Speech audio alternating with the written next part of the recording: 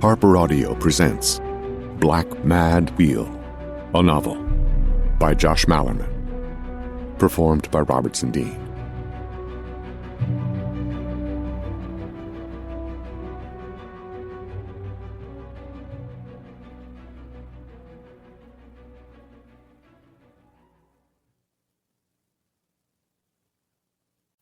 Part 1, F, 1, 2, 3, 4. Chapter 1. The patient is awake. A song he wrote is fading out, as if, as he slept, it played on a loop, the soundtrack of his unbelievable slumber. He remembers every detail of the desert. The first thing he sees is a person. That person is the doctor.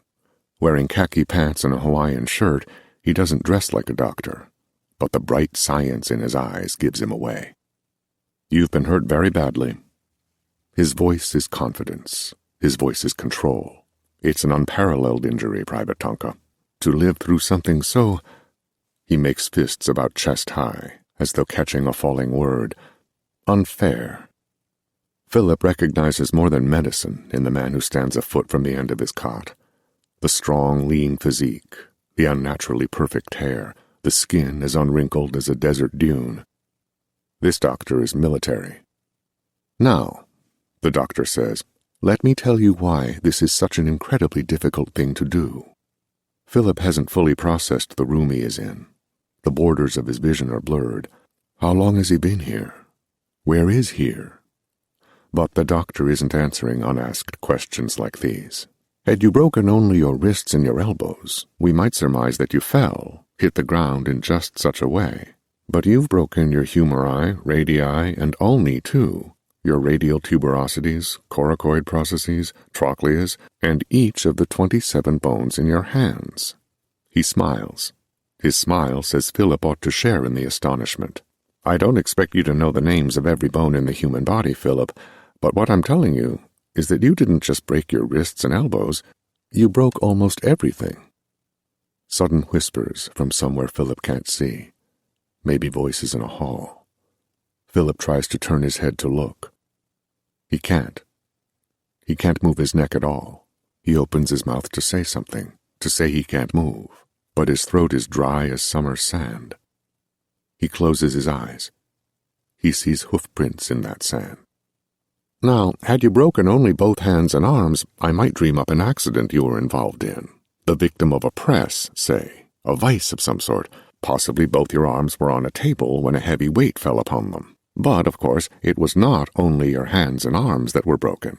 The femurs, tibiae, and fibulae on both legs were cracked too, as were the patellae, medial epicondyles, every transverse axis, which ought to have been enough to cause a coma itself, as well as most of the 26 bones in each of your feet. The doctor speaks with such freedom, moves with such health, that Philip feels parodied by comparison. I suppose one might reenact the scene, place you on a cliff's edge, arms and legs hanging over that chasm, as something so cruelly shaped, just wrong enough to connect with each of the aforementioned bones, fell from the sky, delivering you the most violent community of fractures I've ever observed. But no, your woes do not stop there. Behind the doctor, where the beige wall meets the powder blue ceiling, Philip sees an African desert at midday.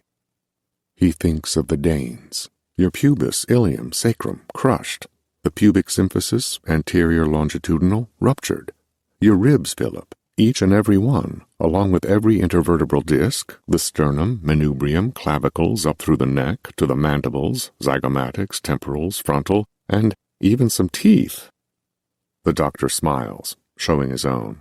Now, one might hypothesize such a result befalling a man who had been lying down upon a stone slab, unaware that a second stone slab would drop from a height, crushing him entirely, all at once.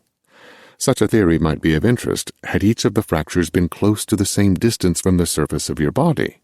But of course, this isn't the case. The fracture in your anterior longitudinal is a full inch disparate from the one suffered by your mandible. In fact, there isn't a single uniform break in your body, no pattern to divine an object, a cause, a picture of what hurt you. In other words, Philip, this wasn't caused by a single solid object, and yet it all occurred at the same time. The doctor steps aside, revealing what looks to Philip like black canvases glowing with shining white paint, unfinished shapes, cracked patterns. X-rays. More than one of them look like hoofprints in the sand. I dare say, the doctor marvels, it's the most breathtaking injury I've ever encountered. Some would call it uncanny. Observe for yourself, Philip. More whispers from somewhere Philip can't see. Now, the doctor says, turning from the X-rays to face Philip again, you've just woken up, just come to, and I realize this must all be a considerable shock. You've been in our charge, comatose, for 6 months. The number is impossible. The number is cruel. The number adds distance between himself and the Danes. That's 6 months you couldn't possibly be aware of, and so now must begin the process of healing, both physically and emotionally. He brings a forefinger and thumb to his chin. But there are questions. Where are the Danes? Philip croaks, and his voice is creaking wooden stairs. His voice is an old piano bench tested. A whispered gasp from out of Philip's field of vision. A female voice. He spoke, it said. The obvious initial question, the doctor continues, ignoring Philip's own, is how could a man survive such a thing? A breeze stirs his manicured brown hair. Philip tries to raise an arm. Can't.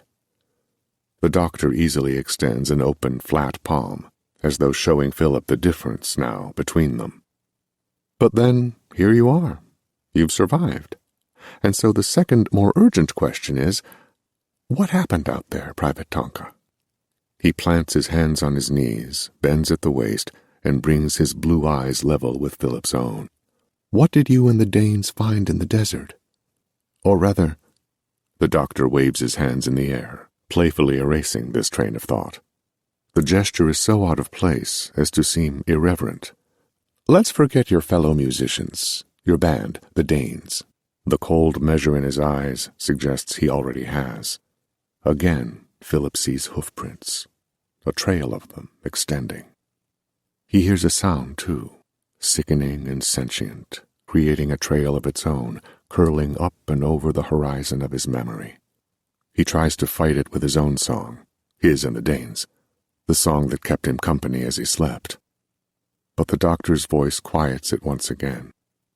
The question is not what you found, but what found you. Chapter 2. Philip is on the path. That's what he's always called it, the path. Not the right path or the wrong path, he's careful not to specify. So, when any of his friends or family ask him if he's drinking too much, wonder aloud if he's hanging out in the bars too often, he always answers the same way. Hey, broom off. I'm on the path. Philip's symbol for the path is a single piano key, an F, worn on a necklace. The key itself was torn from the first piano Philip saw when he returned from the war, World War II. A trashed upright left on a curb not 200 yards from the airport in Detroit, Michigan. Despite its missing leg, cracked wood, and flaked yellow paint, the piano was a portent to Philip. A welcoming committee couldn't have given him a warmer reception. After hugging his parents hello, after stowing his bags in their new 1945 Chrysler, Philip asked them to wait so he could bring a little of the piano home with him. Into the future with him, post-war. Onto the path. Choosing the key was easy, F, because F was the only note in both mnemonics for beginner piano players. E-G-B-D-F, every good boy does fine. Face. One mnemonic ends, another begins. As ends war, so begins life. At home. Life on the path. 12 years later, at 31 years old, Philip may not have the same army physique he had when he and the Danes performed for soldiers in England, but he has the same philosophy he had back then. Let his acquaintances in Detroit, and there are many of them, the Danes are bar owls, think the path is religious, unreligious, unhealthy, delusional, or insane. It doesn't matter. After a world war and a hit song, living free is the only path to walk. Today, the path has led him to a good place, a recording studio in downtown Detroit, at Elizabeth and Woodward, in this, the year 1957. The Danes, the darlings of Detroit, as the Free Press named them, own it, a four-way split. Larry, the fun-loving bassist of the Danes, the long-haired freak, found the place, an empty square made of cinder blocks, once used for plucking livestock. The acoustics were too perfect to let go. "This is it," Larry had said months ago, extending his hands out, palms up, like the goofy host of the game show Who Do You Trust on television. "This is Wonderland." But not all the other Danes were convinced. A former chicken coop didn't quite feel like the place to make hit records. "You love everything," Dwayne said, the first time you see it. "And you," Larry said, pointing at the other half of the Danes' fabled rhythm section, "are way too conservative to play rock and roll. Did you see the elevator?" Dwayne frowned. "You mean the wooden box full of chicken feathers?" "I like it," Philip said, already seeing the partition that would separate the control room from the live room. "Well, shit," Dwayne said. "Once you got Philip on board, it's a done deal." He looked around the cold space and saw Ross was smiling too. "Shit again. We're doing this, aren't we?" Larry put his arm around Dwayne's shoulder. "Can you see it?" "Nope, I can't see it." "Right there. A sparkling set." Larry snapped his fingers, as if capable of manifesting Dwayne's Slingerland drums. "I don't see it, Larry." "Oh, yes, you do." "I see a cold place to record come December." Larry laughed. His leather coat crinkled as he pulled Dwayne closer. "Come here." "Where?" "To the window." The window was just a small square cut unevenly into the white cinder block wall. The four bandmates pressed close together and looked out at Detroit below. "Look at that girl," Ross whistled softly. "I know her," Philip said. "Know her?" Ross asked. "How is it that you know every girl in Detroit, Philip?" Philip shrugged. "Girls like the piano, Ross." "Well, shit, man, all my life I heard that it was girls and guitars and girls. I picked up the guitar for girls, and now you're telling me—" "Look," Larry pointed, "there's another one, just as fine." The Danes grew quiet. Their ears were almost touching. "You know her too, Philip?" Philip paused for effect. "Nah, I don't know her. But I bet she walks by every day," Dwayne said, his voice distant. "Oh, man," Larry said, turning to face the drummer. "Oh, man, Dwayne. Now hang on. I didn't say—" "We're doing this, Dwayne." "Now hang on, Larry. We're buying our own fucking studio space." Today, Wonderland is full.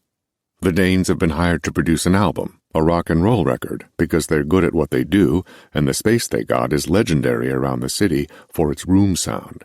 Even jazz players have recorded with the Danes, despite the band's reputation as being crazy. "That room might be as professional as my uncle's liquor cabinet," Clay Daniels once said, "but fuck me if it doesn't sound like gold." The Danes recorded a hit song and 2 follow-ups in Wonderland. Make Noise reached number 17 on the regional charts, and Killer Crawl spiked at number 6. But it was Be Here, at number 1, that propelled them. And still, the fact that they served in World War II is the bigger draw. It doesn't matter that they weren't on the front lines. To most Americans, being in the Army band was just as good as being in the Army. And the tag veteran is the reason locals who have no interest in music at all stop in to see what happens at Wonderland. Some of these people have become drinking buddies. Others have walked away worried about Philip Tonka, the piano player, who took more shots than he played notes. "Broom off, I'm on the path." "What path?" "Look down. You don't see it?" "You're standing right on it, too." Some think the Danes are damaged. They drink more than the veterans of World War I. They never miss a party, and they're spontaneously writing the post-war soundtrack that's equal parts angry, joyful, confused, and intentionally ignorant. As in, let's move on. As in, that was yesterday. The name of their number 1 hit song unintentionally sums up their collective worldview. Be here. Breathe it. Be it. "Put a blanket in it," Larry says into the control room microphone. Today they have a job to do. But will they do it? "Really?" the kid drummer of the Sparklers asks, Through the glass, he looks like a lost child. A blanket and a bass drum? Dwayne gets up from the control room couch and speaks into the microphone. His deep voice has always been the most authoritative of the Danes. Makes it less plastic, son. More of a thud. Trust Larry. Put a blanket and a bass drum. The Sparklers' drummer, a suburban kid, clean, curly blonde hair, looks for a blanket. On the cots, Philip says, pointing through the glass. He sips from a bottle of Ronrico rum. The Sparklers' guitar player is helping his drummer look. He accidentally knocks the tuning pegs of his Fender Stratocaster against the wall. Because he's already amped, the sound blasts through the control room speakers. You see those 4 cots in the back? Dwayne tells them. The Danes often sleep in the studio. Wild nights, wee hours, right where they need to be come morning. The floor is littered with empty fifths. The drummer picks up a sleeping bag. No, Larry says into the mic. Too thick. Something lighter. Now the drummer is blushing, thinks he's being put on. The band's manager, Arthur, a rich kid from Birmingham, looks bothered. He's standing by the leather couch in the control room. Fellas, we hired you to make a record, not decorate Fred's drum kit. You see that yellow and black blanket there, Art? Larry asks him, pointing with a pencil through the glass to an unmade cot against the far wall. Yes, of course I see it. That's the same one we used on Be Here. The manager crosses the control room quickly. He takes the microphone from Larry. Freddie, he says, how about the yellow and black blanket on the mattress by your knees? The drummer's pants slide down his butt as he bends to get it. Philip plants a hand on the manager's shoulder. You know what your boys need? He asks. What? Art checks his watch. He keeps checking his watch. He's worried about time. Time and money. Your boys need an afternoon out of the house. No way, Art says, holding out both palms toward Philip. Philip sees a flash of what Art will look like when he's older, when managing bands is a novelty item on the shelf of his past. We've been here for 2 hours and still haven't done a lick of work. What do you mean? Dwayne asks. We picked out the blanket, didn't we? Philip takes the manager by the wrist. Take your watch off, he says. Art covers his watch with his other hand, as if he's being mugged, by Philip. The Danes have that quality about them. What is it with you, Tonka?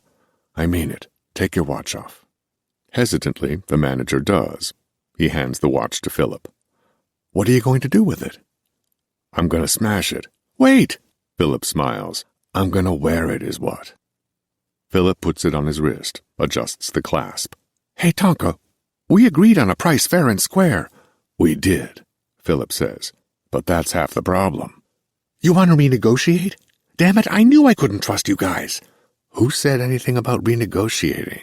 Relax, we agreed, fair and square. The square is the problem. What do you mean? Philip leans over the control room microphone. Gentlemen, he says, set your instruments down. We're going out. Behind the glass, the band looks scared. There's a hole in your soul, Dwayne tells the manager, big enough to swim through. And you're going to fill it. Not all in one afternoon, Larry says, already putting on his leather jacket. He runs his calloused fingertips through his long hair. But we're going to try. Art is shaking his head, pleading, whining, as Dwayne slips into his black leather coat and Philip checks his jean jacket for money. The Sparklers enter the control room, slumped, confused. Come on, guys, Philip says. Where? The guitarist asks. We're going to get inspired. On the way out, as they're leaving the studio, the phone rings. Philip pauses at the door and looks. Some rings, Philip thinks, are more loaded than others, as if a man might be able to hear an important call before answering. He locks the studio up and follows the others outside. Chapter 3. Philip can move more today than he could yesterday, but that little is frighteningly small. He remembers all of it, the Danes, Africa, the desert, the sound. But right now these memories must wait. The current state of his body is all that matters. And the hospital, the motives behind this place. Philip has been around enough military to know that almost none of it is on the level, and the stuff that is uneven at that. He wants a drink. So badly he wants a drink. He's alone, looking to where the beige wallpaper meets the powder blue ceiling, the colors of the Namib at noon. To his right, where he can't see, a fan whirs. A radio plays, a quiet drama that does battle with the sound of classical music coming from another room farther down the hall. Philip's room is big. He knows this because he's speaking out loud, gauging its size by the length of the echo on his voice. "Mom," he says, "I'm alive." Philip has been scared before, many times in many ways, from the basement in the house on Wyoming Street, the cellar where he learned the piano, to the flight to England in '44, when he and the Danes and the rest of the army band were set to entertain 1,000 young men who knew they were too young to die. "Dad, I'm alive. I'm okay." But he's not okay, and saying it doesn't make it so. There's a musical instrument in the room. Philip isn't sure what kind yet, but the sympathetic vibration tells him it has strings. A guitar, then? Maybe. A flapping to his left. He thinks it's drapes, moved by a breeze. A window, then. So the light upon the ceiling could be sunlight. He listens for a ticking, a clock. He finds one, far off, so quiet that it could be coming from outside. He counts along with it, desperate for something to relax the nerves he can't stabilize. Meditation. The Danes followed hoof prints in the desert. Only 2, as if the beast walked upright. Philip has to focus on something else. He closes his eyes, imagines himself at that piano in the cellar, his sneaker tapping an intro on the dirt by the pedals. 1, 2, 3, 4. But counting 1, 2, 3, 4 reminds him of Dwayne on the drums, of a Dane's song just beginning, of the fact that Philip can't move a finger. Will probably never play piano again. "Dwayne," he says. "Larry. Ross. I'm alive." Then a voice, so close to his ear, Philip would jump if he could move. "That's a good thing." "Hey!" Philip yells. Some gentle laughter. It's a woman.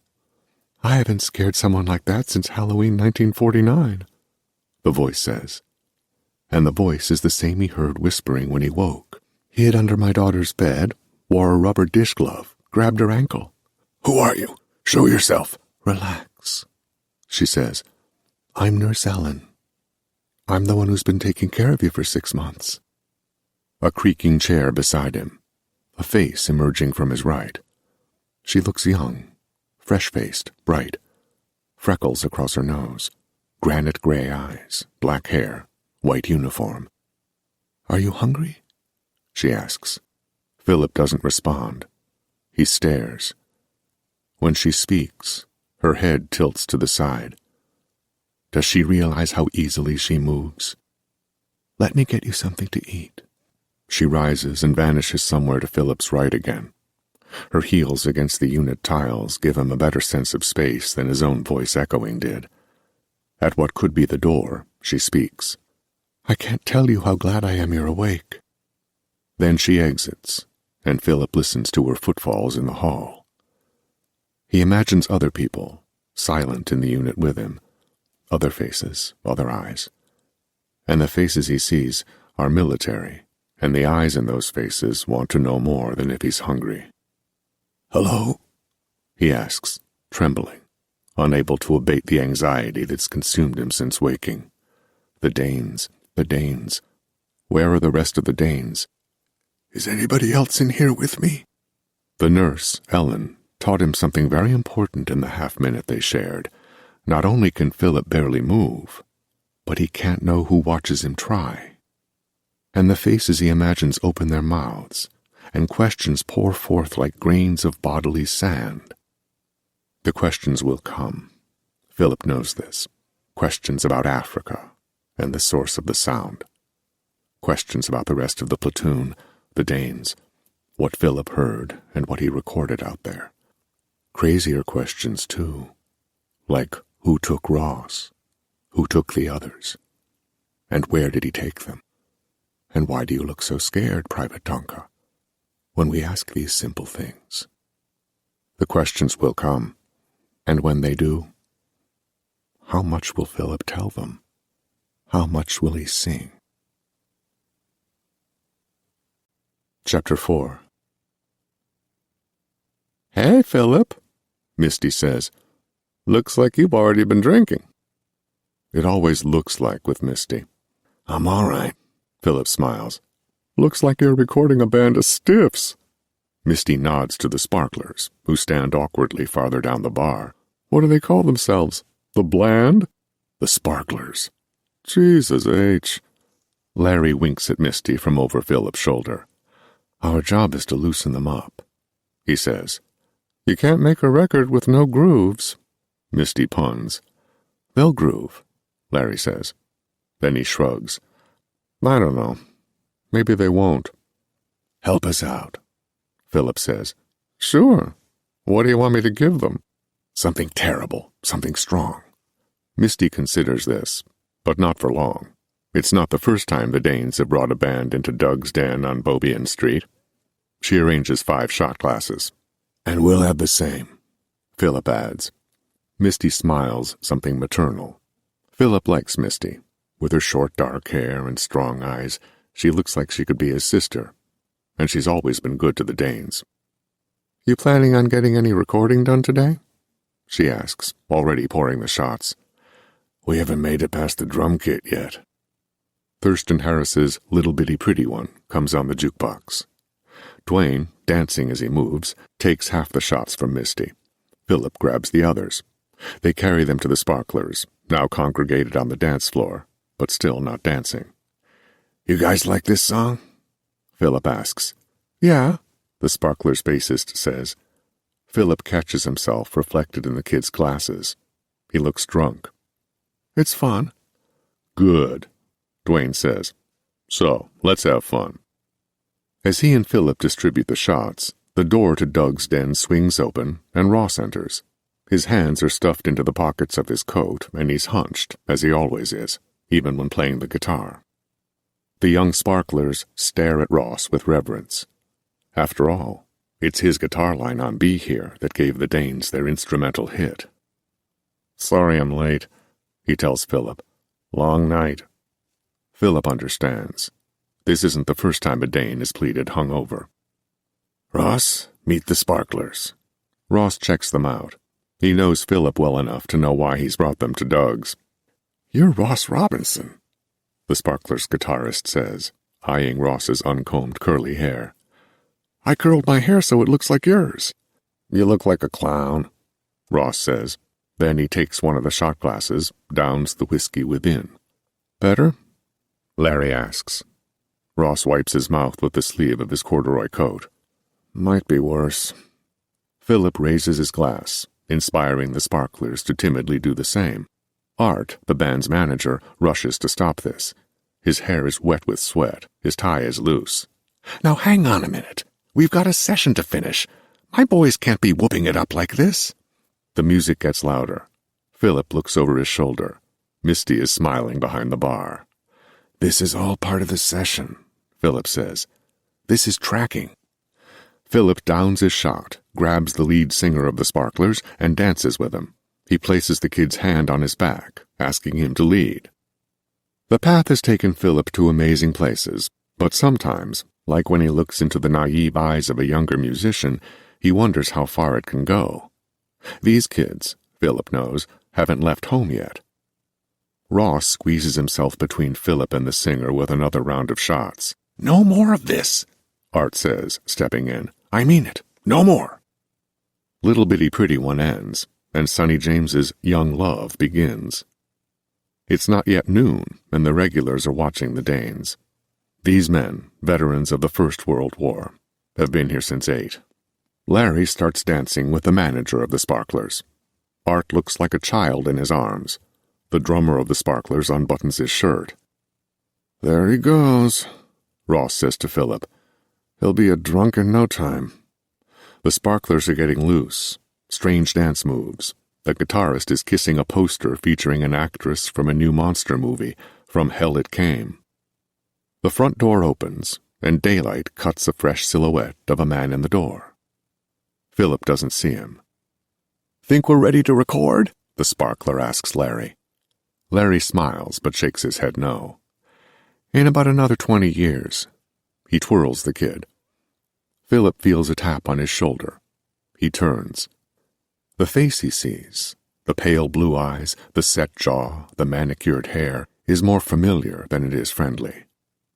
Military, Philip thinks. He hasn't seen a face like this one in a long time. Veterans are one thing, and they change through the years, but the men who give orders do not. The path, it seems, is unsteady now. Different footing. "Philip Tonka?" The man asks. "Yeah?" A serious expression grips the lower half of the man's face, but his eyes still sparkle. Nothing shines, Philip thinks, exactly like military. Could it be here? "You a fan of the Danes?" Philip asks, hopeful, yet staring at a ghost, an era he thought was over. The man nods. "Yes, I am." Philip notices the man's pressed suit, the lint-free overcoat. "You looking to record a song?" Philip asks, but he's only stalling. "My name is Jonathan Mull. Join me for a drink?" "We're in the middle of a session." Mull surveys the bar, takes it in. "This will only take a moment." But Philip knows it's going to be longer than that. He leads the man to a booth. On the way, Dwayne watches. Philip meets his drummer's eyes, and they share a silent worry. Military? Here? "You're an army man?" Mull slides into one side of the booth, Philip the other. "Good eye. Military intelligence. Most of my colleagues know me as Secretary Mull.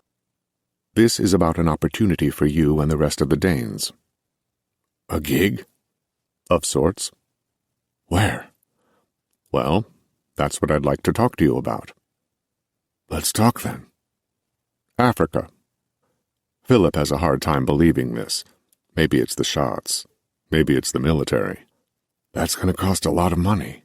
"We're certainly going to pay you. A considerable amount. A lot. But this gig is a little different from what you're used to." "How different is different?" Hope in Philip's voice. What already feels like a memory. The last vestige of levity. Mull tenses fingers on the tabletop. "You won't be playing any music with this gig. You won't be making any noise at all. In fact, you'll be listening for a particular sound instead." Philip looks to his bandmates. He feels a sudden longing, as if painfully watching the way the world used to be. The path. Has he stepped off? "What kind of sound?" Philip asks, turning back to face the military, to face the change. "A sound you've never heard," the man says. And Philip doesn't doubt it, doesn't have any reason to believe that anything is familiar where this man wants to send them. "Can I hear it?" "Not here." "Why not?" Mull pauses. "As you know, Private Tonka, the Army's primary function is to protect the country's citizenry." Philip smiles, but not because what the man has said is funny. "What kind of sound could put people in danger?" Mull places his elbows on the table, and for a beat, Philip sees the top of a reel jutting from the breast pocket of his suit coat. Mull's eyes travel to Philip's lips, as if asking him to remove the smile. "It isn't applicable here," he says without words. "A malevolent one, Private Tonka." Philip is still thinking about that reel. "You make it sound like it's alive." Mull leans back in the booth again. "Let's go somewhere quieter to talk." As if cued, the ruckus behind them rises. Larry is lifting one of the sparklers by the waist. "Wonderland," Mull suggests. "To talk," Philip repeats. He could stop this now, whatever this is. He could say no. "I like it here. I don't want to go anywhere else. You can't make us." "To listen," Mull says. "A malevolent sound, Private Tonka." "Give me a minute," Philip says. "I'll gather the Danes." But even as he slides from the booth, as he crosses the bar to retrieve his friends, Philip is telling himself no. No amount of money, no amount of curiosity is enough to leave all this behind. And yet, the image of that tape in the military man's pocket. Maybe it's because you can't see where it'll lead, Philip thinks, as he plants a hand on the shoulder of Ross's corduroy jacket. Maybe it's because people can't see the end that they agree to begin. "What's up?" Ross asks. But Ross saw the man too. "This fellow wants us to go up to the studio. He's got a reel he wants us to hear." Ross hesitates. "He's Army." "Yeah." "Is there any money in it?" "He said it's considerable." "Is that for them to consider, or for us?" "He said it's a lot." Ross looks to Larry, dancing down the bar. "Then we'll come right back down?" he asks Philip. "Yep," Philip says. But the two friends stare into each other's eyes for a beat, and in that brief rhythm is the truth that they both know they won't be right back down. "What is it?" "A sound." Ross smiles, but it's not a nice one. "Well, shit, Philip," he says, sweating now. "How much trouble can one sound be?" Chapter 5. I wouldn't do that if I were you. Fissures, cracks, clefts, canyons. And it's not just in his bones. Philip is trying to make connections. It's midday, and sunlight penetrates the unit's one window. A blonde nurse, Dolores, administers a shot, and even this contact, needle to skin, is something. Philip feels frighteningly alone. There was Secretary Mull walking into the bar, Doug's den. There was the sound. But in a way, there was nothing after the sound. As if, once Philip got out of the booth and gathered the Danes, reality eroded. The daily ticks and tacks, the hum of existence, the unheard sound of the planet spinning, all of it was replaced with a sound. "Radio?" Dolores is asking him if he wants to listen to an afternoon drama. The concept is so far from what Philip is thinking about that it almost feels like she doesn't mean what she asks. He doesn't respond. Instead, he's sensing a change. Was it the shot? It must be. The sensation of being stuck, paralyzed, unable to bend a finger, is lessening. Pieces are being put back together. The picture the puzzle makes. There was Mull. There was agreeing to go listen to the sound. There was Africa. Yes, Philip almost feels able to turn his head, to lift his hands, to speak easily. But when he tries, he discovers he still can't. And yet things are changing. Connections. I wouldn't do that if I were you. That's a big one. The who and who said that. Philip remembers the words, even remembers the voice, but can't place where he heard the warning. Was it in the desert? Was it in Detroit? And wouldn't do what? "I'll put it on," Dolores says, out of Philip's field of view, "and you tell me if it's too loud." Philip isn't listening to her. He's making connections. His bones, his body, his brain. For the first time in his life, Philip's identity is at stake. Maybe he'd acted too cool for his own good, before the Namib Desert, before the hoofprints in the sand. Maybe all the things that he thought meant something don't mean anything at all. Maybe Detroit was a fantasy land, wonderland, where he was a hero, where he was a star, where he walked the streets and nodded to some people and ignored others, too cool. The man in the band, the man in the army, the soldier-musician who flirted without words, who awed the younger piano players, the young men weighing the options of war. How many locals joined the army because of the Danes? The radio is playing, two voices back and forth, a husband and a wife, a husband and a mistress. Even this, the roles of the voices he hears, even these are suffering from some sort of identity breakdown, an erosion. Who is who did what, who took the Danes, and where did they take them? Who said what?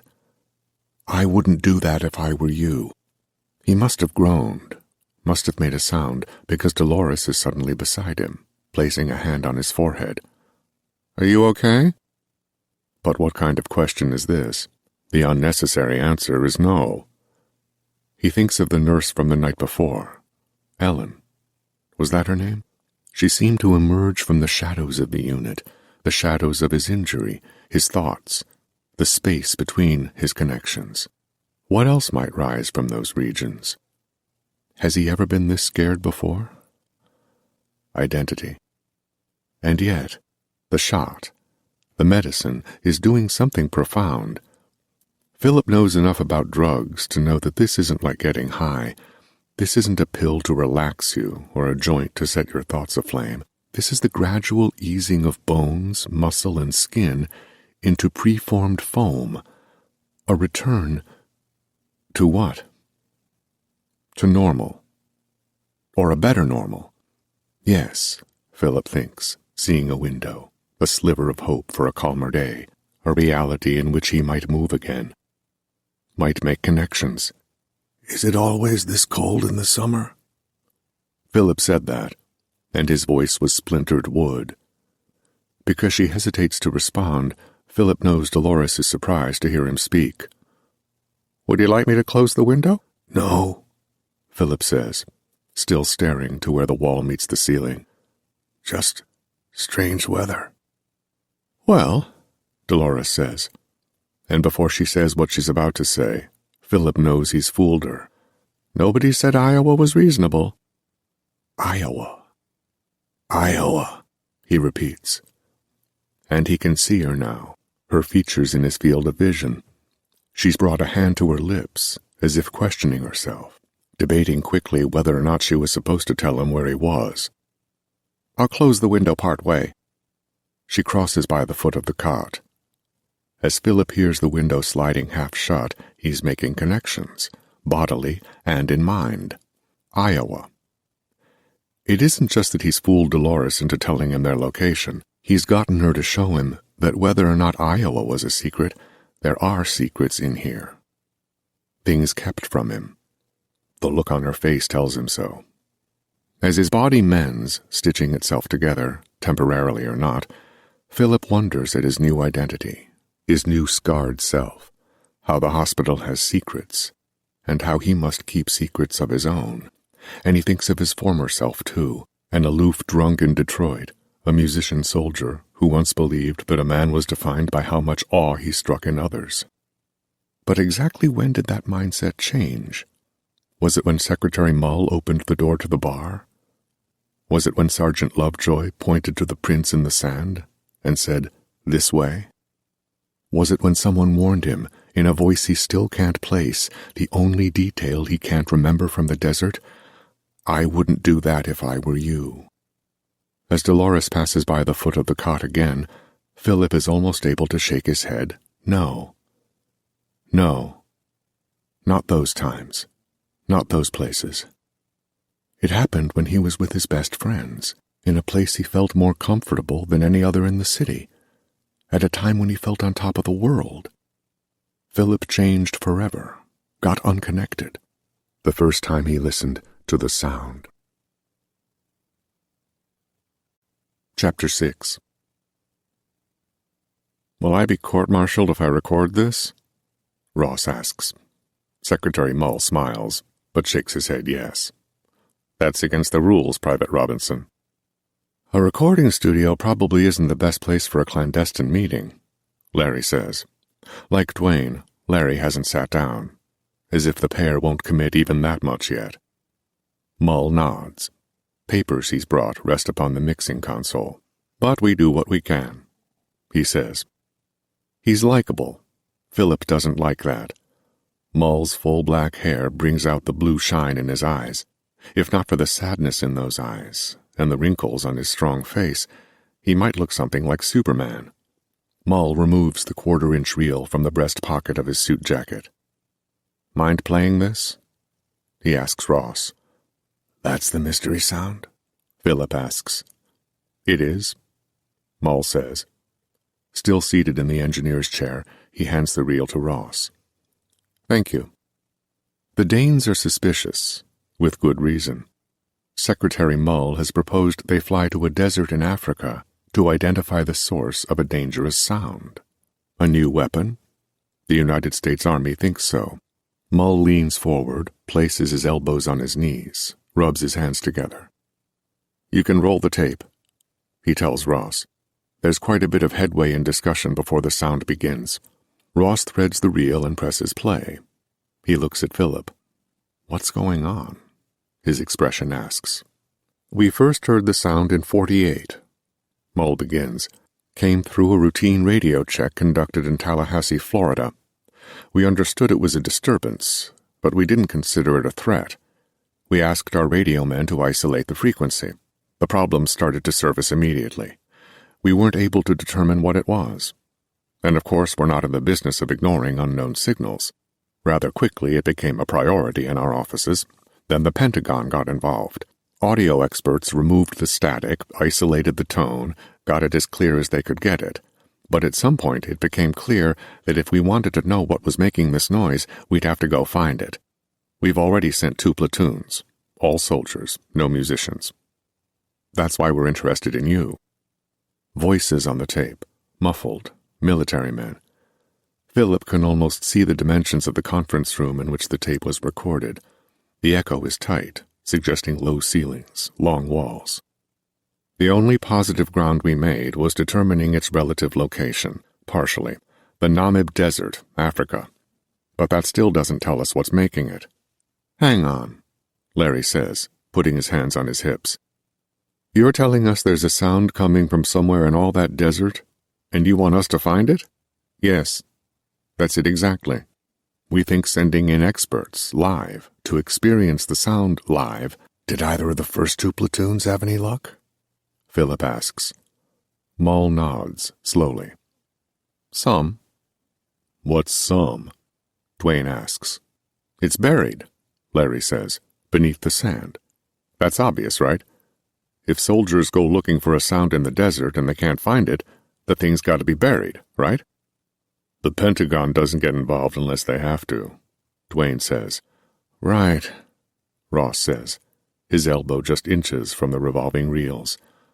Until it's a matter of national security, the sound, Mull says, without looking any of the Danes in the eye, inoculated one of our nuclear warheads. A moment of static on the tape. No voices. What does that mean? Philip asks. That means that we believe the frequency somehow robbed our most powerful defense weapon of its power. How do you know? Philip begins. And there's more, Mull says. Oh, I'll bet there's more, Dwayne says.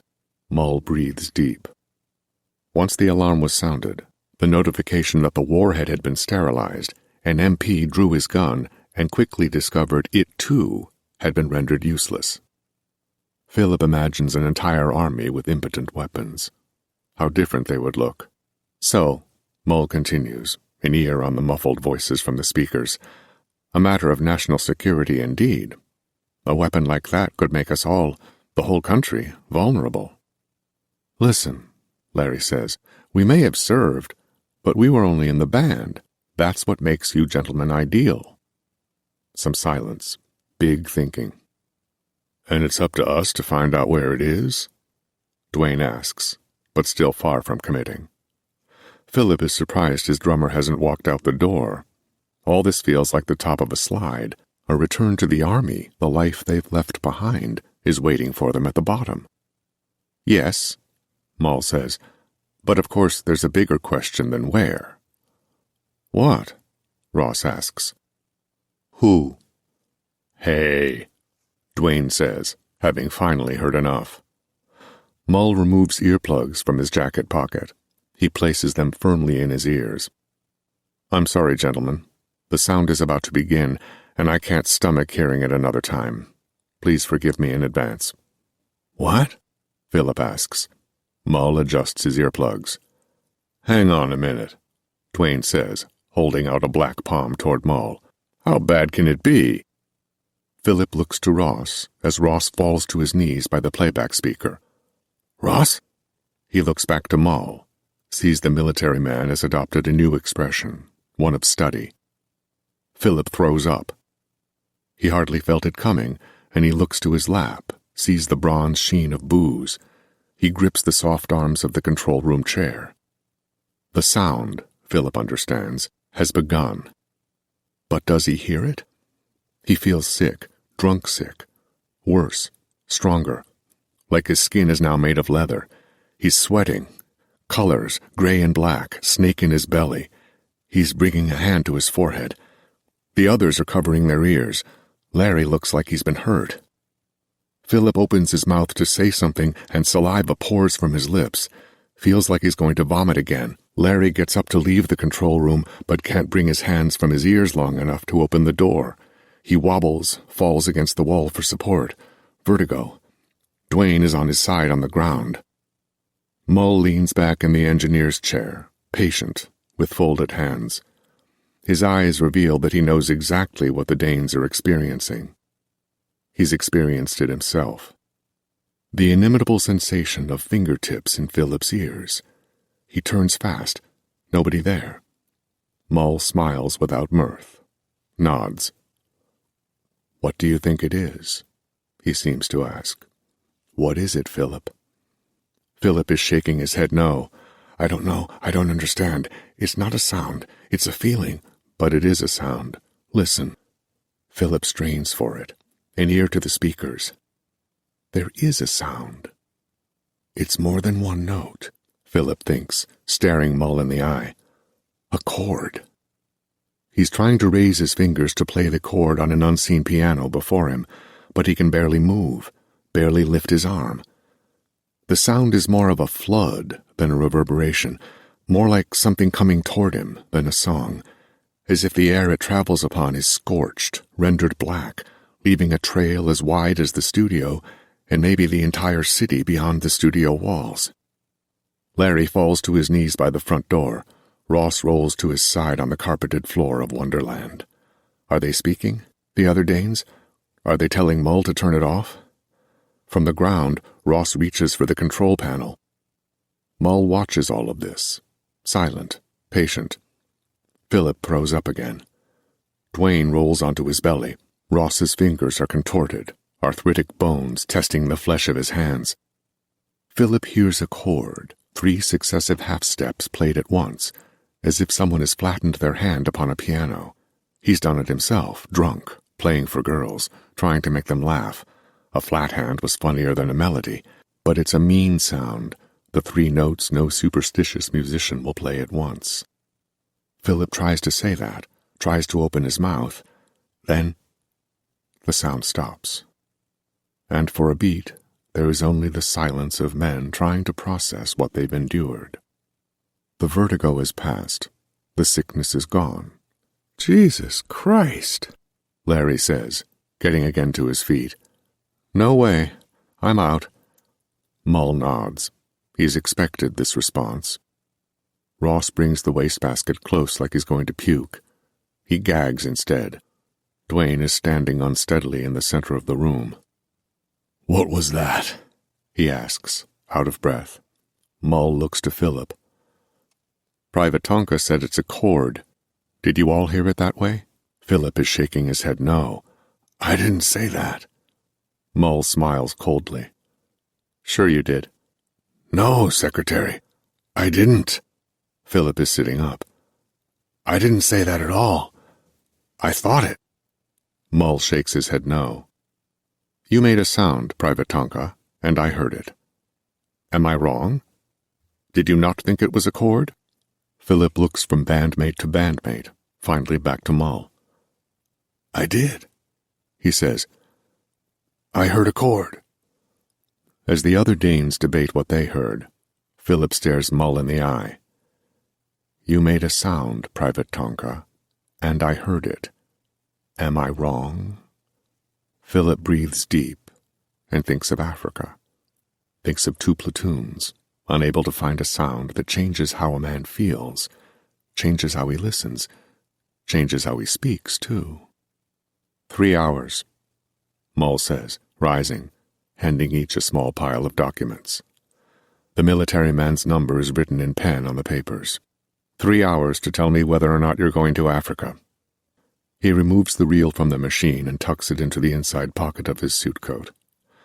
"I've already told Private Tonka that we plan to pay you for this mission, but perhaps I failed to say how much." The Danes, still recovering, wait. 100,000 apiece. Mull says, 400,000 for the band. He adjusts his suit coat. "I'm not one for theatrical exits, but the stakes here are rather high. If it is a weapon, maybe the 4 of you can stop it from being used." He steps to the door. 3 hours, gentlemen. We expect a decision by then. Chapter 7. Ellen watches Philip from behind the glass of the nurse's station.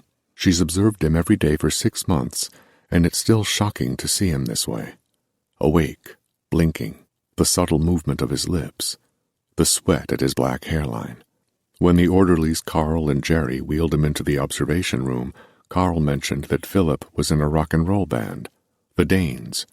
Jerry said he never heard of them. But maybe Ellen has. The name rings a bell, sparks something, but she can't think of what it is. Maybe it's just because Presley has a hound dog. The Danes.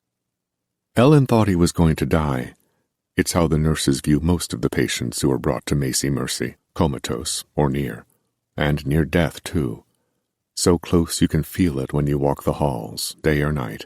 A black fog, formless fingers reaching for the doors of each unit, capable of opening them, prepared to pull the life from the still, barely living. Why, just the day before Philip woke, the patient in Unit 9 died. His vital signs had looked promising.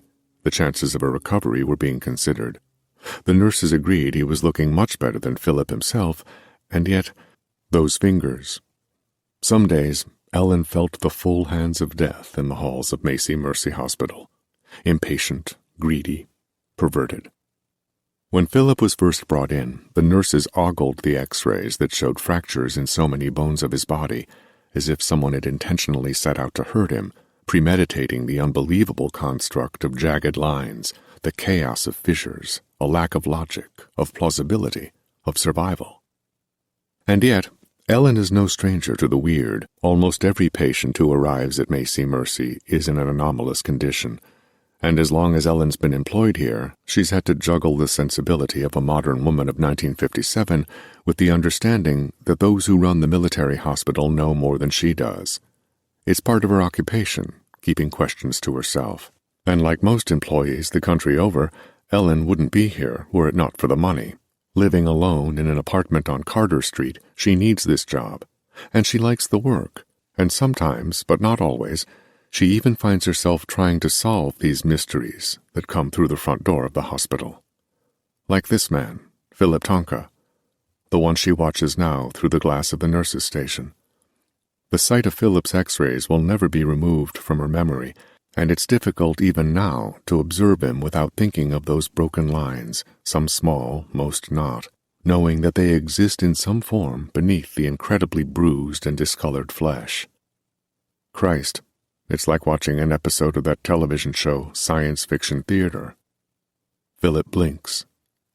The skin around his eyes is especially badly bruised, but not too much more so than the rest of his body. Barring a quantum leap in cosmetic surgery, his features are forever distorted.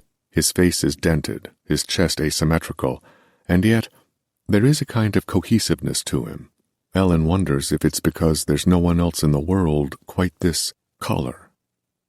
As she takes notes, minor scribbles marking the blinks, his tongue across his lips, she can't help but wonder what he once looked like. Which side of his crooked face is the real him? Is either?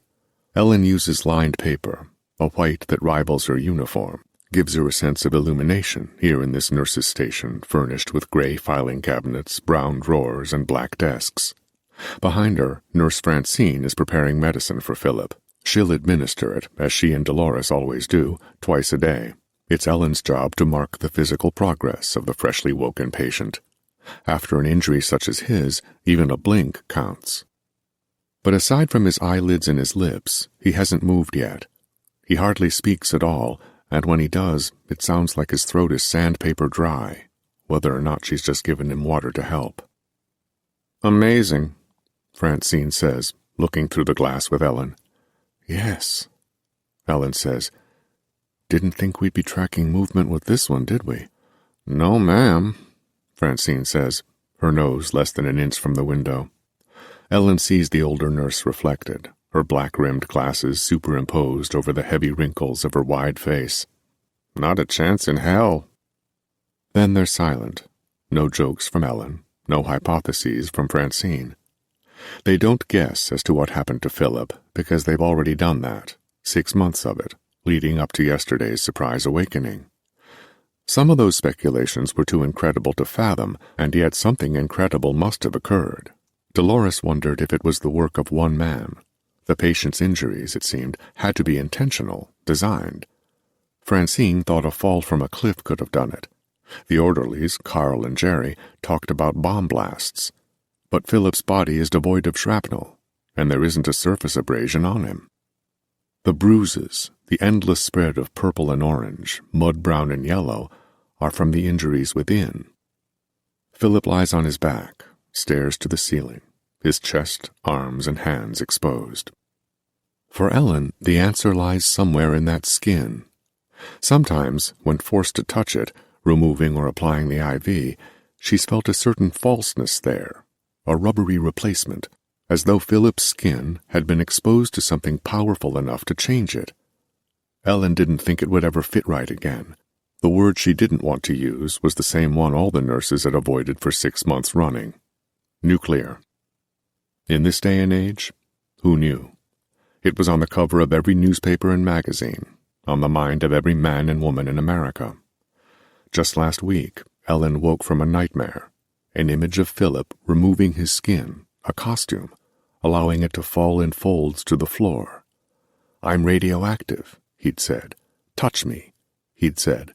Now, in the light of the observation room overheads, Philip's skin looks phonier than ever. "But life goes on," Francine says, "for this one." The soft click of the door opening and closing behind her lets Ellen know she's alone in the station. Francine will administer Philip's shot, then leave to tell Dr. Zanz in the office. Ellen tries not to think about the mysteries here. The host of science fiction theater was Truman Bradley, a former war correspondent long before he started introducing the pseudoscientific episodes. He was an actor, too, a good-looking one, if Ellen remembers him right. Did Philip once look like Truman Bradley? Maybe it's the way he looks at the ceiling, as though questioning something himself. Maybe it's because he's the first to answer her silent, non-religious prayers. Philip blinks, Ellen notes. As a girl, Ellen saw herself one day walking the streets of New York City, shopping with friends, meeting at ethnic restaurants with complicated names, eating lunch on the benches in the parks. But then love, a brief, tragic motherhood, and here her life has led up to this moment. Nursing. It's not lost on her that her profession could be seen as a way of atoning for the loss of her daughter, a need to heal, a need to ward off those black fingers in the halls of Macy Mercy, arriving herself at the doors before they do, perhaps this time with the right dosage of medicine or a miracle joke to make. Even here, 40 miles outside of Des Moines, Ellen has friends who act as armchair psychiatrists. You should get away from the hospital, some say. You should get away from sadness, others. Ellen thinks they're right, of course, all of them. And yet she can't bring herself to go. Can't bring herself to walk away from men like Philip Tonka, who was most certainly left in a basket at death's door and now blinks in rhythm with a beating heart. As Francine gives him his shot, Ellen spins in the seat of the office chair and rolls to the small cooler kept in the corner. She takes a can of soda, wheels back. She likes her job. She does. She takes pride in the fact that she's helping others, even if most of those others aren't conscious of her help. She'd rather be here, marking the progress of a man who has life yet inside him, than spilling cocktails with friends in the big city. Yes?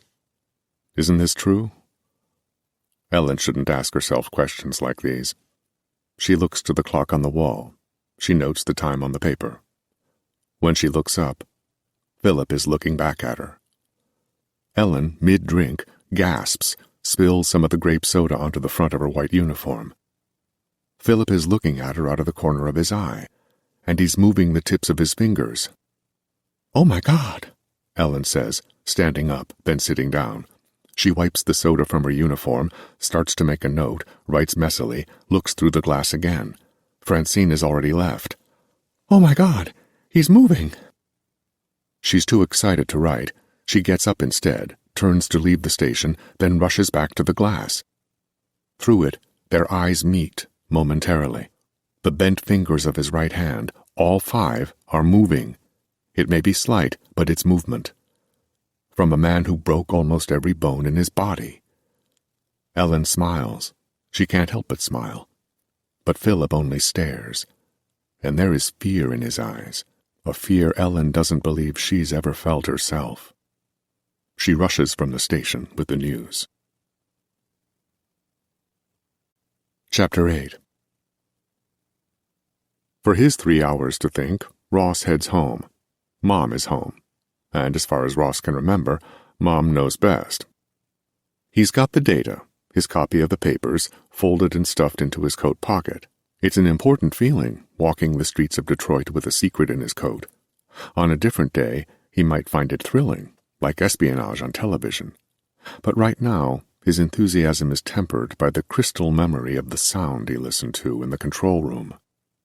Ross brings a hand to his belly as he crosses the grass on Indiana Street and takes the steel stairs that lead to the back door of the duplex he shares with Mom. Mom. And how's he going to ask Mom about this one? If there's one person Ross knows who is unimpressed by the United States Army, it's Mom. Hell, back in World War II, when the other Danes were getting praise and encouragement from home, Mom would send Ross letters beseeching him to go AWOL. "War is embarrassing," Mom would say, "and none of this fighting will mean anything in 10 years. Of course, she was both right and wrong about that. 12 years removed from the war, it did feel a lot less important. And yet, the world had changed, in many ways for the better. And if Ross were given the chance to contribute like that again, shouldn't he? He finds his keys in his pants pocket and unlocks the back door. "Ross?" Right away. Ross doesn't even get the chance to take a deep breath. It's like Ruth Robinson can hear it when her son's got a big decision to make. Can hear it, like a sickening sound, eh, Ross? "Hey, Ma. Home. Why?" Mom doesn't miss a beat. She may be 58 years old and walk around the house in her pajamas all day, but Ruth is as sharp as she's ever been. Ross knows this better than anybody else. "Session was canceled." He reaches into his jacket pocket and fingers the document that he's already read. "Why?" Ross looks up and sees Mom is already standing in the kitchen doorway, glasses on a band around her neck. No hiding from her now. She's already seen his face. She already knows something is on his mind. Still, he'll try. "Oh, you know, kids. We got any chicken?" Mom pauses an unnatural beat before answering him. "Sure. In the fridge." Ross is trying to act cool, but at 31 years old, it's harder to deceive Mom than it used to be. And isn't he going to have to tell her? Isn't he planning on saying yes? For $100,000 each, aren't all the Danes planning on saying yes? "Thanks, Ma," Ross says, pulling a plate of chicken from the fridge and placing it on the kitchen table. Mom is wearing a blue bathrobe. Her hair is curly as her son's. She's leaning against the doorframe, studying him. Ross sits down at the table and looks at the chicken and suddenly feels ill, as if the sound from the control room was made of chicken too. "Take your jacket off," Mom says. His jacket. Ross hasn't taken it off. Why not? He knows why not. Because there's something to hide in one of the pockets. A piece of paper explaining why he should fly to an African desert and put his life on the line. For America. Again. "What is it, Ross?" She doesn't mince words. She doesn't wait on things long. Ross shakes his head. "Nothing, Ma, just nothing." He jams some chicken in his mouth, and for a second he thinks he's going to vomit it right back up. The initial taste is stunning to his system. He looks to the plate again, half expecting to see gray meat there, something bloated, something bad. Nothing, Mom repeats, and the way she says it, Ross has no choice but to look at her. So he does, and the two hold each other's gaze for a full 30 seconds before Ruth shakes her head. "The Army," she says. "Yes." "What do they want?" Ross reaches into his coat pocket and pulls out the folded paper. He holds it for her to take. Ruth looks at it like it's a spider, like something she isn't sure she wants to put her fingers on. But she crosses the small kitchen and takes it from her son. She slides out the second chair at the table, sits, unfolds the paper, and places her glasses on the bridge of her nose. Ross, feeling better for having eaten after all, eats the rest of the chicken as Mom reads. When she's done, she doesn't turn the paper over, doesn't crumple it up, doesn't toss it away. "Don't do it," she says. Flat, 3 syllables. "I'm going to, Ma."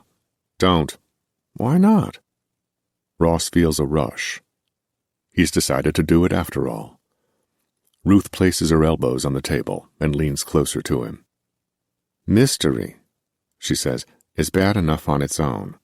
But mystery with the Army?" She shakes her head. "Means they're hiding something." "They don't know where it is. Somebody's hiding it from them." "Uh-huh." Dismissive. But even now, with Mom saying no, Ross feels the swell of yes. It all comes down to a single word, doesn't it, Ross? He thinks, a single word that propels you and your bandmates, your best friends. One word that got you guys in the Army in the first place, got you into a band, gets you into trouble 3 or 4 times a week. One word that weighs more than $100,000 apiece. "Adventure," Mom says, shaking her head. "You can screw your adventure." Ross nods. Of course she's right. And yet, that is the word. Always has been. Philip calls it the path. "They need us," Ross says. "Who's they?" "America." Mom scoffs and slams both hands down on the table, hard enough to rattle the chicken bones on Ross's plate. "America doesn't need you, son. America needs a psychiatrist." "We know sound. We can find it for them. And then? Then what? You just point to it and presto, you're back home?" Ross hasn't thought this far ahead. It scares him briefly that he hasn't thought this far ahead. "Well, yeah, something like that." Mom shakes her head again. "That's not even mystery, Ross. That's ignorance. Don't go." "Ma, I don't like it. Don't go." "Ma." Ross is smiling, peacefully. Any red rush has left his cheeks, and he looks the part of the grown man he is. Adventure. The Danes. And the popularity and esteem he and his friends have received from being both veterans and musicians. How can they say no when they get so much out of saying yes? "Did you read what happened to the other 2 platoons?" Mom asks. Ross nods. "Of course I did." "Did you?" "I did. They all came back home safely." "No," Mom says. She slides the paper in front of her son and points to the part she's talking about. "Read."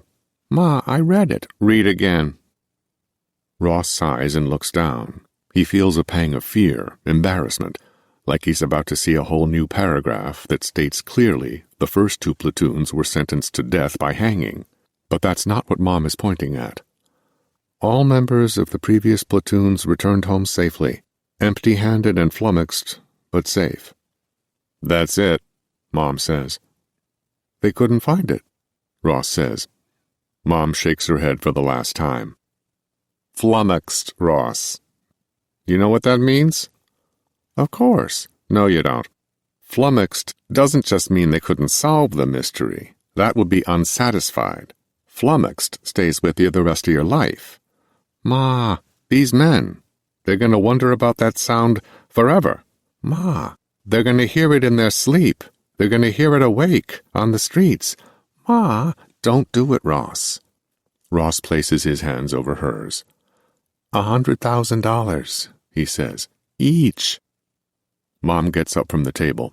She takes the plate from in front of him, holds it sideways over a small silver garbage can so that the bones slide into the bag. Then she places the plate in the sink. Flummoxed, Mom repeats, leaving the kitchen. Then she appears again in the doorway. 2 weeks. 2 weeks, Ross says. In and out. Mom nods. Bring me back some sand. Dwayne and Larry hit the bar. Where else are they going to go to make a decision like this? Dwayne takes the stool facing the door. He always faces the door, wherever they go. World War II did that to him. Larry doesn't mind. Dwayne faces the crowd, too, sitting at the drums. Together they've got this corner of the bar covered. An old bluesman, Swoon Matthews, sits alone at the other. You know Philip is going to want to do it, Larry says. He doesn't say no to anything. Doesn't mean we have to. No, it doesn't mean we have to. They order White Russians, the drink they drink when they're trying to mellow out. Both of them can easily recall the sound of the air in the studio splitting apart, the sound of scorched space, and the image of a black, mad trail behind it. What do you think? Larry asks, already knowing what Dwayne thinks. Dwayne shrugs. Sounds dicey is what I think. How so? The other 2 platoons. I don't like it. Don't like that they didn't find anything?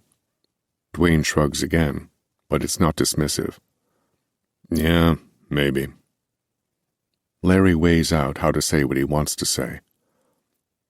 I'll bet we can do it. Of course we'll find it. The drinks come. Larry pauses, sips, then says, You just said that like we're going to go. So I did. So you think we're going? Dwayne points discreetly to the end of the bar. He whispers now. Check out Swoon, he says. You checking him out? Larry is. Yeah, sure. What do you think Swoon would do? You think he'd fly to Africa for the army? Larry thinks about it. No, I don't think he would. And why wouldn't he? I don't know, Dwayne. Because he's 100 years old? Dwayne shakes his head no, sips from his Russian. Because he's content with doing the same thing every day. And you're not? Have we ever been? Larry nods along. Entering the bar, he thought he was going to be the one doing the convincing, but Dwayne has turned the tables. Feels wrong. Like one of them ought to be saying this is crazy. We're thrillers, Dwayne says. If you haven't figured that out by now, go hang out with Swoon for the rest of the day. Larry eyes the old bluesman. His curly white hair sleeps uneven upon his black, wrinkled forehead. He wears sunglasses indoors. Maybe he's looking back at Larry. It doesn't matter. Right now, Larry needs to look at this man. Needs a reminder of how easy it is to slip into the rest of your life. Some people settle before they should, Larry says. He doesn't have to explain what he means. Dwayne gets it. He speaks this language. No doubt. The 2 former soldiers and current bandmates sip their drinks. White Russians are to be enjoyed, endured, and decisions like this one are meant to go slowly, even if the decision is already made. So what's holding us back from telling the others? Larry asks. Dwayne shrugs. Nothing. We got 3 hours is all.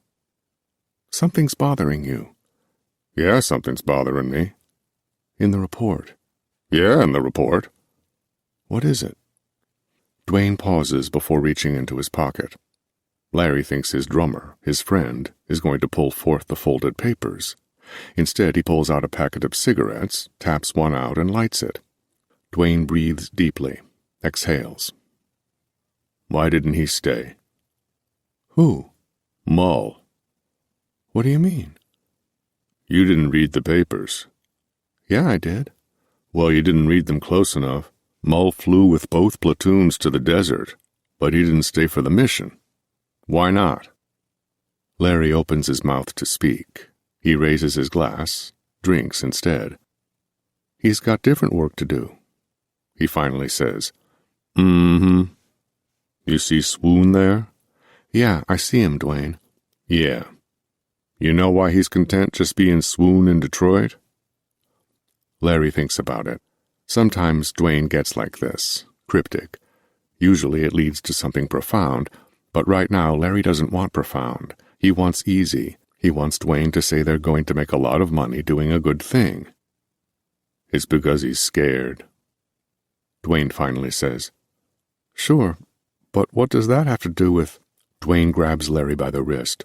Mull is scared of that sound. Scared him whiter than the white he is. Dwayne slowly releases Larry's wrist and settles back onto the stool.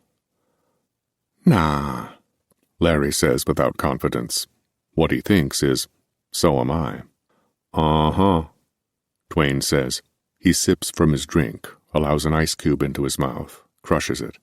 Here's an officer in the United States Army, brave enough to step into the lives of 4 strangers with a pocket full of sound, but he's too chicken to sit out there and listen to it himself. It's the Army, Dwayne. You know how it works. This is different.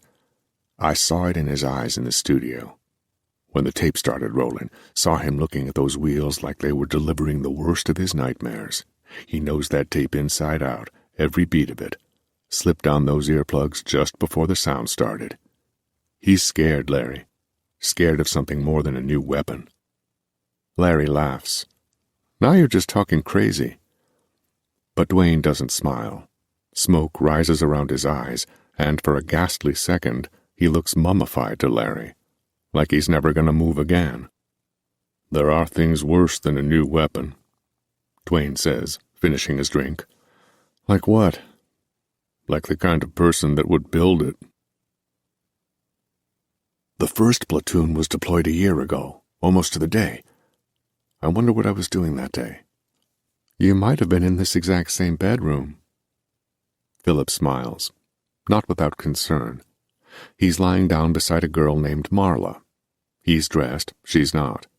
They don't love each other, but Christ, they have fun. Philip met Marla on the path. "But get this," Philip says, sitting up so that he's resting on his elbow. "The second platoon was deployed 6 days after the first returned. So that would make it about 10 months now since the second platoon returned."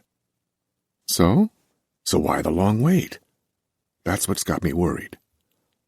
"They were looking for guys like you," Marla says. Her red hair half hides her face. The bedsheet only mostly covers her. "Maybe," Philip says. "And another thing." Now he sits up, cross-legged on the mattress. "Why hasn't the sound gotten any more intense?" "How do you know it hasn't?" "The report has wave files. There's absolutely no difference between the first time it sounded and the last." "So?" "So that means that if we're talking about a weapon or something being built, it was already built by the time they first heard it." Marla nods her head. "So don't go." Philip's face scrunches up in a way that makes him look 10 years younger. "Don't go? No, that's not what I mean. Look, I don't expect the Army to tell us everything. They never do. It's the Army."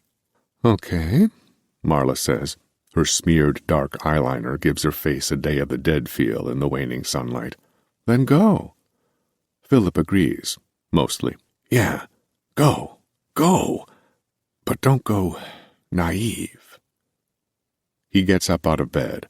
"The reason for the wait is," he looks up to the ceiling, thinking, "is because they decided to forget about it. But then, the sound kept showing up. So they decided to go looking for it again. Maybe that's what happened." Marla smiles. "Either way, 2 weeks in the desert, a lot of money, and you're a hero all over again." She's only half kidding, but the look that crosses his face worries her. He doesn't smile. He only nods, and Marla understands that she's accidentally spoken the exact reason and motivation for Philip wanting to go.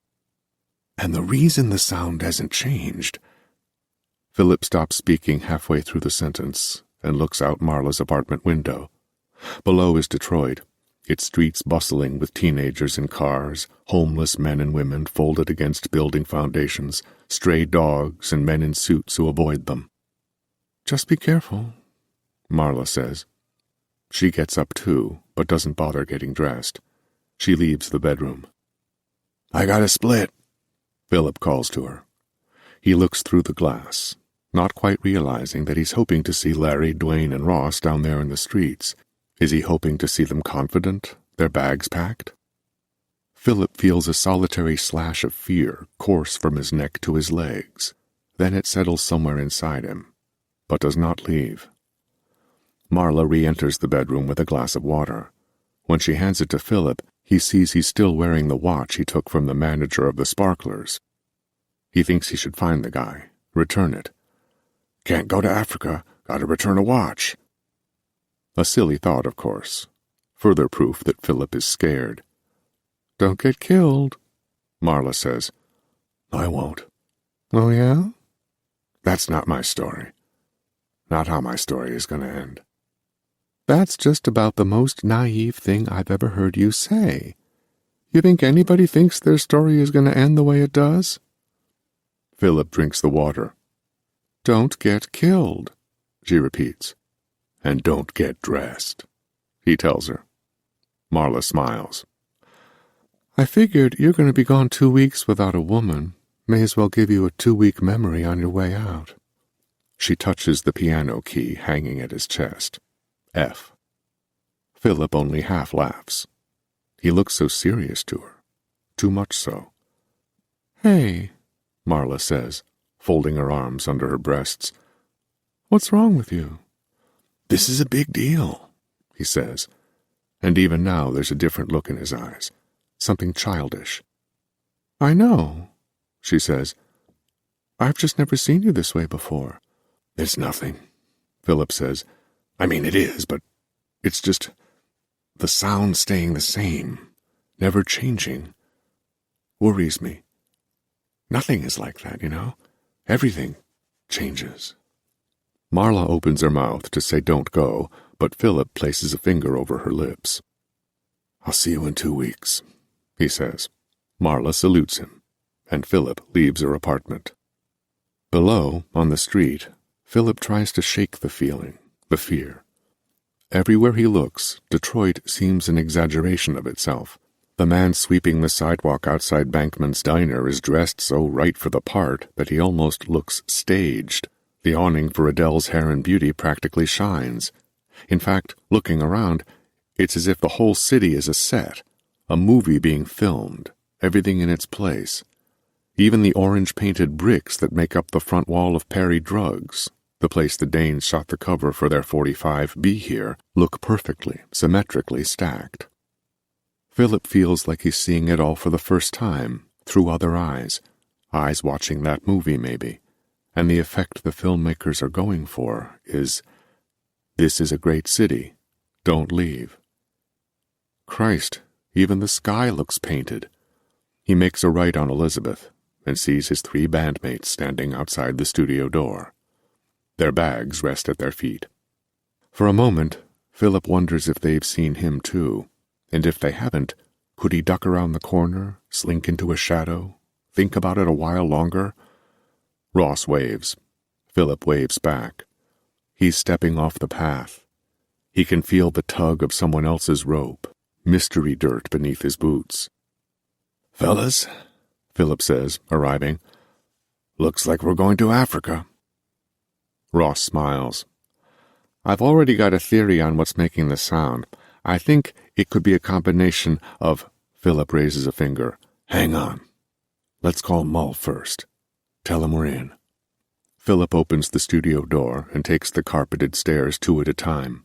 Passing through the lounge, he spots the same books that have been lying on the coffee table for months. The kitchen smells like coffee and booze.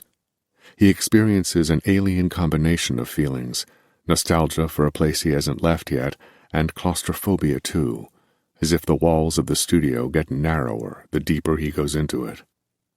By the time he reaches the control room, he feels a little dizzy with it, as if the sound he is agreeing to go hunting for remains, lingers in the room.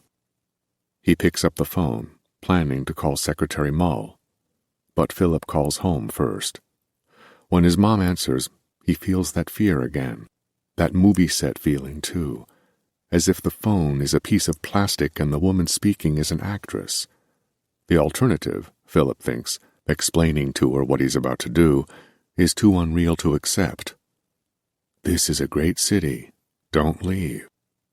Well, if you think it's the right thing to do, Philip, then nobody's going to stop you. You always do what you feel you should. Mom, he says, looking through the control room glass into the live room, where he imagines he heard a sound, the furthest phantom wisp of a chord. Thank you. Chapter 9. Are you afraid of flying, Philip?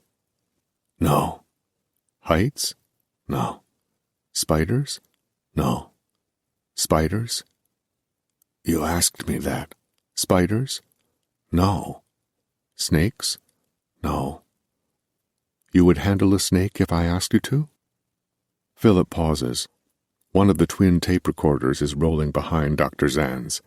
The identical machines, Revere T700Ds, were the first thing that caught his eye when he was wheeled into this room. Dr. Zan's, sitting cross-legged, like a disappointed father, was second. Not in the condition I'm in right now, I wouldn't. Zan's rings a bell on the table beside him. Philip knows that the sound of the bell will show up as a spike on the VU meter. It's the doctor's way of telling the tape that something of note was said. Cats?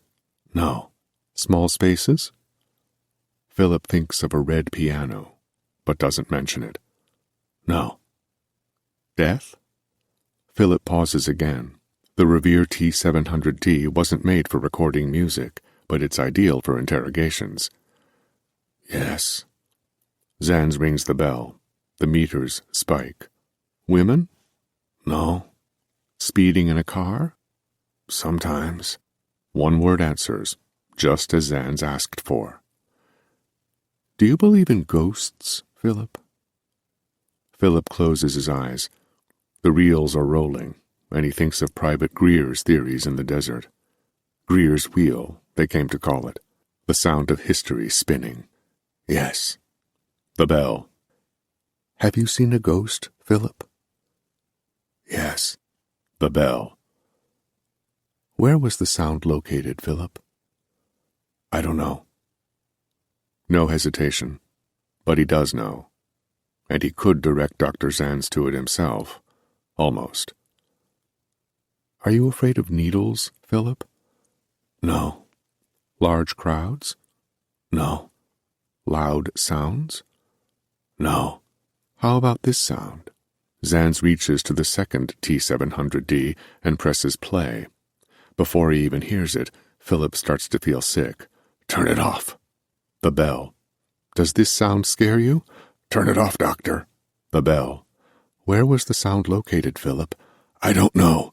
Why do you believe in ghosts? Turn it off! Zan's turns it off. Philip looks to see if the doctor got sick from it. But Zan's, his upper half in shadows, his arms and legs emerging from what looks like solid tar, isn't giving anything away. Why do you believe in ghosts, Philip? Because I saw one, damn it. The bell. Where? Philip doesn't answer. Where, Philip? In the desert. The bell. You saw a ghost in the desert? I saw 100 ghosts in the desert. The bell. Philip is crying now. The questions, the list of fears, the sound. The bell. Where was the sound located, Philip? I don't know. You do know. I don't know, Doctor. But he does. Philip, this test isn't designed to elicit true or false answers from the subject. The test is supposed to give us a clear understanding of whether or not a man has any secrets, and whether or not he's keeping them. I'm not keeping any secrets. But you are. But he is. Now, Philip, you have a choice to make. You can either play dumb or play smart. And the longer you play dumb, the longer I'll have to simmer. And you don't know me well enough to know where that might lead. Do you understand? I may be a doctor, but that doesn't mean my only concern is your well-being. There are many other people on this planet, Philip Tonka. So play dumb or play smart. Get to it, or suffer my simmering. Now, tell me about the ghosts. Tell me about everyone you saw. And when you're done, Tell me where the sound is located. Every turn you took, every door you opened, every nightmare you encountered on the way. Chapter 10. You won't be alone, of course. That wouldn't be good for anybody. A silent soldier is driving the brown express van. Mull is sitting in the passenger seat, but he's turned almost entirely toward the Danes, who occupy the 2 benches in back. 3 others will join you. A photographer named Jonathan Stein. He's a spectacular photographer, especially at close range. Uses a mobile darkroom. You've also got a soldier who knows the history of the area, Private Gordon Greer, and, of course, a platoon leader, a veteran of World War II as well, Sergeant Billy Lovejoy. Lovejoy? Larry asks. Yes, you've heard of him. This is not a question. Who hasn't? Lovejoy was a legend in basic training. The boogeyman, Ross says. The mad blonde. Mull smiles. He's deserving of every nickname you can give him. Boogeyman certainly works. He's also a brilliant and patient tactician. What do we need that for? Philip asks. We're not going to war, Secretary. Mull tenses his fingertips. No, you're not. But that doesn't exclude danger. It never does. Philip can feel Dwayne's uneasiness beside him. I saw Lovejoy in action once, Ross says. He was wearing clown makeup while he punished his platoon. That's a true story. Mull smiles again. He's an interesting man, no doubt, and absolutely the right one for the job. Did he lead the first 2 teams out? Philip asks. No. Mull shakes his head. Nobody has returned to Africa. Nobody who went there for this reason. The driver carefully takes a sharp turn, and the tarmac and plane come into view. A second brown van is approaching from the other side of the concrete. Mull is removing documents from a briefcase. He hands them to Philip. Please, take one of these and pass them along. Philip does. He's looking at a photo, an aerial view of the Namib Desert. Behind the Danes, packed into a small trailer hitched to the van, is all their gear, supplies, clothing, bedding, etc. 90% of the space is occupied by recording gear, top-line stuff that the Danes have dreamed of owning for their studio. 2 Ampex Model 350 quarter-inch 2-tracks, 5 Behringer ECM 8000 condenser mics, 3 RCA 88As, an Electrovoice EVC 100, 4 GPP 73 preamps, a rare signature Glasgow 8-channel mixing console, a Cos Copycat echo chamber, a Boris 5 compressor, 2 678 Michael governors. The other 10% is for living out there. The Namib's western end is bordered by the Atlantic Ocean, and temperatures drop mightily at night. It says here it's uninhabited by humans, Ross says. The area you'll be going to, yes. Larry smiles. Someone's making that sound. Likely, Mull says. And the sadness remains in his blue Superman eyes. Ahead, through the glass, the second brown van with a second trailer is parking near the plane. Philip watches as the driver's side door opens and the driver steps down to the tarmac. He walks to the back of the van. Back to the photo. The Namib. He reads the notes. Sand seas, white gravel plains, mountains, a perpetual layer of mist where the Benguela Current and the Hadley Cell meet. A lot of fog, Philip says. Mull agrees. Good thing your mission is to listen. They've reached the plane. The driver parks the van. Through the glass, Philip sees a second soldier emerging from the open side door of the second van. Mull points. There's Lovejoy now. A dark silhouette, with patches of wiry blonde hair partially protecting a balding head, emerges through the open sliding door. Slumped shoulders, heavy feet. He looks something like a musician himself, Philip thinks. An old and tired bluesman. Is he going to be okay out there? Larry says. Could be a lot of walking. Mull watches Lovejoy too. It's hard not to. Philip recognizes that there's something immediately magnetic about the man, the physical makings of an army rogue, a legend. Perhaps it's the fact that he looks nothing like a legend at all. He'll be fine, Mull says. The Danes and Secretary Mull exit the van. The drivers of both vehicles and the pilots of the small plane assist in transferring the gear from the trailers. It's a long process, and despite the warm air, Lovejoy rests on a brown suitcase, crouched upon it, a scarf wrapped over his shoulders. "Jesus," Ross says, thumbing toward Lovejoy. "We're going to have vultures circling us out there." "He looks like a vulture himself," Larry says. A third van appears, speeding. The Danes watch its arrival silently. As the last of the gear is loaded onto the plane, the third van parks, and 2 soldiers emerge from the sliding side door. One, small and squat, with glasses and short black curly hair, struts with confidence toward the others. The second, tall, thin, smiling, his brown hair blown back by the wind, pulls a camera from a case hung over his shoulder.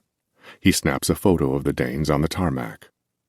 "A rock and roll band," the photographer says, "about to deploy." He extends his hand. Philip shakes it. "I'm Private Stein, Jonathan Stein, and I'm excited as hell to meet you guys. Mind if I get a close-up?" The Danes are used to photo requests. It's common in Detroit. "Could be our next album cover," Ralph says. "Oh, hey," Stein says, "don't even joke about that. I would be thrilled." "Photos are bad luck," Private Greer says, wiping his glasses clean. "Oh, yeah?" Stein says, smiling, bringing the camera to his eye. "Says who?" The Danes look into the lens. "Some cultures believe that when you're taking a photo, you're saying this period, this phase, is over with." Greer explains. "So, if you enjoy your life as it is, mourn, because now it will be as it was." Stein snaps the group photo. Lovejoy rises from the suitcase. "Gentlemen," Mull says, clasping his hands together, "all aboard." Chapter 11. Ellen watches from the doorway. She's carrying a tray of food, vegetables, bread, tomato soup, water. Lunch. She'd planned on entering with a joke, something spirited to liven Philip's day, but when she sees him, she pauses. It's the classical music, she thinks. The phonograph is in the main office just down the hall from Unit 1.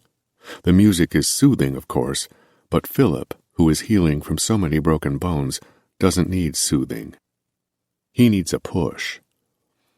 Ellen steps from the door just as Philip's eyes seem to be straining to see who is in the hall.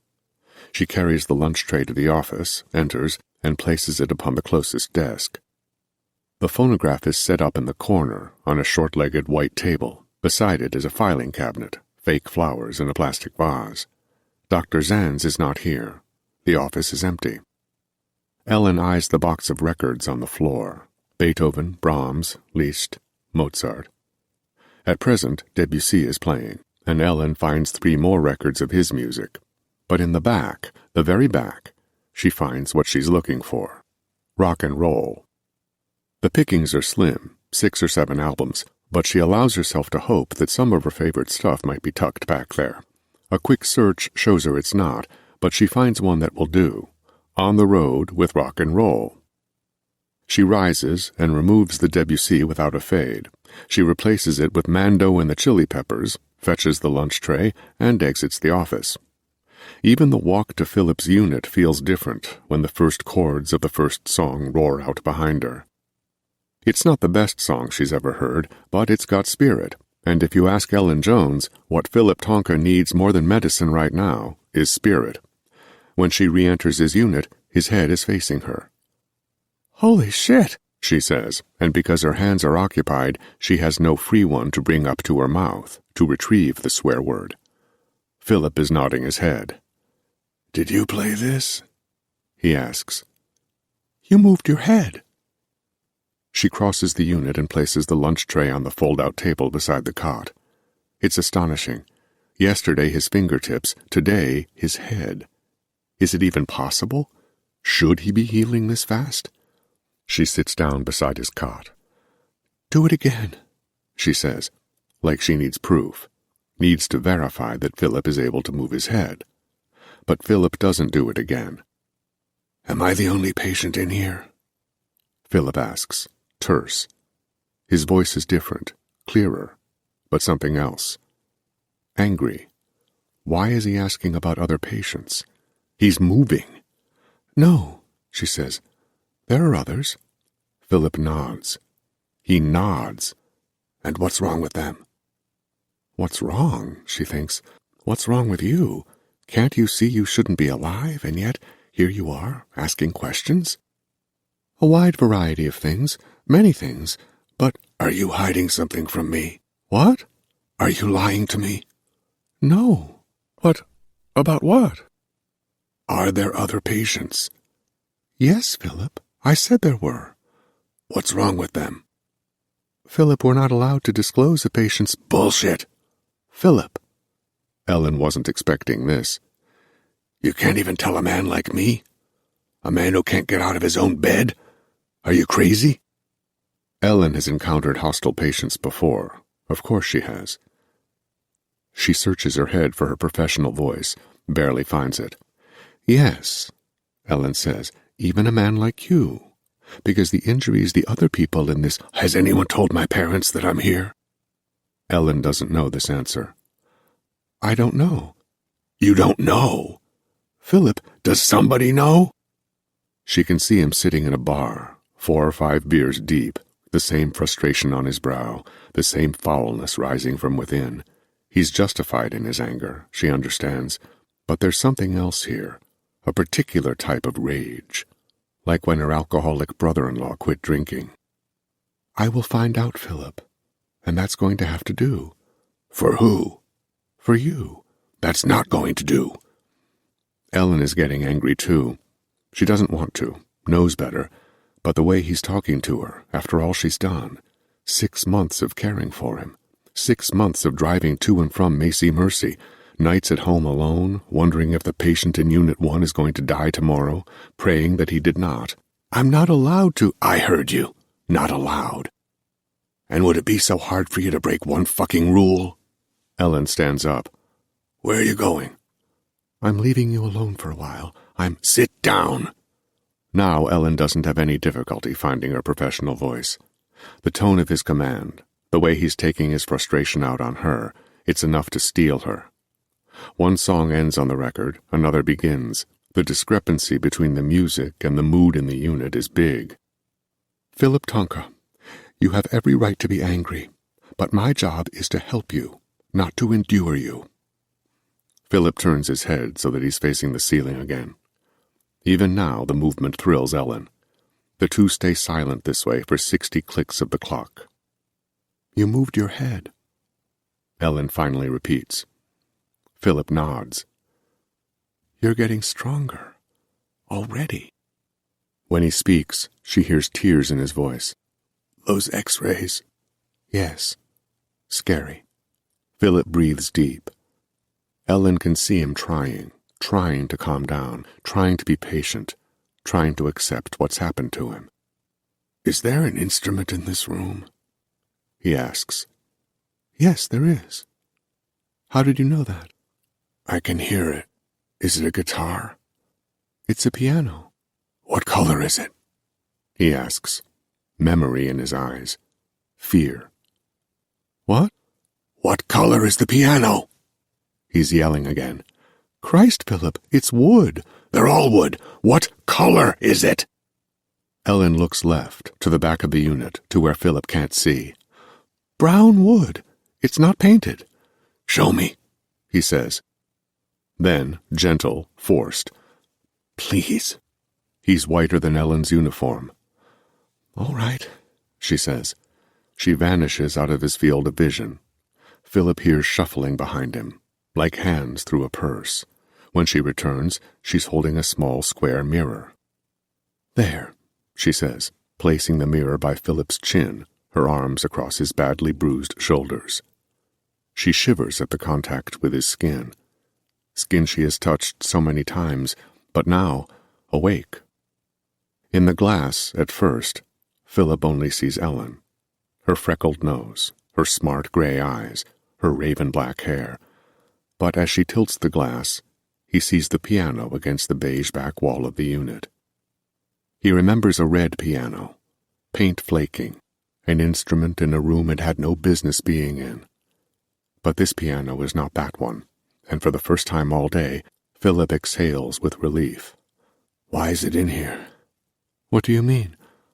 Why is there a piano in a hospital room?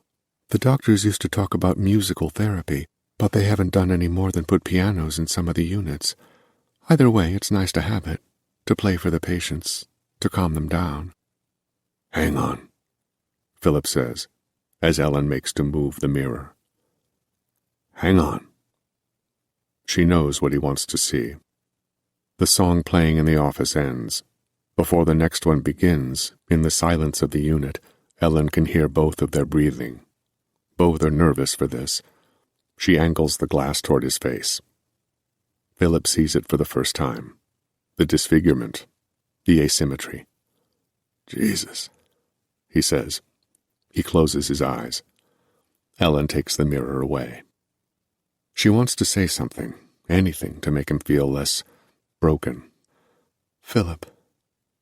He looks up at her, but his eyes are distant. She knows he still sees himself. I'm going to flip the record, she says. Or maybe I ought to put something else on. She crosses the unit, frazzled with warring emotions, the argument, the fear, the sadness, and the almost forgotten triumph of him moving again. Thank you, Philip says. Ellen pauses at the unit door. For what? For the music. It's the spaces between words, the downbeats in a conversation in which two people feel bad for having fought. Thank you. One day I'll bring in my own records from home. Then you'll hear the good stuff. The good stuff, he repeats, nodding. And the movement of his head already looks stronger, more fluid, than it did when she walked in. Chapter 12. The soldiers are allowed to smoke on the plane. At 20 hours, the flight is trying, claustrophobic, and the Danes can still hear the echo of Mull's sound in their memories. The sound inoculated one of our nuclear warheads, Philip recalls. He's alternately studying the info packet on the Namib Desert and eyeing the faces of the others on the plane who are doing the same. At 250,000 square kilometers, the chance of finding the source appears remote. Mull has already said twice that the plane will be returning in 14 days to the hour, and Philip can't help but think it doesn't matter if they find it or not. The part of him that is supposed to be assisting America and the United States Army has gone quiet. Maybe it's because the part of him that is leaving Detroit is loud. For $100,000, they'll try their hardest. But if they don't find it, so be it. The map of the Namib is intimidating. The 2,000 kilometers of desert coastline is the lone comfort, as the rest is without landmark. The graduations from yellow to orange speak of how hot it can get in the Namib during the day, and the fact that it's the world's oldest desert adds a heat that can't be quantified. The information packet lets Philip know that the word Namib means empty, but there's more. Nobody knows this for sure. The languages used in the region are so old as to have undoubtedly gone through many changes. The desert itself has gone through big changes. It was here, during the Jurassic Age, that the continental split occurred. Tracing his fingertips across the paper, Philip can almost feel the violence of that moment in time.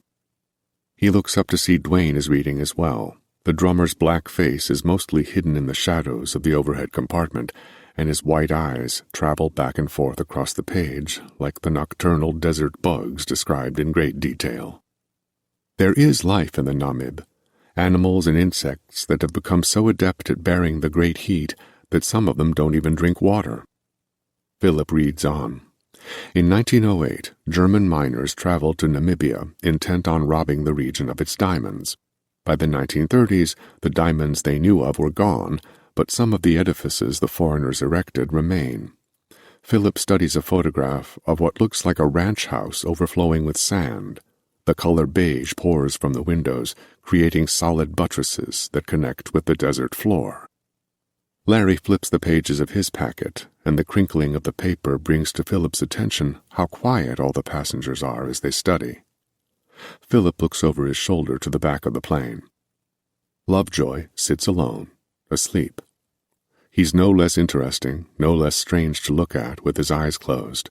The blondish thinning hair is arranged unlike anybody else's Philip has ever seen, as if it has fallen from the ceiling to the former general's head. Former general, Philip thinks, demoted.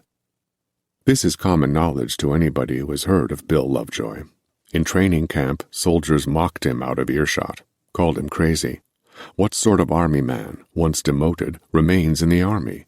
Once the ladder has been folded up and there's no higher to climb. Arms folded across his chest, half leaning into the empty seat beside his, Lovejoy's body rocks with the plane, and to Philip, he looks like a judge, deep in thought, considering the final arguments of both sides. A red armband around his left bicep reads, "Every good boy does fine." Philip touches the F key hanging around his neck. Being the piano player in the band doesn't mean Philip's the only member of the Danes to know what that phrase means. It's the sing-song nursery mnemonic by which kids learn the lines on the music staff, EGBDF, the locations of the notes, the piano, and how to play it. Seeing it reminds him of his first recital in Detroit, Mom and Dad in the audience. He recalls how his fingers trembled above the keys. He's not as chaotic as he looks. Private Greer is peering over his seatback, his head like a sweaty pumpkin, grinning. "I don't know him at all," Philip says. "You will." Greer laughs. "I don't know you at all." Greer shrugs. Or maybe the slight turbulence made him do it. "I'm proof that the army has gotten smarter." "Yeah?" "First they sent in soldiers. Now they're sending a historian." "And why is that any smarter?" "Because history isn't inactive, Private Tonka. I know your name because I know all your names. I study, I research, and if there's one thing that stands out above all others in my research, it's that history doesn't sit still. Doesn't sit silent. It makes noise." He wipes his nose with the back of his hand. "Sounds chaotic after all," Philip says. "I'll tell you what I believe, Tonka. It's not a weapon." Larry, who has been playing an imaginary bass while studying, his fingers running the scales, leans across the aisle. His long hair hides half his face. "Bullshit." "Can't be," Greer says. "It's been sounding off for close to 15 months. If it was a weapon, they would have disabled it by now. You can't be smart enough to design a weapon we can't find, and not smart enough to know the sound would draw us in." "Maybe they're confident they hit it well," Dwayne, seated ahead of Larry, says. "Maybe they don't care that it's loud." "Maybe, but consider this." Greer raises a single finger. "If that sound you heard is the sound of a weapon, we're certainly too late to put a stop to it." "Why?" Philip asks. "Because that's not the sound of progress," Greer says. "Whatever that noise is, it's a desired end point." "Bullshit twice," Larry says, half confidently. "We don't know a thing about it." Greer smiles. "Sure we do. We know a thing about it because we know our history. We know what sounds things make. It's not a horn buried in the sand, Private Walker. And if it's a weapon, and they don't care that it makes noise, well, then we're in some trouble. Imagine that." Greer snaps his fingers. "A weapon so destructive, so deadly, you don't even mind showing it off to your enemies first."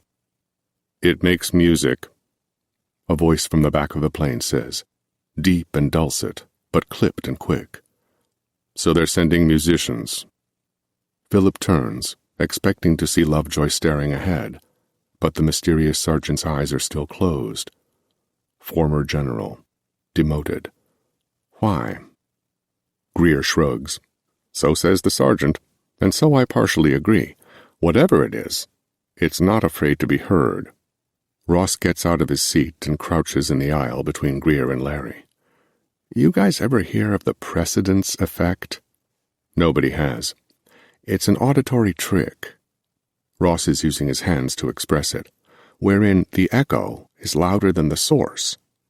"How is that possible?" Dwayne asks. "It's a matter of where you're standing and what's obscuring the sound. Imagine you're in the control room, Dwayne. Philip sits down at the piano in the live room. There's a divider blocking Philip and the piano, and the microphone is set across the room, pointed at the ceiling far away. Wouldn't it be possible for the echo to be louder to you than what Philip played? Philip understands immediately.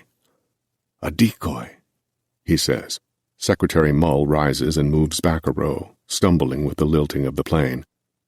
That's exactly why we're not sending you to the same location the first two platoons explored.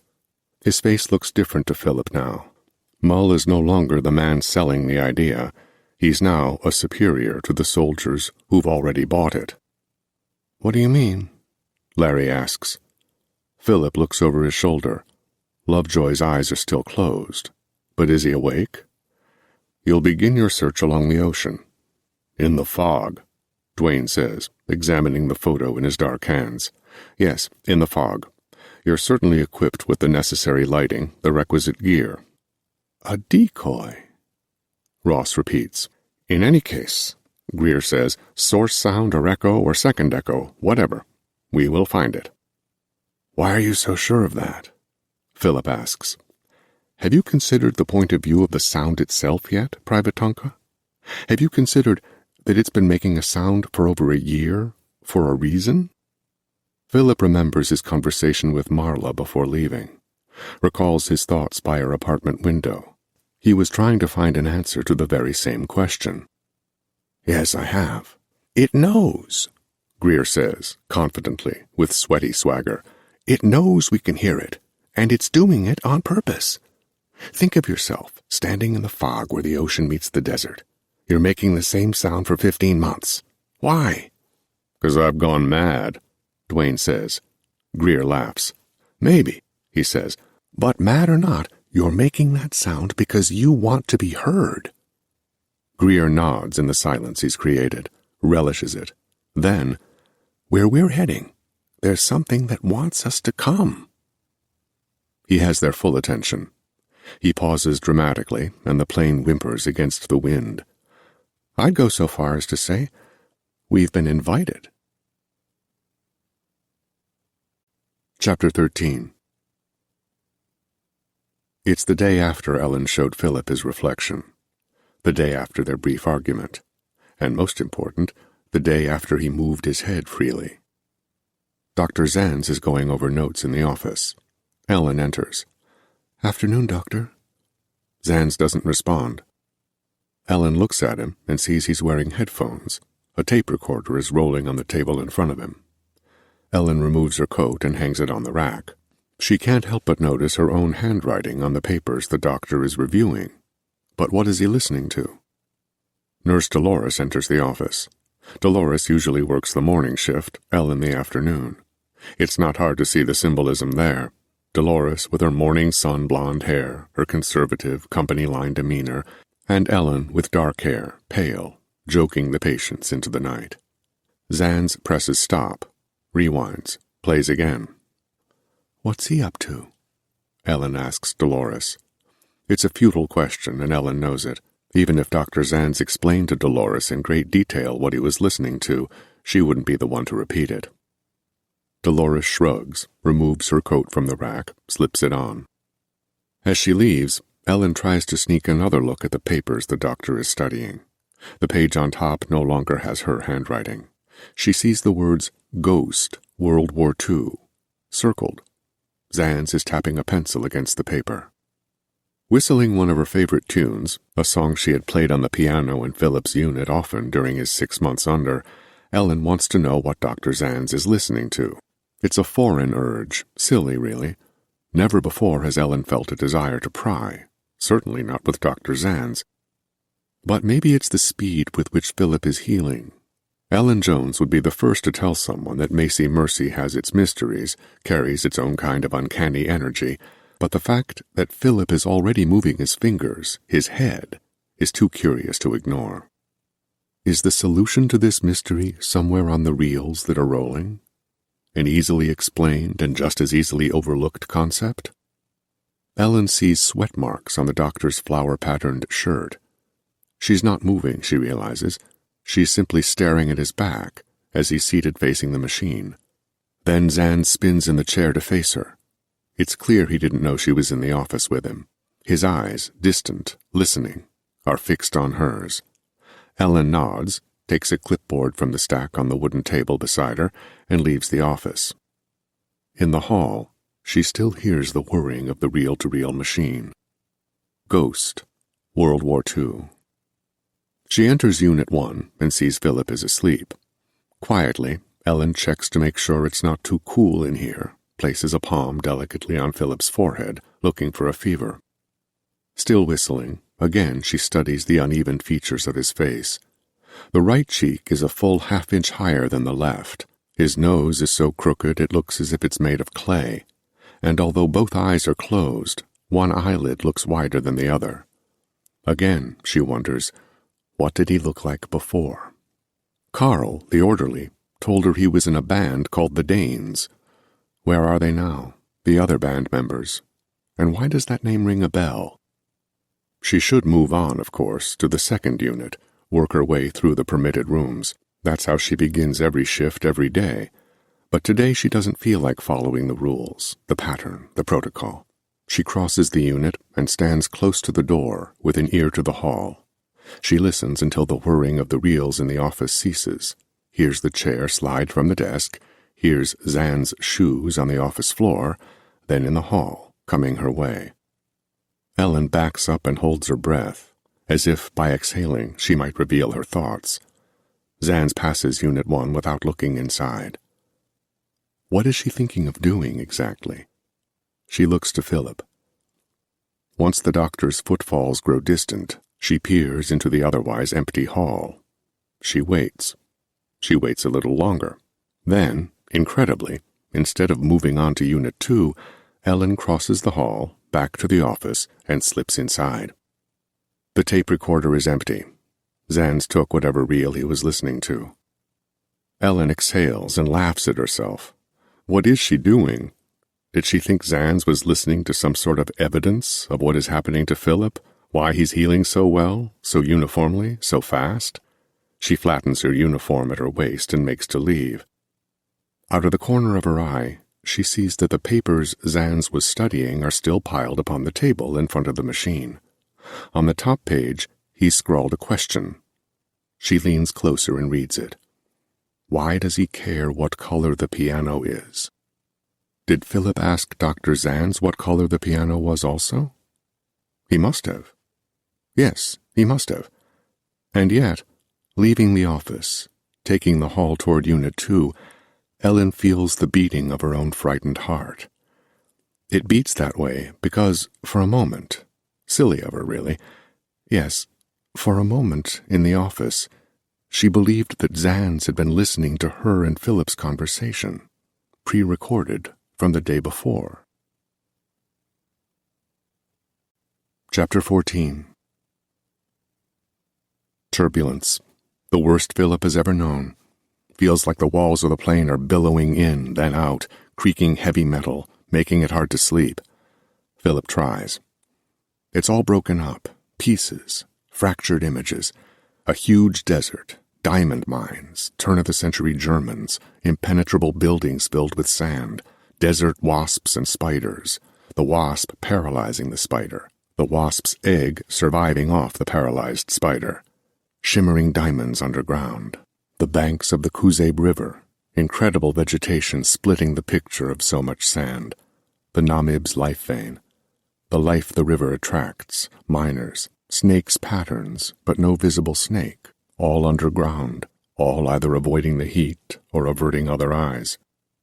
Men obsessed with diamonds, with digging. Wasps digging too, burying paralyzed spiders 3 times their size.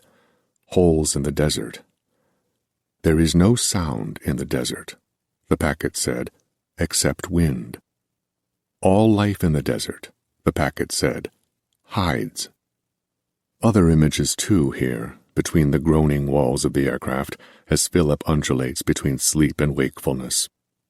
One image is of Lovejoy standing at the head of the plane, ducking his head beneath the low ceiling. Another sees Lovejoy crouched in the aisle, eyeing Larry, then Ross, as they sleep. Philip blinks, and the former general is staring at him. A pocket of smooth air, and Philip sleeps again, dreaming unsettling pictures of a poorly quilted desert, as though it is barely held together by twine. Chapter 15. Philip wakes to find Dr. Zanz sitting in a chair beside the cot. His smile looks new, and Philip wonders what face the doctor was making before he woke. "Philip," Zanz begins, "there's a man here to see you. He's with the United States government. I've informed him that you're available for a brief interview." "Interview?" Philip is hardly sharp, not yet fully awake. "He wants to talk to you about Africa." Zanz says Africa, as if he wouldn't go there in 1,000 years. "Interview?" Philip repeats. "He's going to see you now." "United States government." "We'll just be a moment," a voice says. It comes from the area of the room Philip can't quite turn to see. Zanz rises and exits the unit. Philip hears the door lock for the first time. United States government. Silence. The man is not speaking, not showing himself. Not yet. Philip tries to roll over, to see back by the piano. The man is coming toward him. "Hello, Philip. Mind if I sit down?" Philip smells cologne, soap. He isn't surprised by this. Military men, high-ranking, take their cleanliness seriously. "I'm sorry we have to meet under these circumstances, Philip. I'm sure we'd both rather it weren't happening." Philip doesn't respond. Not yet. "My name is Scott Malone. I have a particular interest in the events that brought you here." "Are you an army man?" A pause. "Well, no. I'm not an army man in the way you're asking. I never served. I directly represent the government." "Are you with the CIA?" "No, not that either. Mind if I ask you some questions?" An inhale. "Do you remember what happened to you?" "I have an idea." "I've read the account you gave Dr. Zanz. Has your opinion changed on the matter?" "My opinion?" "Your memory." "No. What I told Dr. Zanz is all I remember. A room." "Indeed. And do you remember the events leading up to you entering that room?" "Yes." "Very good." Hesitation. Then, "Tell me about that first encounter with the first dead body you found." "I told Dr. Zanz all about that, too." "Yes, but I'd like to hear it from you. Sometimes, when you hear it in person, you unearth new information." Unearth. As if Scott Malone is digging in the sand. "Lovejoy spotted it. Greer dragged it wherever we went." Philip blinks. In the moment his eyes are closed, he sees the body again, clearly. Malone continues. "Let's try a different course here, okay? I'd like you to meet someone, Philip. An artist." "Len?"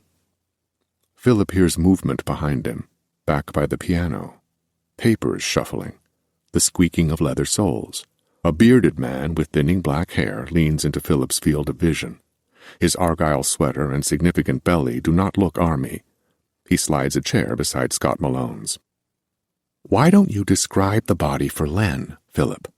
Malone says. "Tell him what you found, what Lovejoy found." The artist clears his throat. "I'm ready when you are," he says. Philip closes his eyes, sees the body again. "Have you ever seen a flounder out of water?" he asks. "No, I have not." Len politely answers. "Flounders are a flatfish. They're born with eyes on either side of their head, but by the time they're adults, one of those eyes migrates to the other side, so they can lay flat on the ocean floor and keep both eyes looking up." Len looks to Malone, back to Philip. "And?" "Can you draw a man like that?" "Excuse me?" He looks to Malone again, but Malone is not smiling. He has already heard this description. He nods to the paper. Len begins drawing. Philip tells him more, and as he speaks, the artist's expression changes from friendly to confused until he's actually looking at Philip with suspicion in his eyes. Len turns once more, possibly expecting Malone to put a stop to this absurdity. "Is this him?" Len asks, holding up the paper, the finished drawing. Philip opens his eyes and stares for a long time. Yes, he says, but older. Older? Wrinkled? White hair? No, not that kind of old. Malone leans forward, closer to Philip. What kind of older, Philip? He asks. Philip breathes deep. The desert wasn't linear, he says. The desert wasn't in chronological order. Chapter 16. As we come in, Mull says, half in his seat, facing the platoon, gripping the seat back for support, I'd like to tell you what happened the first time we came out here. Rough winds, heavy clouds outside the small oval windows. If not for the heat, it might feel like they were flying through packed snow. This is before the first platoon was deployed, Mull begins. A foundations check, as we call it, to map the logistics before sending soldiers in. Planning stages for a mission. He has to speak up. The airplane walls continue to creak. We didn't hope to find what was making the sound. Rather, we were looking for locals, anybody who might know more about it than we did. Mull has taken this flight before. Same plane, he says. Made the mistake of listening to the sound airborne, causing the small crew to get sick, a severe illness they couldn't shake for the duration of the flight. They threw up in the barf bags, and when the barf bags were full, they threw up in the hoods of their unpacked sweatshirts, into the feet of their socks, into their sleeves. There was a very scary moment when the pilot appeared too vertiginous to continue. When they landed, they had to postpone their directive for 2 days. 2 days they spent camped close to the plane, hoping the sound wouldn't arrive, live in person, as they tried to get better. To protect themselves, they slept with headphones, the silencer type, the kind the men wore on the tarmac to save their ears from the perpetual roar of engines. But no sound came, not the bad one.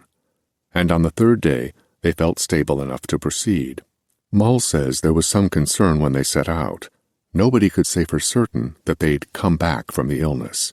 He explained this to mean it was difficult to determine whether or not the sickness had fully left them, or if they were all perhaps a little changed by the experience and would never again know the former good way they felt. You gentlemen have heard of LSD, Mull says. The Danes have. They've all tried it. Larry was pulled over on Woodward Avenue for driving only 7 miles an hour. We were concerned with a similar residual effect, taking a trip without proof of returning. Philip sees something foggy pass over Mull's eyes. Memory. Mull and the radio crew bivouacked beneath the wings, then left camp. Intelligence had already located a settlement, 3 huts made of cow dung, 11 miles east of the Atlantic Ocean. The crew wore sand masks and carried sparse gear, a tape recorder, flashlights, extra pair of boots, handguns, and a change of clothes for the night. They weren't planning on staying long. The group's translator, Doran, a native Namibian, expressed concern as to whether or not he would understand the exact language used there. I sensed fear in him, Mull says, which of course frightened me in turn. Mull himself spotted the huts first. 2 were in bad shape, their roofs half caved in, but the 3rd appeared lived in. American shoes lay outside the hut's front door. The smell of the settlement caused more vomiting. His name was Nadul. By our way of thinking, he was the poorest human being I've ever encountered, and what I mean by that is the man had never heard of money, not in the way we know it. He was the son of a larger family, the former occupants of the other huts, and the cattle they raised were their currency. But by the time we met him, there were no cows, and Nadul trekked 5 miles every day to a natural spring where he gathered fresh water and the edible plants that grew there. He'd had a wife once. They'd taken turns making the trek. Nadul would go in the mornings, Ka in the afternoons. They were worried, Nadul told us, about leaving their hut unwatched. When we asked him why he'd be worried about other people in a landscape where nobody lived for dozens of miles, Nadul told us that he and Ka were never alone. That's how he put it, though Doran said it was more of a colloquial phrase that meant nobody is ever truly alone. Philip hears movement behind him, and he turns to see that Lovejoy's eyes are open. He's staring at Philip without expression. arms crossed, armband clearly visible. Philip turns away and looks out the window. Absently, he fingers the ivory F key hanging around his neck. Through the glass he sees clouds as thick as the pillows on his parents' bed that he'd crawled into after a particularly bad dream. We asked Nadul about the sound, and he nodded like he'd expected as much, like he knew somebody was bound to come asking about the sound. Later, Marcus, one of the radio operators, commented on Nadul's change in pallor when we brought it up, like he'd blanched, causing his dark skin to lighten a shade. "Can't you hear it now?" he asked us. We were justifiably surprised by his question. Marcus and the others hurriedly readied their gear. We recorded, we listened, but we heard nothing. Philip watches Mull's lips move, remembering the moment in the control room. The words he didn't think he spoke. The words Mull heard anyway. "Did you say you hear a chord, Private Tonka? Did everybody hear the same?" Nadul looked at the tape recorder and shook his head, laughing at us. We couldn't be sure he even knew what a tape recorder was, but the spinning wheels must have reminded him of something, because he understood it well enough to mock it. He spat a word in the direction of the recorder, and Doran told us he thought it meant slippery, but more like a fictional creature or idea that a man can't hold, can't cage. I took it to mean Nadul was saying the sound was uncatchable. Some of the others thought he was simply scared of the device and was asking for it to be removed from his home. Outside the window, the clouds have doubled, tripled, and to Philip it looks like they're traveling, impossibly, through solid alabaster. We asked him where his wife Ka was. What happened to Ka? She'd either died or left him, and either way, we were talking to a man with no possessions, who probably felt a loneliness we couldn't possibly imagine. But he was surprisingly spry as he began telling us her story, as much as he knew, as if the subject of his former wife was more pleasant to talk about than the sound he claimed was still playing, then, as we stood before him. Ka, he told us, started complaining about a bad back. She told Nadul that her walks to the spring were becoming more trying, more difficult. She called it her burden, and told Nadul it was causing her great pain. Neither Nadul nor Ka thought it was a matter of sore muscles or aging. As wild as it sounds to us, they immediately assumed Ka had someone unseen attached to her back, someone who'd been watching them and had finally decided to close in. I assumed he meant a spirit of some kind. Surely Nadul didn't see a physical man sitting on his wife's back. Through Doran, we told him that the sound made us feel sick, and maybe Ka had been experiencing a similar sickness, but Nadul shook his head no and told us Ka found the sound pleasant, sometimes even sang along with it. We asked him if he'd seen any military in the area, anybody who might have built something to make such a sound. He laughed again, briefly, clipped. But he didn't answer that question directly, just went on to talk about the increasing difficulty of Ka's daily treks to the spring and how finally, one day, Nadul decided he would have to make the treks himself. Ka would have to rest until the thing left her back. A pocket of rough turbulence, and Mull grips the seat back harder. For a moment he loses his professional visage, and instead looks like a frightened civilian. A shrill howl erupts outside the plane, and for 2 heartbeats, Philip thinks it's the sound. He reaches absently for a drink that isn't there.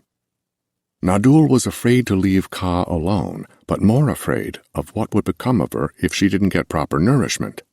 At one point, she told him the sound was playing inside her ear. She asked him to look for it. By now, Ka's feelings for the sound had changed. It was no longer a thing to sing along to. She believed it was the voice of the thing attached to her. She thought it possible the thing had left her, but its voice remained, lodged in her ear. Nadul found nothing, of course, but Ka insisted. It's in there, she told him, and it's not coming out. By this point, Ka wasn't looking good. Nadul had to act quick. He decided she needed more than what was available by their daily treks. Rather, he'd visit the nearest settlement, though it was a day and a half away. There he might speak to a medicine man, return with a cure. So, with only his baboon hide canteen, he bid her farewell and left her alone in the hut. Outside, the clouds part, only for the duration of a single intake of breath, and Philip thinks he sees beige, blue, the colors of a desert beside an ocean. Then the sky swallows his view once more. The Himba medicine man offered Nadul nothing. He actually advised him to move, told him it was the fault of the sound and that it made men sick, made them see things. Nadul, stubborn, left the settlement empty-handed. And when he got back, Larry asks suddenly, she was dead? Mull breathes deep, smiles sadly. We don't know, he says. Only her ears remained, cut off, there on her pillow. Hold on a second, Dwayne says. Are you telling us she was murdered? Murdered? Mull asks. Not according to Nadul. He believed she'd cut them off herself. The door to the cockpit opens, and one of the young pilots informs Mull that they've begun their descent. The secretary thanks him and turns to face the platoon. We're landing, he says, then secures his seatbelt. Each of the Danes, the photographer Stein and Private Greer, stare out the small windows as the clouds part, leaving a trace, the fog, barely obscuring the shore below. Even from this height, the ridged sand appears endless, too big to harbor success, and Philip searches for a hut. We're coming in hard, Larry says, a tremor in his voice. Is it turbulence? Is it fear? Philip closes his eyes and pictures $100,000, imagining what he's going to do with it when he gets back to Detroit, the equipment the Danes will buy, the nights out they'll have. Again his fingers travel to the piano key around his neck. When he opens his eyes, he sees the desert in greater detail.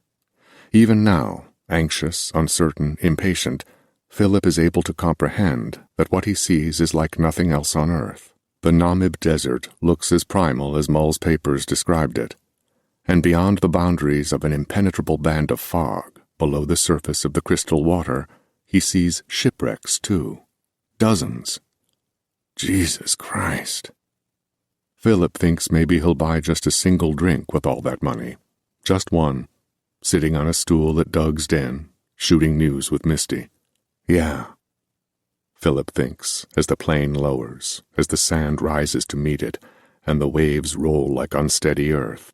A $100,000 drink sounds good right now, if only because it would mean he was back home, where he belongs. Chapter 17. In her apartment on Bettman Street, Ellen usually finds some degree of solace, a break from the sadness, injuries, and death of Macy Mercy. Nursing is not an easy job, and often she fantasizes about leaving the hospital altogether. Though jobs are hard to come by, and she knows she should be grateful for what she has, there isn't a store she enters, a diner she eats at, where she doesn't imagine herself working instead. There are loftier scenarios, too. Getting in her green New Yorker and driving west to California is one. It's Jean, she thinks tonight, removing her coat and tossing it on one end of the brown couch she sometimes sleeps on, as the static of the television plays like the equivalent of the recordings of ocean waves her friend Lucille uses to help her sleep. Jean is the name of her daughter, who died at only 3 years old. It's Jean, and it's always been Jean. You're trying to make up for it, Ellen, and good luck with that. Ellen understands how potentially detrimental it is to her own mental health, constantly playing catch-up, rewind, attempting to heal somebody, anybody, to fill the frighteningly limitless void left by Jean. And yet, there's Philip. Stop it, she says out loud, as she crosses the small carpeted living room and enters the half-kitchen with a mind to fix dinner for herself. She flattens the front of her beige slacks out of habit, the way she flattens the front of her nurse's uniform all afternoon and evening at the hospital. It bothers her, the way she can't leave work at work. Philip. If she's honest with herself, she's got to admit that nursing Philip, both during the silent 6 months and now that he's awake, is the first time she's felt differently about that void. As if, through Philip, she's heard the first reverberation in there, the first echo, suggesting there's a bottom to that pit after all. She takes a pan from the hanging rack. It saves room in this tiny apartment, hanging pans and lids, utensils and mugs with handles, too, and places it on the stove. She lights the next burner, brings the temperature to medium, and places the pan upon it. Actions like these are supposed to do some good for her, the motions of a simple, everyday life. But when she drops some butter onto the pan and it begins to sizzle, she immediately thinks of the sound of the real machine in the main office rolling as Dr. Zanz sat listening, taking notes that reflected a particular conversation, a private moment she'd had with Philip. Philip was scared when she told him there was a piano in the unit. For Christ's sake, he asked for a mirror to see the thing before he asked to see himself, and he absolutely asked her what color it was. Unless he was listening in, how could Zanz have known? She realizes the butter is browning. Shit. She flattens the front of her slacks again, then carries the pan to the sink. She dumps the burnt butter and begins the process again. For a place that's supposed to be a safe haven from her perilous moods of work, home has never been good to her. But tonight it's especially taunting. She'd planned on frying leftover rice, vegetables, and lemon, but this time, once the butter is melted, she simply cracks an egg. One egg will do. Ellen can't seem to focus beyond that. Why? She's talking to herself at home, not for the first time. The one-word, one-syllable question comes as if attached to the single egg, but Ellen knows better. She can't crack the question away, and she can't help but go on. Why is he healing so fast? Today, Philip didn't only move his head, he was gesturing with it and his shoulders as he spoke to her.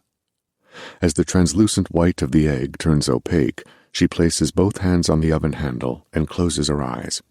She sees him again, dented and deformed, discolored and fearful, flat upon the same cot that's held him for over half a year. Shouldn't Ellen be glad that he's healing? Isn't that the ideal scenario? And for crying out loud, why does she care as much as she does? Why does she feel like she has to be the one to point this out? Ellen opens her eyes. She sees the egg is brown, burnt. She grips the pan handle hard and tosses it, egg and all, into the sink. She jams the burner knob to off and flees the kitchen. It's one thing to say she took the job to fill the impossible void left by not having been home when Jean died, but it's another to think she should feel responsible for a patient's welfare to the point of suspecting the hospital of misconduct. Is she? Is she suspecting the hospital? She breathes deeply, an old standby, still the best way to calm herself down. She thinks of how that battered body once played music. And yet, he was scared of the piano. When Philip first came to Macy Mercy, he was in worse shape than any patient she'd ever seen. The limited information Dr. Zanz had given the staff didn't do much to shed any light on the person Philip was beneath the bruises. It took Carl, the doughy-faced man-child orderly, to tell her Philip used to play in a rock-and-roll band. The Danes. Ellen looks at her record player, situated on a flat brown table by the living room's one window. She's had the 1954 Admiral AM radio record player for 3 years now, and it is her prized possession. If she can't distract herself with dinner, she's going to have to do it with 45s. The records are in a neat carrier she also bought 3 years ago. Not much taller than the discs themselves, the aqua and white box holds 45 45s. Ellen hasn't quite filled it, but she's more than 2/3 of the way there. As she gets to her knees beside the couch, pulls the box from under the table, and starts thumbing through the records, she compares the percentage of the box that's filled with Philip's recovery. Is he also 2/3 of the way to being back to normal, in only a few days after waking? As she riffles through the various paper sleeves, she clears her throat, like she's telling someone else in the room to stop bringing up Philip Tonka, the obviously and justifiably troubled patient at Macy Mercy, who really plays no bigger part in her life than any other patient in there does. No, for Christ's sake, he's not 2/3 healed. Just because the guy can move his head and wiggle his fingers doesn't mean he's about to drive a car, run a race, win a boxing match. And if she's really going to harp on it, Ellen must factor in the 6 months, inert or not, as being half a year the man has had for getting better. "Aha," she says, stopping at a record. "Here you are." Like a lot of music lovers, Ellen doesn't really know the names of all the songs she likes or the musicians who made them. There's the well-known ones like Jerry Lee Lewis, Buddy Holly, and Little Richard, and they're on the radio all the time. But Ellen likes the deeper stuff, the music you hear in the car late at night, driving home from a diner, the music you hear playing in a bar. A lot of the time, the names of these artists don't stick. Don't stay with a person. Don't stay with Ellen. It's the music that moves her, after all, not the names. But there's more. Some of these deeper cuts are packaged in a more creative way. Without the major record label money determining which song makes it to the radio, the smaller ones need to be smart. Some of them, like the one she's chosen, use cover art for the front of the sleeve. A fancy way of writing the song title, bright colors for the name of the band. Ellen understands that it's marketing, that there's something carnival barker to it, maybe even cheap, but she likes it too. And though she's not looking at it now, she's also a fan of the photo of the band on the back of the sleeve. 4 guys standing in front of the orange bricks of a city drugstore. Ellen slides the record from the sleeve and places it on the Admiral. She sets the needle. Only 1 song per side, she's going to have to flip the disc in a couple minutes, but still she goes to the couch and falls flat on her back, the sleeve between her fingers. Ah, how Ellen Jones loves an instrumental. The song begins. Big rolling drums, a steady bass, sprinkles of a piano, and that guitar line. Ellen closes her eyes. There's no job in this song, no sadness either, no healing or not healing, secrets or mysteries. Ellen smiles. Outside her apartment window, a tire squeals and she looks up. The guitar is soaring by now, but it's the piano that's caught her ear. What color is it? There's no room in her mind and heart for hospital memories now. She looks to the back sleeve of the 45. Be here, she reads, by the Danes. Ellen sits up fast. Despite the fact that she doesn't entirely believe it yet, that she's still piecing it together while looking at the whole, she feels like a teenager again, back when a photo of a matinee idol was enough to make her scream. She speed reads the back of the sleeve, reads the names of the band members. Dwayne Knowles, drums, Larry Walker, bass, Ross Robinson, guitar, Philip Tonka, piano. No shit, she yells. Philip! She's up now. She sits again. She can't believe it. Be here by the Danes. She's got the 45, and it's well worn. Holy shit! The song comes to its signature uneven end, and Ellen starts it over again. She feels like she's got to call someone, tell someone that this happened. So I've got a patient who was under for 6 months, and he comes to, and I'm worried sick about him, and I need to calm down, and I play a record, a favorite record, and holy shit, holy shit, holy shit. She laughs because there's nothing else to do. She laughs and crosses the room to the kitchen, grabs a second pan from the rack, and puts it on the stove. She's got to keep moving. She goes back to the couch, sits, watches the record spin, reads the name as it's spinning. The Danes, the Danes, the Danes, the Danes. Philip Tonka, she says. Wait until I tell you this. As the song comes to its end for the second time, as the apartment goes silent, as even the street outside seems to hold its breath, Ellen realizes that on the other side of the sleeve is a photo. And in that photo are the 4 men who made the music. She's seen it before. She knows it's there. Ellen flips it over.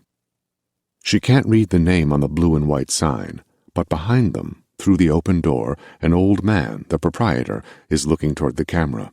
Of the 4 band members, the black man is featured most prominently. He stands out against the orange brick. He looks confident, soldier-strong, his arms folded across the chest of a powder blue t-shirt. To his right, a long-haired guy is laughing hard enough that his eyes are closed. To his left is a shorter guy, curly hair, sporting a smirk. And to the left of the guy with curly hair is... Philip, Ellen says, bringing a hand to her mouth. To say he looks different now is to say a White House looks different from the White House. Oh my God. Dark hair, dark eyes, a half smile as powerful as the black man's physique. Oh my God. Philip is leaning against the orange wall. One shoulder is raised a little, and the wind tousles his hair. It occurs to Ellen that Philip was as good-looking as any of the matinee idols she loved as a teenager. Without getting up, without taking her eyes off the photo, Ellen reaches out and starts the song over again. When the needle connects, she brings the same hand to the album sleeve and touches Philip's symmetrical, unbruised face with her fingertip. Oh my God. And by the time the guitar line begins, she feels like she's there with him. Be here. The Danes. The band whose name spins over her shoulder in rhythm with the song, spinning as if on wheels, rolling from the past to the future, or perhaps the other way around. It's impossible not to compare what Philip looks like now to what he looked like then. Impossible not to note the carefree swagger in his expression, the almost bullish confidence of all four men. But their name continues to spin, as if trying to generate enough momentum, enough torque, to bring back this great moment in their past, to resurrect the ghosts the four of them have become. "Philip," Ellen says, her elation giving way to tears. "I'm so sorry, Philip." Chapter 18. Because Philip isn't expecting a storm, because he's expecting only the desert flat, not rising, the columns of sand in the distance at first don't register. As he steps from the airplane stairs, as his boot actually touches the sand of the Namib Desert for the first time, he hears Stein calling out, sees Dwayne hurrying to unload the larger cases. But despite the chaotic activity and the sense that he should get moving, Philip has to pause for a single breath and acknowledge the panoramic beauty of the Namib. It's the most gorgeous thing he's ever seen in person. A high wind flattens against his body, presses against every bone, it seems, strong enough to push Philip back against Sergeant Lovejoy, still descending the stairs. The airplane has landed in the fog, where the ocean meets the desert. Belts of mist curl up around Philip's boots, the green short sleeves of his shirt. And in the distance, columns of sand. The pilots are moving quick, moving gear, unloading, hollering about the need to leave, the lack of time. "Before," they say, "before this storm hits." Philip listens. Despite the beauty, he's anxious. It's as if he wants to locate the sound immediately, before the plane takes off again without them, so that Mull and the pilots have to stay, long enough for them to get it on tape, long enough for Philip or Larry, Dwayne or Ross to say it must be here, it must be there, we found it, our mission is complete, and we'll be going home with you after all. He looks to the active sand in the distance. Has it gotten closer? "Right here," Lovejoy says, 10 feet to Philip's left, pointing to the sand at his boots, directing the pilots and soldiers. It makes music, so they're sending musicians. Lovejoy had said that. "Think music," Philip tells himself. "You're here because you're good at what you do. You're here because your country needs a musician, needs you." "Private Tonka." Philip looks up to see that the photographer, Stein, is handing him a sand mask. "Do I need this?" It's so sudden, so present. The photographer is already wearing his. He lifts the camera from around his neck and turns to take a photo. The facade of sand is barreling toward them, as if 10,000 Africans are behind it, delivering it, walling the soldiers in, telling them, "Now you stay here, you don't leave here, you stay here." Philip puts on his sand mask. Stein snaps a photograph. "Sandstorm," Stein says. "Fucking huge." The pilots are rushing behind them. The compartment with the gear is closed. The Danes have everything they brought with them, whether they need more or not. Secretary Mull is holding a hand in front of his eyes, blocking the already rising dust, talking to Lovejoy, patting him on the shoulder, then making for the airplane stairs. 2 steps up, he turns, sees Philip, salutes him.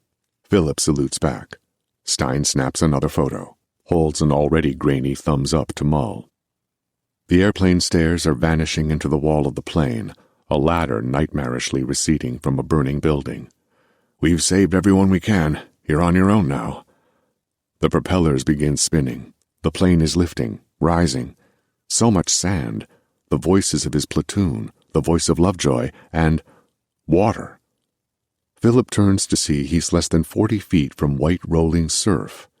The ocean exposed by the propellers, parting curtains of fog. Secretary Mull's info packet called it the Skeleton Coast.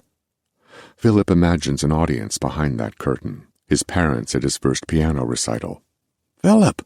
It's Stein. He's got one hand on Philip's right shoulder, the other still holds the camera. He says something, gestures toward the others. Philip turns to see a bivouac erected, and the coming bulwark of sand.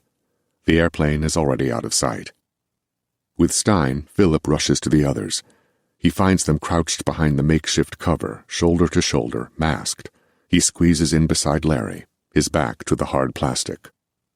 Already, here in the Namib, a storm. Philip braces himself. Dwayne begins to say something, but his words are drowned in the rumble. Then the sand hits, and the words, whatever they were meant to be, are as unreachable as the airplane in the sky. Chapter 19. Ellen knows how to play the piano too, well enough, and she's been thinking about it all day.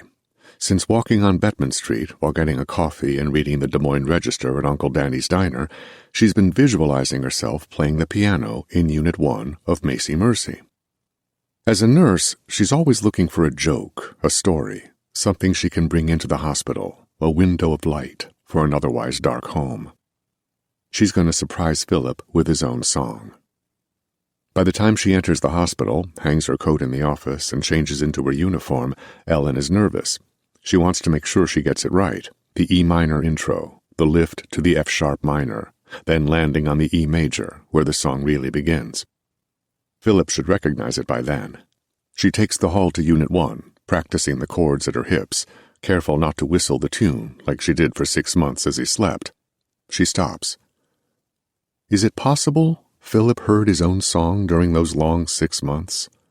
Is it possible she was helping him in a bigger way than she could have possibly known? How many times did she play it on the very same piano as he worked his way through a darkness she can't fathom? The thought is exciting, and it propels her to the unit door, across the threshold, where she stops again, this time as though in a very bad dream. "Philip!" It's the worst she's seen him look since he woke from his coma. The angles of his face look sharper, the shadows darker, so that the blue bruises look purple and the purple ones black. Sweat pools on his pillow, his breathing is labored, and there's an almost audible sound of creaking, as if Philip's bones are finally declaring their true condition. "Dr. Zanz!" Ellen calls, hoping he's within earshot. "Ellen," Philip manages to say, "it hurts." Okay, hang on." It strikes her that Philip didn't turn his head toward her when he spoke, that his fingers look like pieces of petrified driftwood on the bedsheet. Ellen checks for a fever. It's scorching. "Don't worry," she says, but she's very worried herself. "You're running a little fever. I'll be right back." Philip doesn't nod, doesn't say a word. Instead, as Ellen leaves the unit, she hears a slow, guttural hissing, as if whatever pain he's experiencing has only a small window from which to be expressed. In the hall, Ellen calls again for the doctor. Instead, Nurse Francine, huge and wrinkled in her white uniform, peers out of the office door. "What is it?" she says. Her glasses magnify the concern in her eyes. Ellen points to Unit 1. "It's Philip Tonka. He—" "Oh, no," Francine says. Then she's out the office door and thumping away from Ellen, toward the hospital's front doors. She turns left, and Ellen knows she's heading for the medicine unit. There are simple medications in the nurse's station, aspirin, cough syrup, antihistamines, but in the hall that Francine thunders down is one of the rooms Ellen Jones isn't allowed to enter. Ellen can't think about that right now. She hurries back to Unit 1. Inside, Philip looks even worse. His fingers are curved unnaturally, like the arthritic claws of an elderly man. His Adam's apple is pointing to the ceiling, his back arched. Ellen goes to him, kneels beside the cot. "Francine is getting your medicine. Hold on, Philip. It's going to be okay." Francine storms through the unit door. "Move," she says. She's carrying a tray with 2 syringes. Ellen has never seen her this way before. "Do you need help? What can I do?" It's hard to look at Philip, the way he's stuck, frozen, as if every bone inside him has turned to wood. Francine waves a dismissive hand. "Nothing," she says. "Or play for him, like you used to." Like she used to. Yes, during Philip's 6-month sleep, Ellen played for him often. She crosses the unit quickly, feels helpless, like she's no use as a nurse if she can't help Philip, can't help him right now. Then, without consciously deciding to, operating with severely frayed nerves, she plays the same song she played for him over those 6 months. "Be here." She almost stops when she realizes what she's doing. Hearing his own song might be too much excitement, too crazy to comprehend, but she's already begun. The E minor, the F sharp minor, E. In the silver metronome, reflected, She sees Francine inject Philip's shoulder. By the time she reaches the end of the first round of the song, she's sweating. Francine administers the second shot. Ellen doesn't watch. She's got to watch her fingers. Wants to play this right. Play this man's song for him here, now, as he experiences a pain she can't know. She worries, irrationally, that she's ruining it, speeding up, playing it without feeling it. This isn't how she imagined this going. This isn't how she saw herself this morning, surprising Philip, lessening the loneliness, the pain, the horror. When she reaches the end, she lets the notes dissolve, then hangs her head so that her black hair is touching the keys. Silence, almost. The far distant cry of those final notes. Ellen looks up to the metronome, sees Francine is gone, sees Philip's head is angled toward the back of the unit, watching her. She spins quickly. "Jesus Christ," she says. "You scared the hell out of me." You played our song." "Yes." Ellen nods, but she's struggling to reconcile the sight of him now with what she saw only a minute ago. "You played that for me when I was under, didn't you?" "Yes, many times."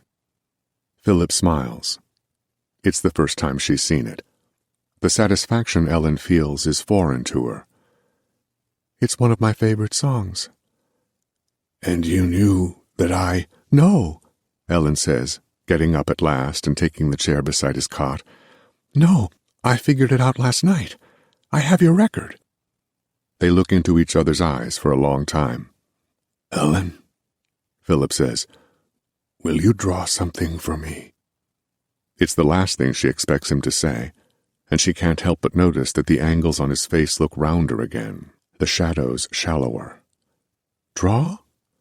"I can't grip a pencil yet, but I want to see something I saw in the desert."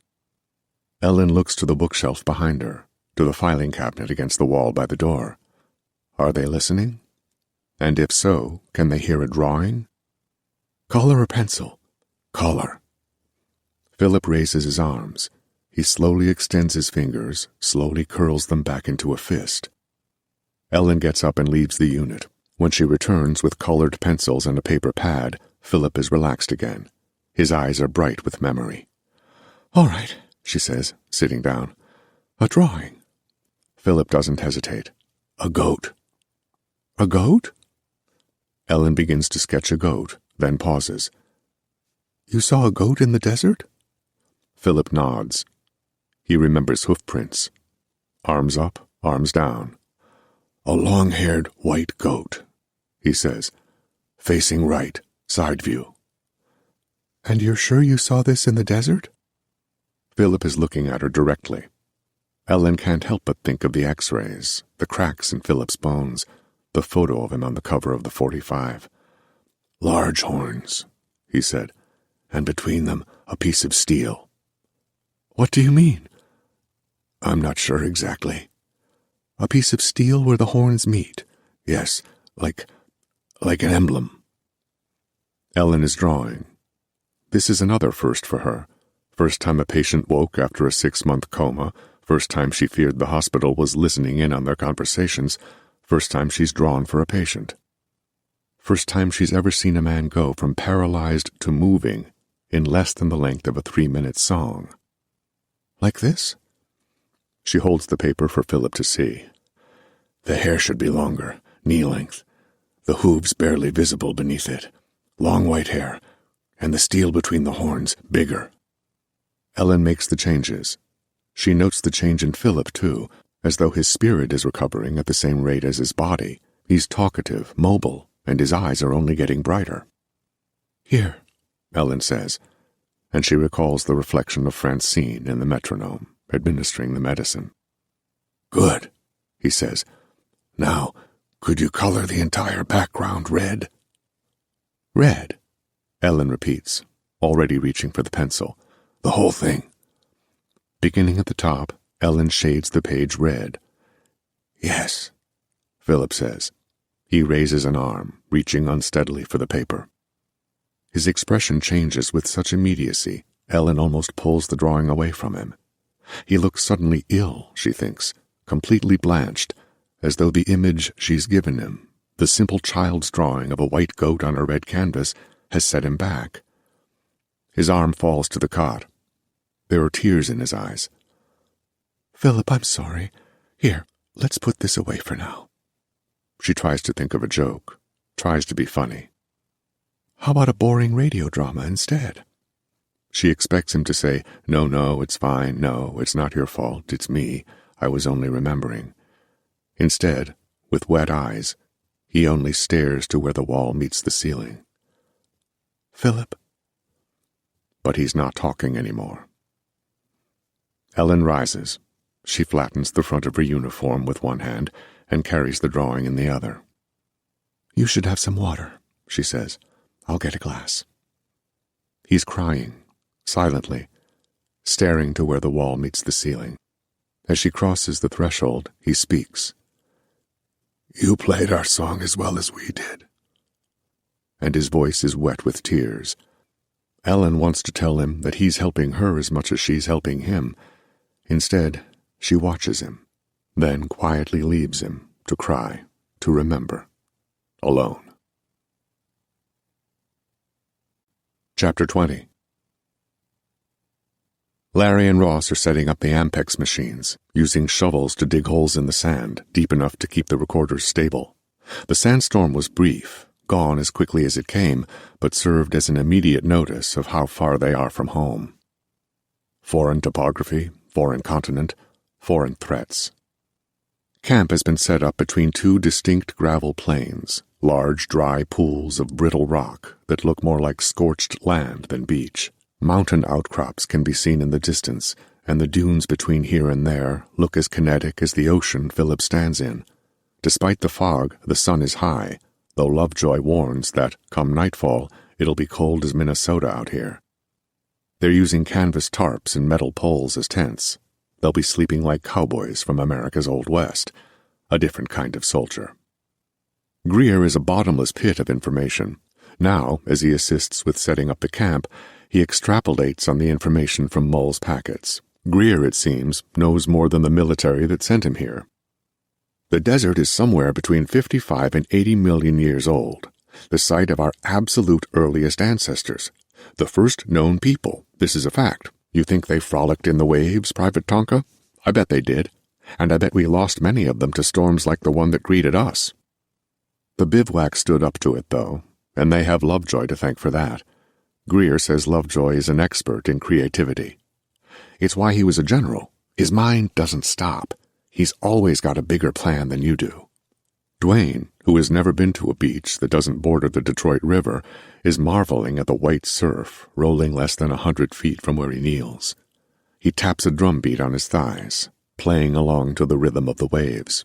2 weeks, he says, reminding whoever is in earshot that their stay here is finite.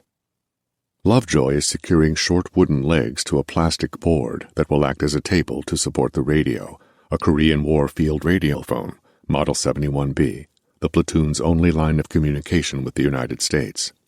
Each of the Danes has inspected the unit, and they agree that it's much more sophisticated than what was being used 12 years ago, near the end of World War II.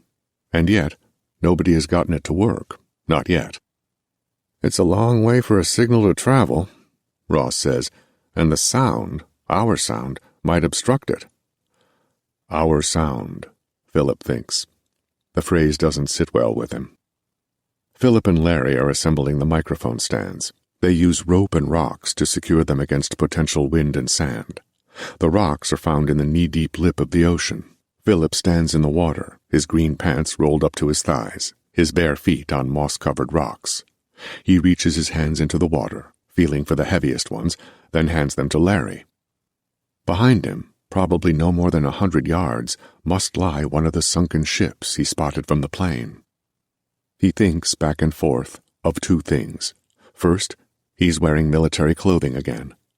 When the war ended, and long before Philip landed back home in Detroit, he accepted that his days in the service were over. Not partially over, and not the sort of over that a man might return to, like an ex-girlfriend or a drug habit. This over was true. He had served his country. And yet, Philip is wearing dark green army pants and a dark green t-shirt. His helmet rests on the beach.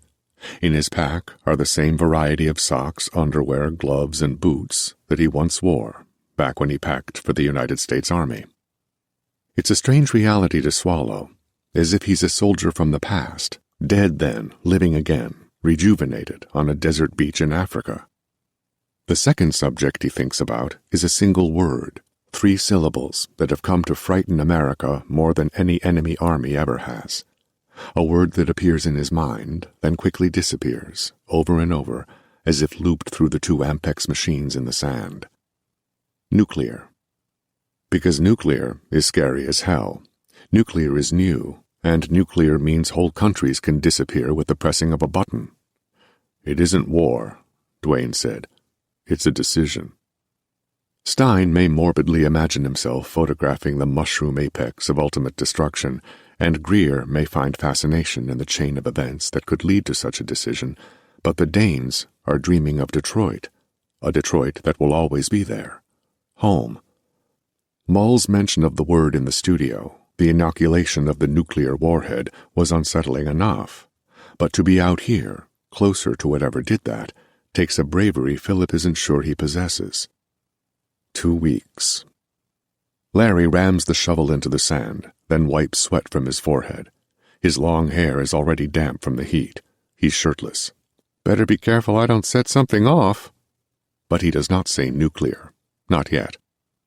And Philip, searching the water for rocks, wonders if the source of the sound might not be submerged. Toxic waste. Dark syllables under a bleeding sun. A frightening New World phrase, New World fear, images of deformities, fish swimming sideways, nature forced inside out. Philip's stomach turns. He absently brings a handful of water to his forehead, trying to cool off what feels like a sudden fever. He rises to his full height and breathes deep, slow, believing he's panicking a little. If he's going to be out here for 2 weeks, he needs to learn how to be here. Be here. The hidden wilderness of dark ocean ahead, Philip looks over his shoulder to Larry, expecting to find his friend waiting for another rock. But Larry is on his knees, a pained expression on his face. Beyond him, Dwayne and Ross are stumbling, Stein and Greer. Feeling sick now himself, Philip scans the sand for Lovejoy, finds him sitting, lotus position, eyes closed. "Larry, hey!" Philip starts to say, but the words are too sticky, glued together. The individual letters feel bulky, keep his lips from fully parting. He looks too fast, dizzying, to his feet beneath the rippling water. He sees thick yellow liquid floating above them, pooling about his ankles. He backs up on the slimy rocks and falls back first into the water. The yellow liquid has clusters of food in it. Philip understands that he's thrown up. He throws up again. He looks out to the horizon, rippling with waves, throws up again. The sound, he knows, is here. But he doesn't hear it. Not exactly. A rippling of something thinner than sound, perhaps the space the sound has to travel to reach his ears. Philip retains a vivid image of this as he rolls onto his side and dunks his head beneath the surface. Down here, the sound is different than it is above. Not louder, but clearer. Down here, he can hear individual notes, a chord again, momentarily, before the notes retract, back into the fold, back into the waves. Philip opens his eyes. 10 feet from him, the water is dark, and in the water is another person. Red pants, black boots. But are they boots? Shaken, disoriented, Philip thinks he sees hooves, clumping toward him in the mud. Philip rises and gasps for breath. There is nobody standing in the water, nobody breaking the undulating horizon, nobody in the ocean but himself. He dunks back under, looks, sees nothing. The sound is a chord, the sound is not. He turns toward shore. Shadows, boots, movement. Red. Philip emerges again. He clutches his stomach with one hand and points to shore with the other, points where the figure should be, where a body must be because he saw it exiting the water. But no red pants, no black hooves, boots. The sound is fatter, wider, heavy, like it's physically capable of squeezing Philip's ribs. He thinks he hears the chord again, a triad of unnatural, unmusical notes, played by a hand with only 3 fingers, each with only one purpose, to play, to press that note, these 3 notes, 3 half-steps, the sickening sound of a musician gone daft, a child angrily pressing his fingers upon the exact 3 keys that he knows will force his mother to her knees, reaching out for him, pleading, stop playing, stop making that fucking sound. On his knees, the F key loose around his neck, Philip cuts his hand on a rock. He wipes blood from his palm, more appears. He wipes, more. He cleans, more. He dunks his hand into the water. What's in the water, Philip? Nuclear? When he pulls his hand out, it looks like his palm is split in 2. In his deliriousness, in his crazed state of what can only be called hallucination, Philip imagines the sound is coming from the wound in his hand. "Help!" he yells, but the syllable is thick honey, a spoonful of glue. He dunks his hand again, looks to shore. Sees him, standing above the others as they writhe in the sand, stout as an officer. Red pants, red coat, no shirt beneath the coat, a white beard, long enough to touch Larry's shoulder as Larry attempts to get to his knees. The space between Philip and what he sees is rippling, as if the sound itself were visible. Can't see the features. Can't trust what he sees. Sees hooves. Sees horns, too. A shimmering reflection of the sun between the horns. Metal there. Diamond there. Philip feels pressure at his temples. He blinks sticky eyelids, looks up to see the man. He can't call it a man. Can't name it. Crouching by Lovejoy. The sergeant's eyes are closed. The thing in red brings a rippling hand to the former general's lips. Philip can't see details. Can't see a face. He has to say something. He tries to say something, tries to warn Lovejoy. The thing looks to Philip, like it heard him like Mull heard him in the studio. Philip has to close his eyes. The pain is too much. Unseen fingers pressing against his pupils. When he opens them again, his vision is as distorted as his balance, his stability, his stomach. He sees a silhouette rising. He sees hooves. He sees horns. He dunks his head under, brings it back out, gasps for air. It's something in red. It's a shadow. It's something in red. It's a silhouette. It's stepping toward Ross. It's a shadow. It's a silhouette. A thaumatrope. 2 pictures. 1 disc. String. Rotate. Back and forth. Flip it. Like a wheel. It's something. It's a shadow. It's something in red. It's a bleeding shadow. It's kneeling beside Ross in the sand. Ross, who is helpless on his back. It's sliding indecipherable hands under Ross's shoulders, under his knees. It's opening its mouth. The white beard hides Ross's rippling face. Philip screams but can't scream. Instead, what comes out is spittle, vomit, toxic. Stop! And the thing, man, shadow, thaumatrope, does stop. Like he heard him thinking, heard him unable to speak. Then he's moving, carrying Ross, rippling, a pulsating ribbon of red. Philip gets up and stumbles, runs, barefoot on the slimy rocks, runs toward the thing, to Ross, to put a stop to all of this before it begins, because if this is how it begins, how will it end? Philip makes it 2 steps, feeling vertigo, running sideways, slips, falls, smashes his head against a rock. Philip blacks out, instantly. Out. On the way, he half dreams of the sound traveling over black hills, through black woods, on black paths, the path, Philip's own, charred black, with no boundaries, no demarcation, no signs either, telling people to stay out, stay away. You had it good in Detroit, the darlings of Detroit, the Danes. You had it good, and this won't end well. This won't end. Black quicksand on the path. Everything sinks into nothingness, into tranquil, brainless silence. When Philip wakes again, when he comes to, sweating from a sun hotter than all American suns, he will bring a hand to his bandaged head and look into the horrified eyes of his fellow soldiers, all of them on edge, all of them panicked, all of them needing to know, if he knows any more than they do, about the whereabouts of Ross. When Philip emerges from the black, Ross will be gone, and only hoof prints, traveling into the desert, will remain. Chapter 21. To Philip, in the dark of his unit, the footsteps in the hall sound wet, the suction sloshing of damp, bare soles on administrative tiles. He can almost see the shape of the naked feet, the sound is so clear, can hear the contact between the heel and the tile, the toes like a quiet roll on the snare. The lifting again, the next step, the coming down the hall. Philip is able to turn his head entirely to the closed unit door. Footsteps, bare skin in the hall. How far off? Philip can guess. 40 feet off. Is it another patient, up to use the bathroom?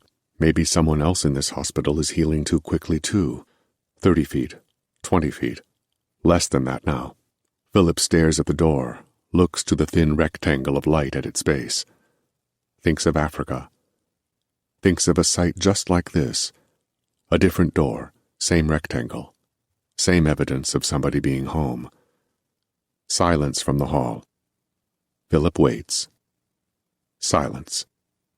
He looks to the ceiling, closes his eyes, begins to drift, but does not dream. Instead, he experiences the lack of pain without asking what it is that's helping him. What's in the syringes he receives, the 2 shots twice daily, and the dosage that was no doubt upped this afternoon as Ellen played him his own song on the piano. Now, floating painlessly, so long as he remains this way, arms at his side, head straight on his back, Philip feels capable, or like he's on his way to being so, almost there, closer, healing, soon able to rise, to go to them, to find them, to rescue the rest of the Danes.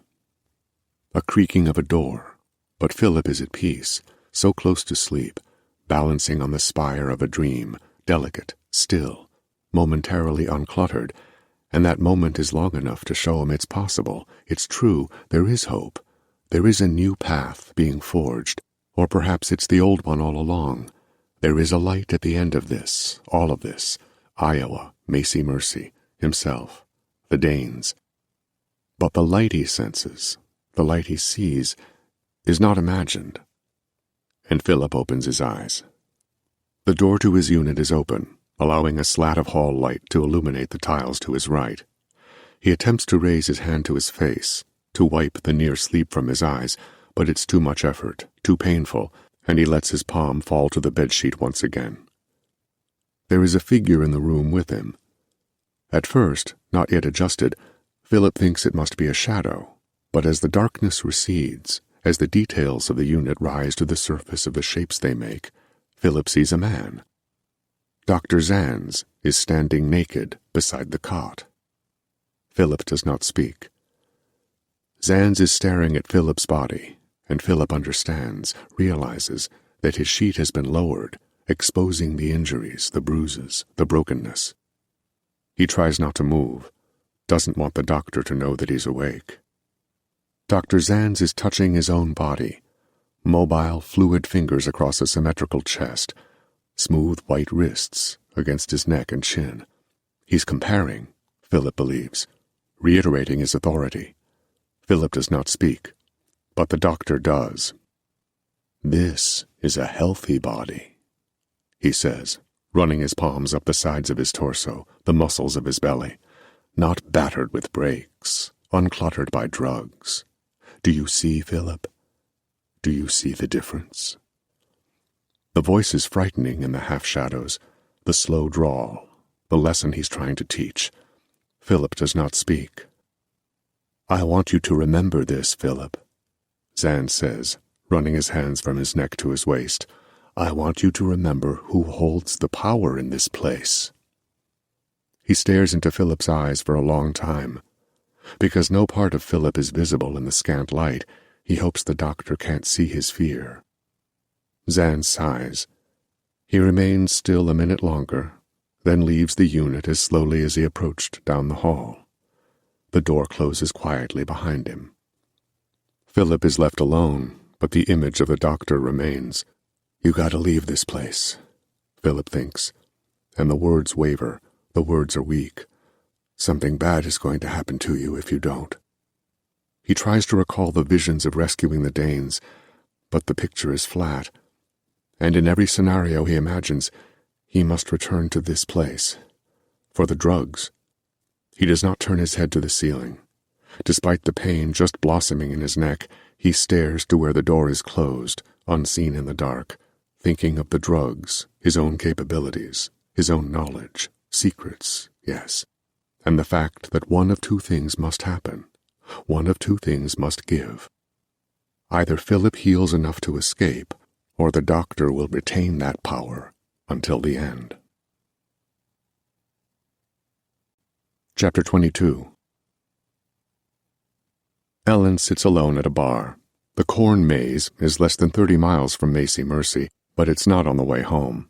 She hadn't planned on coming, didn't make the decision outright, but now that she's here, she understands that she wasn't going anywhere else. A drink, space, to think.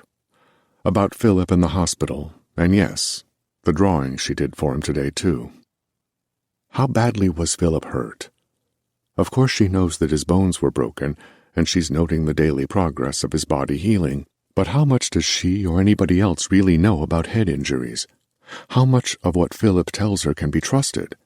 There's endless literature on the subject, journals, essays, articles, books, but an injury to the skull must be different from an injury to the unseen mind within. And not only is Ellen very worried about Philip, she worries that she's too obvious in her caring for him. But why? "Whiskey on the rocks," she tells the bartender. The woman, older, false blonde, shows surprise, as if Ellen has ordered the one drink she hadn't already imagined serving her. The bar Ellen sits at is shaped like a big wooden L, and at the other end sits another woman, dark hair, pale, like Ellen. But not like Ellen. This woman is irregular. Ellen spins on her stool and faces the room at large. Sees two men in overalls sharing a pitcher at a round low top. Sees a man in a suit, tie undone, slumped in a corner of a booth, as if crumpled and left there. When her whiskey comes, Ellen sips. She does not take big gulps, though she feels like she should. These thoughts about Philip are confusing her. She's never been one to shy away from how she feels, but she's never felt exactly like this before. She sips. She thinks.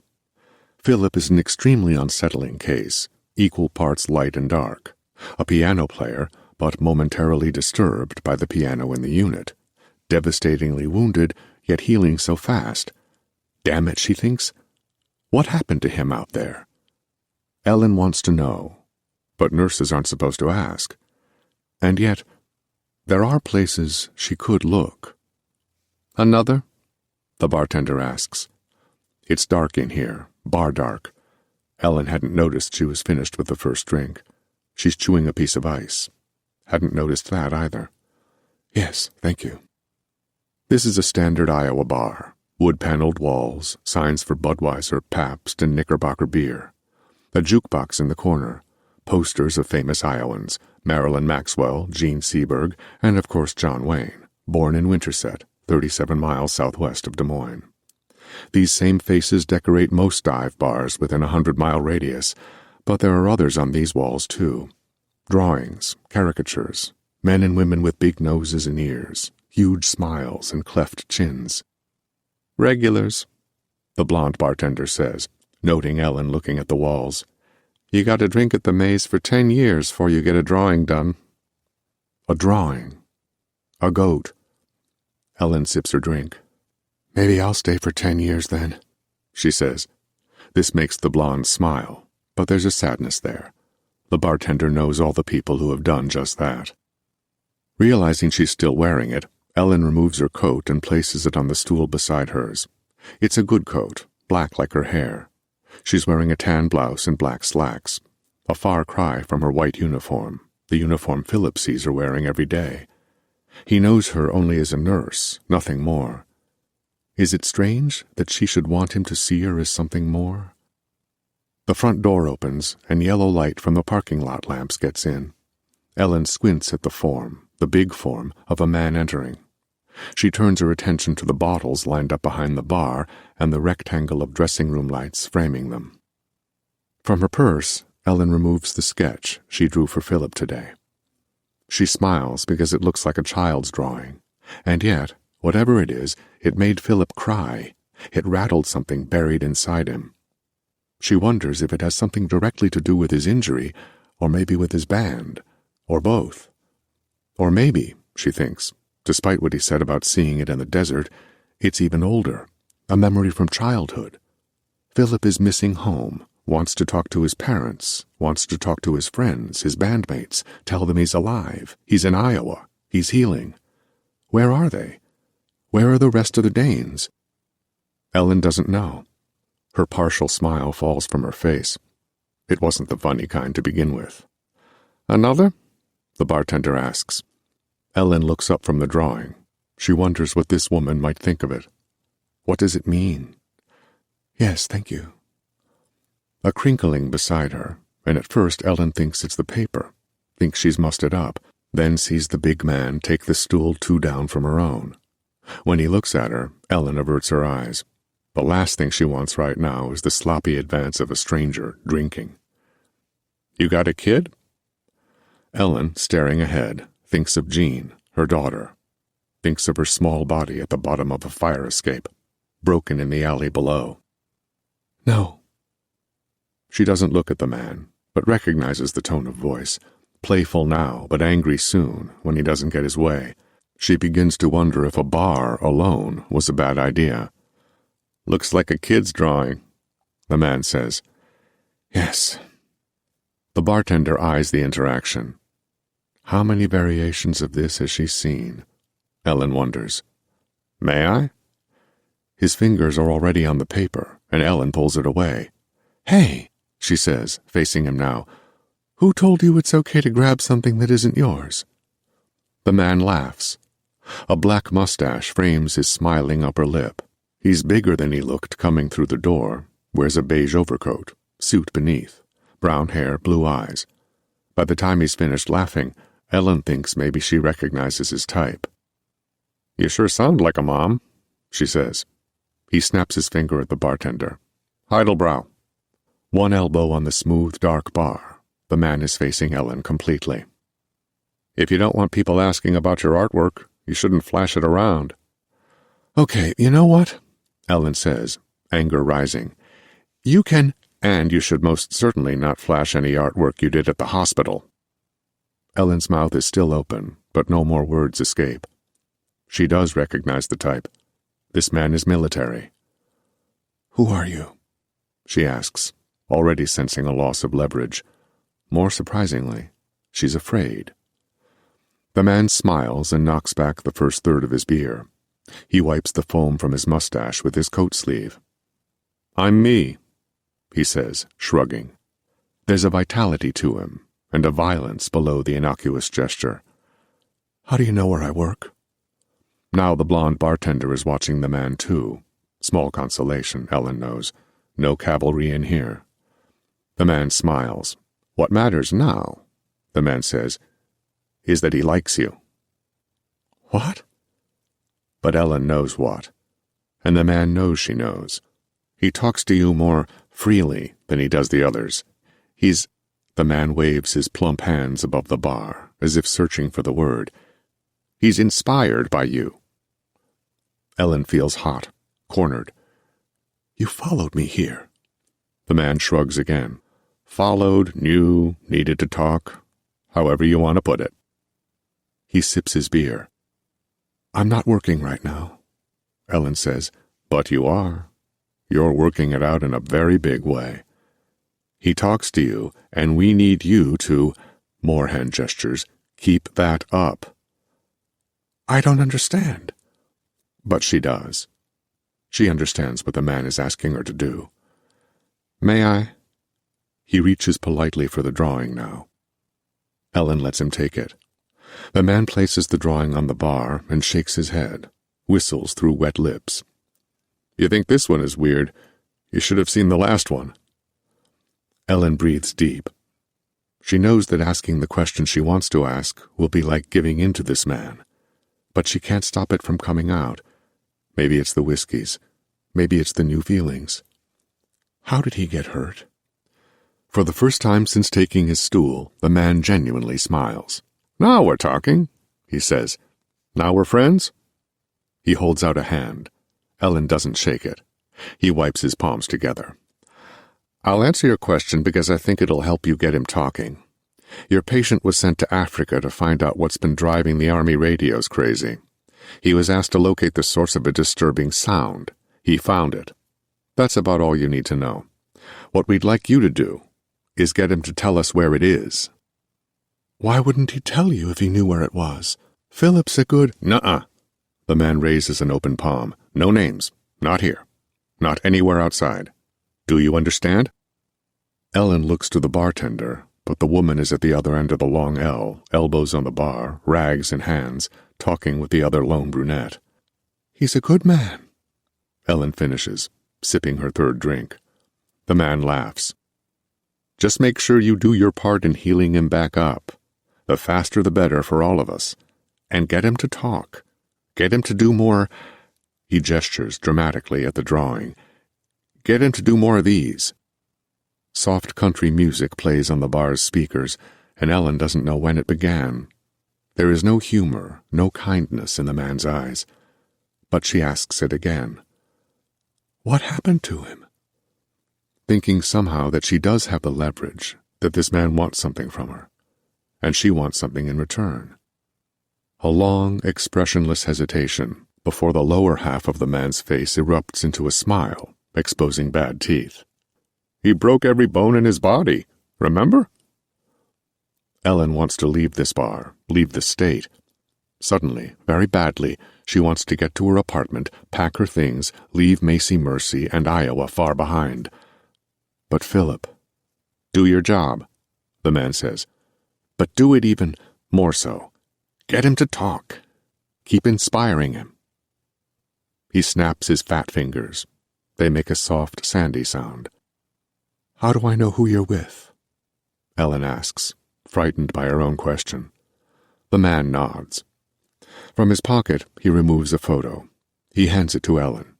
In it, the man, wearing a t-shirt and jeans, is crouched beside a wounded body. There are other people, but none of their faces are visible. None except the one on the body on the floor of what must be a helicopter. Below the helicopter, through its open door, she sees sand. "Philip," she whispers. The man swipes the photo back. "No names." Ellen saw the bruises, the broken body. What should have been a corpse, but lives. "I was one of the men who picked him up," he says, getting up off the stool. He nods to the bartender and she comes. "I'll get hers too," he tells her, and then lays a bill on the counter. To Ellen he says, "Keep drinking if you wanna. Drink the night through. But do as I've said. And oh," he raises the drawing. "May I?" Ellen doesn't speak, doesn't stop the man as he folds the drawing and slips it into his long coat. He tips an imaginary hat Ellen's way and leaves the bar. "Was he bothering you?" the bartender asks as soon as he's gone. Ellen looks her in the eye, but she's not seeing this place right now. She's hardly here. Rather, she's in the hospital, Macy Mercy, tending to those same bruises, those same broken bones. You inspire him. Do your job, only more so.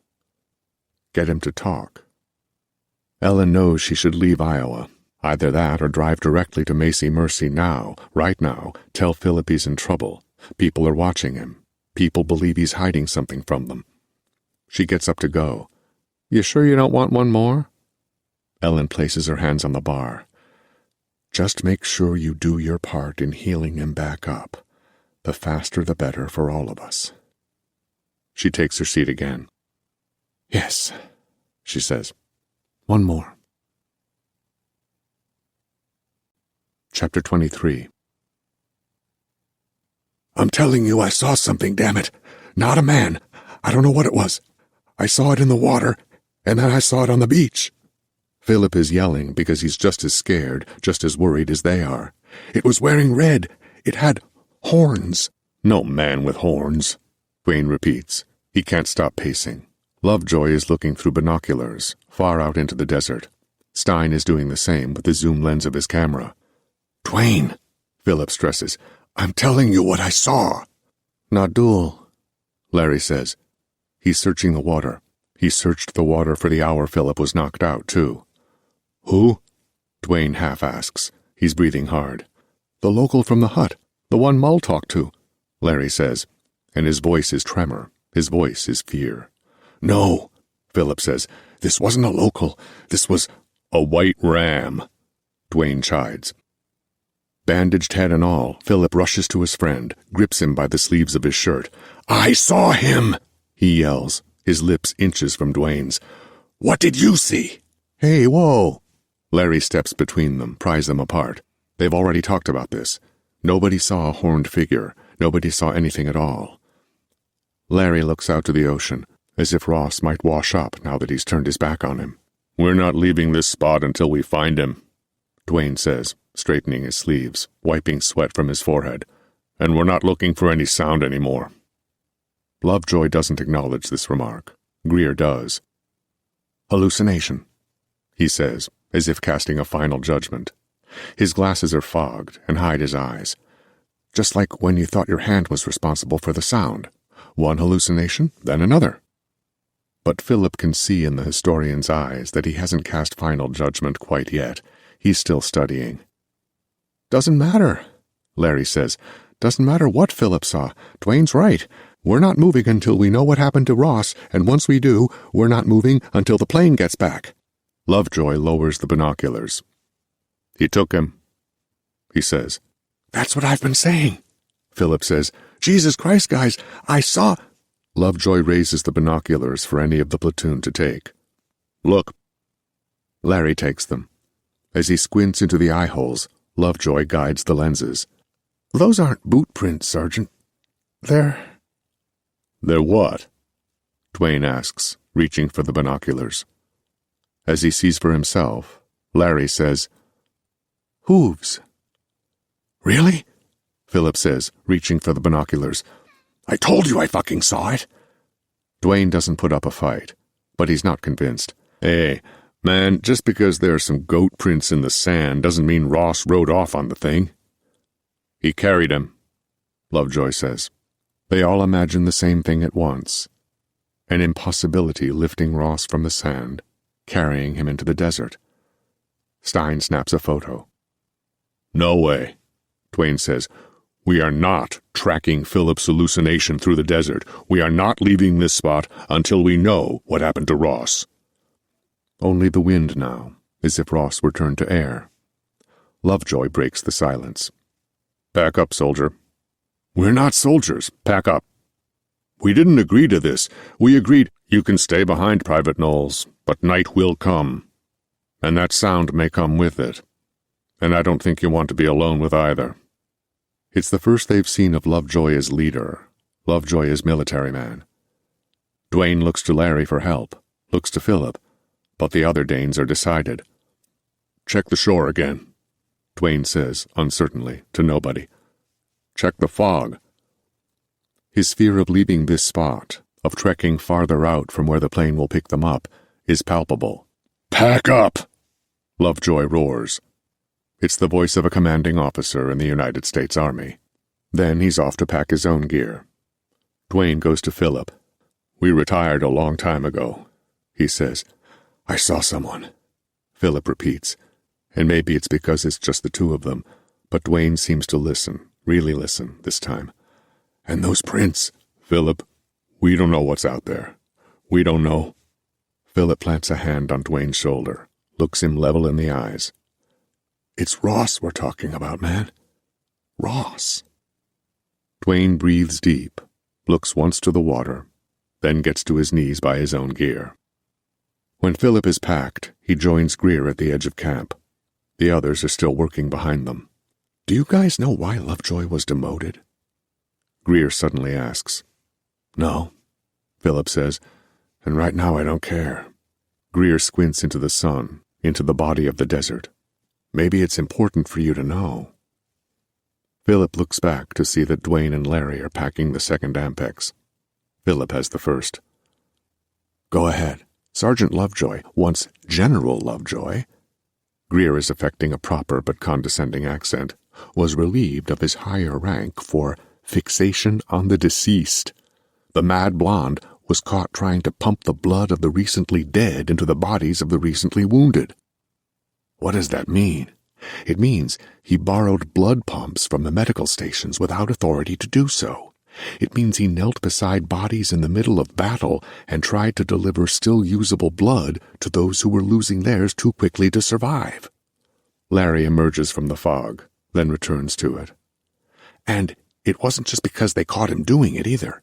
It was because he'd proposed the idea to the army first, and they'd said no. How do you know all this? Philip asks, looking alternately back to the remaining Danes and out to the desert, where he hopes, prays, to see a flash, a shape, a sign of his missing friend. My brother was one of the soldiers he saved. Philip looks to Greer. What happened? Far behind Greer, Lovejoy is slipping his arms through the straps of his pack. My brother Jeff was badly wounded, Greer continues. Gunshot to the right thigh, dead leg. He said he'd seen a fella's chin blown off, another shot through the gut. He said the earth was red with blood. Crayon red, he said. Said it smelled like a garage, like he was getting his car fixed. He was bleeding out fast. He started to cry out for help, but help was already on its way in the form of the then General Lovejoy. When our sergeant emerged from the war fog, Jeff said he just about shit himself. Couldn't believe a general in the United States Army was out there in the field. Jeff thought he must have been death-dreaming. He watched from on his back as Lovejoy signaled blindly over his shoulder and 2 soldiers showed, dragging a corpse through the mud. Behind Greer, Lovejoy is approaching. The sun reveals his reddening scalp, the tufts of blonde hair. Jeff thought they were going to bury him and the other guy together. Then he saw the pump. Lovejoy brought his face close to Jeff's. He said, I'd ask you what blood type you are, but I don't think I'd get an answer out of him. The soldiers jammed the pump into the eviscerated guts of the corpse, and Jeff threw up. The tube filled quickly.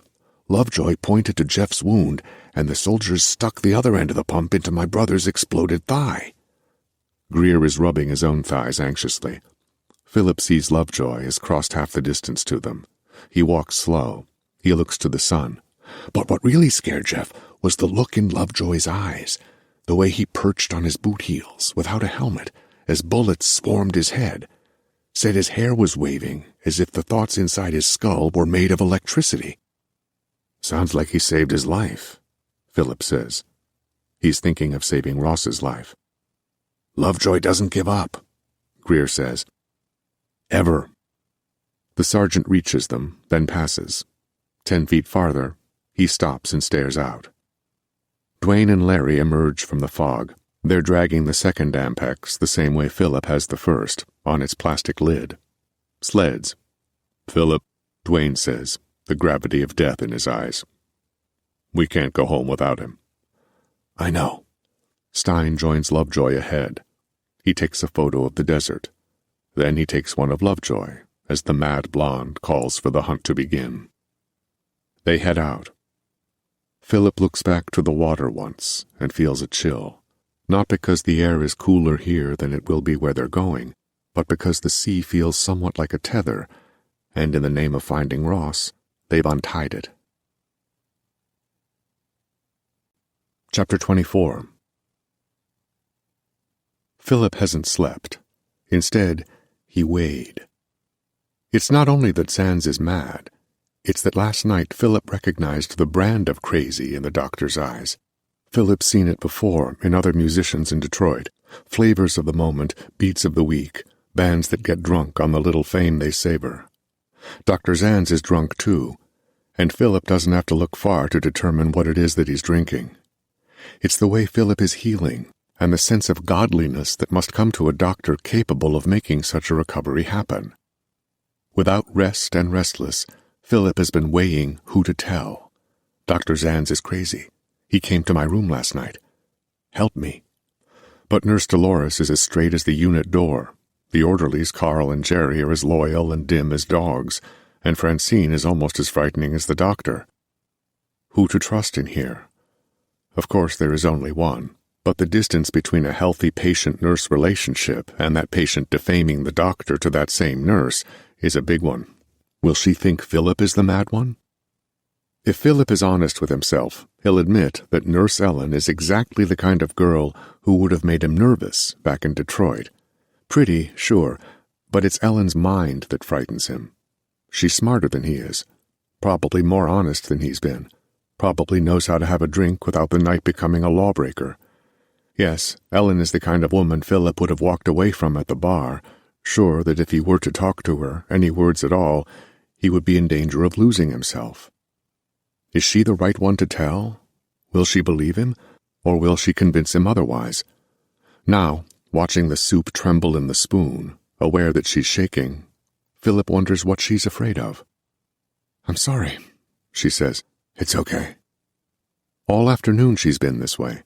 When she came in, her eyes traveled to each corner of the unit, and she spent some time staring at the filing cabinet, too. Philip knows paranoid when he sees it. But does she have a right to be? "It's war," she says, "and what it's done to me, and what it's done to you." She gets up and walks to the bookshelf. Philip is able to turn his head far enough to see her. She's looking between the books, under the radio, like she's looking for bugs. "A daughter," Ellen says, flipping through the pages of the books, no humor in her voice. "Very young. She was 3. People say that means she'll always be 3, but that makes it worse.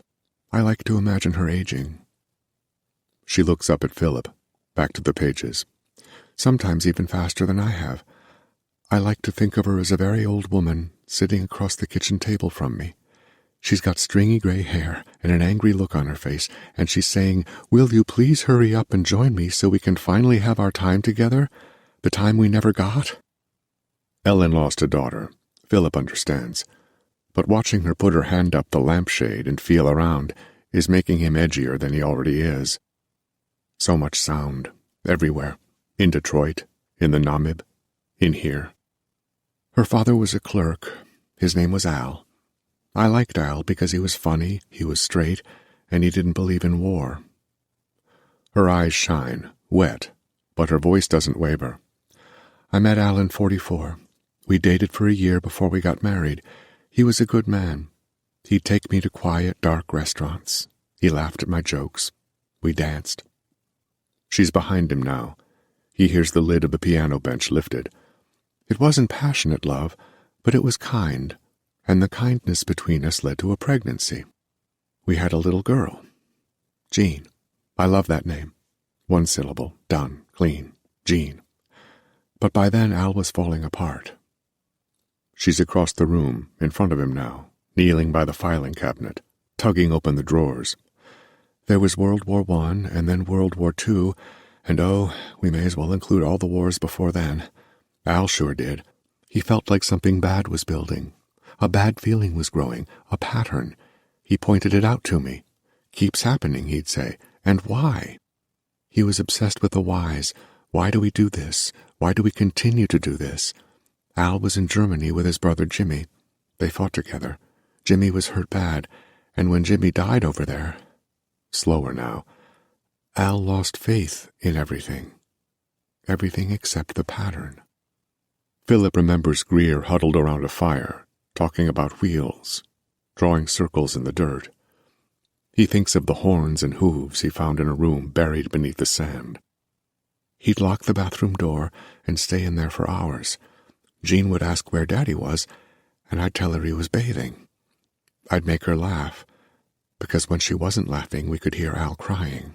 Jean would look over across the apartment to the bathroom, and I'd make another joke, another face, just to cover up the crying. But no matter how loud we were, we could always hear Al when he started hollering. He'd say, "Jimmy, you've already been shot. You just don't know it yet." Ellen pauses, for effect, looks at Philip wide-eyed. Then she's up and searching the window drapes. "He was doing the same thing the day Jean fell from the fire escape. Must have been locked in the bathroom when she fell, because that's where he was when I got home, and I was the first person to tell him she wasn't in the apartment. Me, who had been at work for the past 6 hours. Me, who didn't have to go to war to understand it." She's on her knees by the cot now, sweeping her arm beneath it.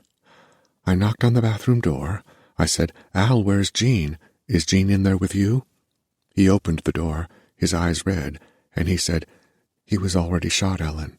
He was telling the rest of us how afraid he was, afraid of getting shot, but he didn't understand. It had already happened. He'd already been shot." She pops up, facing Philip. She looks like a mother to him now. "I'm sorry," she says. "I suppose we're all a bit wounded." They stare at one another, connected by the hospital and more. "I'll be right back," she says. She gets up and leaves the unit. Philip thinks of Al's pattern, of what the platoon started to call Greer's wheel. "If there's one thing that stands out above all others in my research, it's that history doesn't sit still, doesn't sit silent. It makes noise." Philip hadn't noticed the classical music coming from the office until it stops. After a momentary pause, new music begins. Philip has this record at home. Ellen returns. "It's not the Danes," she says, "but it'll do." "What's it going to do?" She crosses the unit, looks down into his eyes. For Ellen, it's the man in the bar who took her drawing. For Philip, it's the fluctuating features of a thief in red. For now, though, their monsters are put away, but not forgotten. "Let's dance," Ellen says. She takes Philip's hand. She drags her fingertip across his palm. She steps to the center of the room. Philip watches from the cot, imagines he's standing beside her. No, sees himself there. Ellen is dancing, and for an incredible, impossible moment, Philip believes he's dancing with her. It's something Philip has needed, something he didn't know he needed. Touch. Ellen dances, slow, in and out of the increasing shadows, across the unit, her heels echoing in step with the drums, her eyes closed. Philip is holding her in a bar in Detroit, gets into a cab with her, takes her home, runs his fingers through her black hair. In the morning, he'll show her his favorite diner, order his favorite breakfast. They'll spend the day together, see Detroit, visit Philip's parents, his friends, the Danes. They'll search for another thrill that night, dancing again, another dance, and create their own wheel, their own pattern, their own sound. When the song ends, Ellen opens her eyes. "That was really very good." Then she laughs, and it's the laughter of the grieving, but it is not mad. She needed it too. A beat, a break, a dance. She turns off the lamp. At the cot again, she brings the blanket up to Philip's chin. Moonlight illuminates her features and the wall beyond her. "Plans?" Philip asks, and his voice is less wooden than it was when he woke in this place. Ellen does not wipe her eyes dry. She leaves the tears alone. "Yes, big plans tonight. I'm going to eat ice cream alone on my couch, and if I spill any, I'll clean it up with a paper towel." Philip smiles, but the heaviness remains in this room. Ellen's daughter, the Danes, Al's pattern, Greer's drawings in the desert sand. Date? Didn't we just have one? And don't we have another one tomorrow? Something has happened in here tonight. Something has passed between them. "Don't dream of anything too horrible," she says. "And if you do, just add a naked woman on roller skates. That always puts an end to a bad dream." They stare at each other in the half-darkness. "Good night, Philip." "Don't leave." "You're braver than you realize." "Don't leave." "I'll be back tomorrow." "Ellen." "Yes?" "Come here." She lowers her head close to his. "Closer." She does. He whispers in her ear, "Dr. Zanz is mad." She leans back, looks long into his eyes. She opens her mouth as if to say something she's thought herself. Then she leaves. The fan is whirring on the bookshelf. Philip stares at the shadows on the ceiling. In them he sees the Danes, on stage in Detroit, on an airplane to Africa. Then, one missing, as the others cross the desert to find him. Night at the hospital is upon him. "Evening, Philip." It's Nurse Francine in the doorway. She's carrying a tray, his medicine, and the ghosts that haunt Philip's mind rise again. Chapter 25. The sun is going down, but it's not down yet, and the water is far enough behind them that the waves sound more like whispers. He's not dead yet, Philip tells himself, dragging one of the 60-pound Ampex machines on its plastic lid. He's missing. This is more manageable. This keeps Philip's sanity safe. Until they see Ross's body unmoving, there is no dead.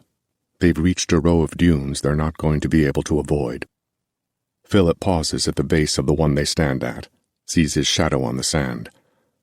Once upon a time, that shadow carried a gun, then a microphone.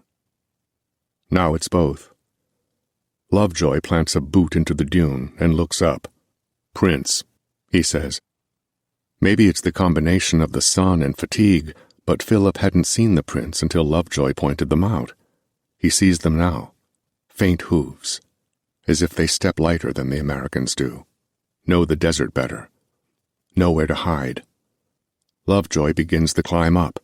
Stein snaps a photo of him, and Philip can see the picture as if it's already developed, black and white, the sweating former general leading the platoon on this dark day, the day Ross Robinson went missing. The rest follow. When Philip reaches the top, Lovejoy is already there, already looking through the binoculars. He points to a distant dot.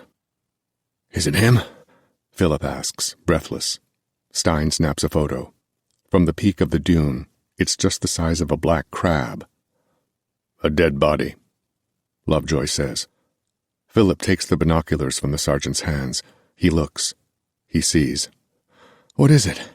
Larry asks. "Is it him?" Lovejoy begins the descent. "Philip?" Larry repeats, because his friend's verification trumps the sergeant's. Stein snaps another photo. Greer is descending now, finding balance where he can. "I'm not sure," Philip says. "It looks more like a uniform."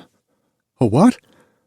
Magnified, Philip sees what could be a long-sleeved shirt and pants. The arms are raised, as if in self-defense. "What kind of uniform?" Philip studies it longer, stares until the distant details begin to make sense. "It looks like a textbook," Philip says. "What does that mean?" Philip lowers the binoculars. "It's not Ross, but it's Army." "Oh, fuck," Dwayne says. "The other platoons." "No." Philip is shaking his head. "Old Army." He hands the binoculars to Dwayne. "Old?" Larry asks. "Like it crawled out of a textbook. That's a dead body, all right, but it's dressed in a Civil War uniform." Chapter 26. "I wouldn't do that if I were you." This phrase, these words, again. As Philip sleeps, they're spoken. An old voice, a familiar voice. From where? "I wouldn't do that if I were you." But who said that? There's an accent, there's age, a warning, an admonition. Philip knows the voice, and it's not just because he heard it repeated for the 6 months he was under. He hears it now, in his dreams, coursing over the smooth arc of dunes, flying low through their slacks. It, too, tracks the thing that took Ross, follows the same prints, until it reaches the same end. And there, at camp, that voice is used, that accent is hidden, on purpose, like the spiders that dig holes beneath the sand, like the miners who once looked for diamonds down there. It's night at Macy Mercy. A sleeping body healing itself breeds nightmares. So Philip wakes. Or maybe it's the sound that wakes him. Philip opens his eyes, sees moonlight where the ceiling meets the wall. The desert at night, too. Creaking wood? Maybe boots on stairs, or maybe someone sitting down to play an old, red piano. Philip wants to sit up. He can't. Instead, he cranes his neck, tries to see behind the cot, to the back of the unit. But the sound isn't coming from inside this room. It's coming from the hospital hall. He's able to turn his head just far enough to see the beginning of the open door. A voice from the hall says, "Lights out." "Dwayne?" Philip asks, as a cruel swirl of emotions accosts him. Dwayne used to call Lights Out at the end of every set. It was the title of their closer. Lights Out. Whispers in the hall? Something. A rhythm to it. Footsteps, creaking wood, a low hum. Zans? Dwayne? Philip says Dwayne, but he's thinking the Danes. Guys, are you out there? His voice is shrill, like someone he'd never thought he'd become. Desperate. The band is dead, Philip thinks. You don't know that for sure. More noise, and it doesn't sound like a band out there after all. No. Why did he think it did? It's Dr. Zans, he thinks, and he's coming to play God. Nurse! But Philip only partially calls for a nurse. He wants to hear this sound through. Wants to see for himself what's coming. Because something is coming. Less like music, more of a wave. A singular, solid block of sound, unraveling from deep down the hall. Philip imagines his bandmates, dead upon that wave. Lights out. Dwayne floating beside a broken drum kit, a wobbly stool, his black skin peeling off cracked, broken bones. A ripple travels across the drummer's body. A wave trapped inside the man, nowhere to go, nowhere to get out. Lights out. Larry's out there too. His blonde hair is white with desert dust from a desert grave. Nurse! Philip calls again, and this time he means it. Lights out. Philip is sweating, breathing too hard. Lights out, we've got one more for you, and then it's lights out. The sound is getting closer, the spool unfolding, a desert blanket unrolled, coming down the hall, revealing his friends, dead, all of them. The whispers out there, boots on wooden stairs, a piano bench, sliding, the hum of the hospital at night. Ross! Philip feels feverish, delirious. He's calling out for his dead friends. Not dead, but they might be. They might be. Philip hears a round of laughter. Sounds like a television show, an audience. Play for us, play for us, play for us, lights out. Nurse! Philip wants out, off the cot, out of this room, out of this battered body. He grips the sides of the cot and pulls, tries to turn himself, all of them at once, closes his eyes, sees a dead Dwayne. Lights out, Philip. I'm out of gas. Lights out. One more song, then we can get out of here. One more song, then it's over. Tell him it's over. Tell him we found the source of the sound. Tell him we found it, and tell him it wasn't any good. Philip grips the cot harder. In the folds of the swelling sound, Philip hears heavy slippers in the hall. Move! He's trying. He's sweating. His bruised arms and legs are pushing back. He rests. He tries again. He rests. I'm out of gas, Philip. One more song. Lights out. But not yet. Not lights out yet. Philip! Larry's voice in Philip's head. Why didn't you bring us with you? Why'd you leave us? No! Philip is pulling himself up, pulling himself over. His arms feel strong enough to do it. A second, deeper strength, well below the discolored surface, the bruises, the breaks that haven't healed, couldn't have healed. Not all the way. Not yet. Dwayne, Philip says, delirious with it. One more. Let's play one more. And the talking, the speaking to nobody, is the final lift he needs. I wouldn't do that if I were you. He's rolling over the edge of the cot, rolling too fast. The ceiling blurs into the wall becomes the edge of the door becomes the floor, too fast.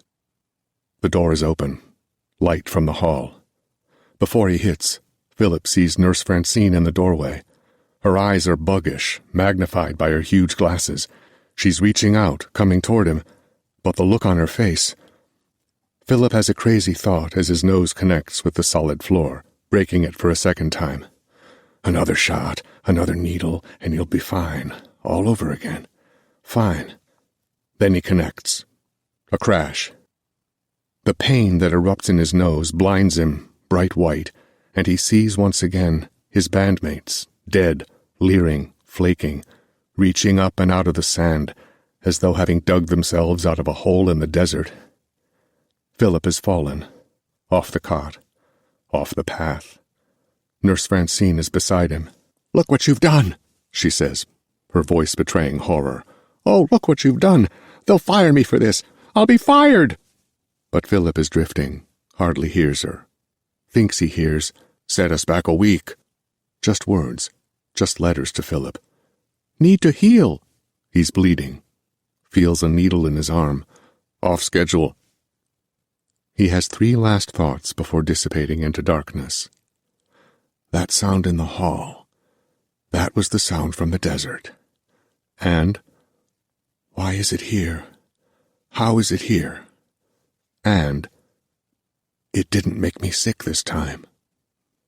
Then he's knocked out. He doesn't hear the sound anymore, nor does he see the light. Lights out. For how long, he can't know. Then, some light.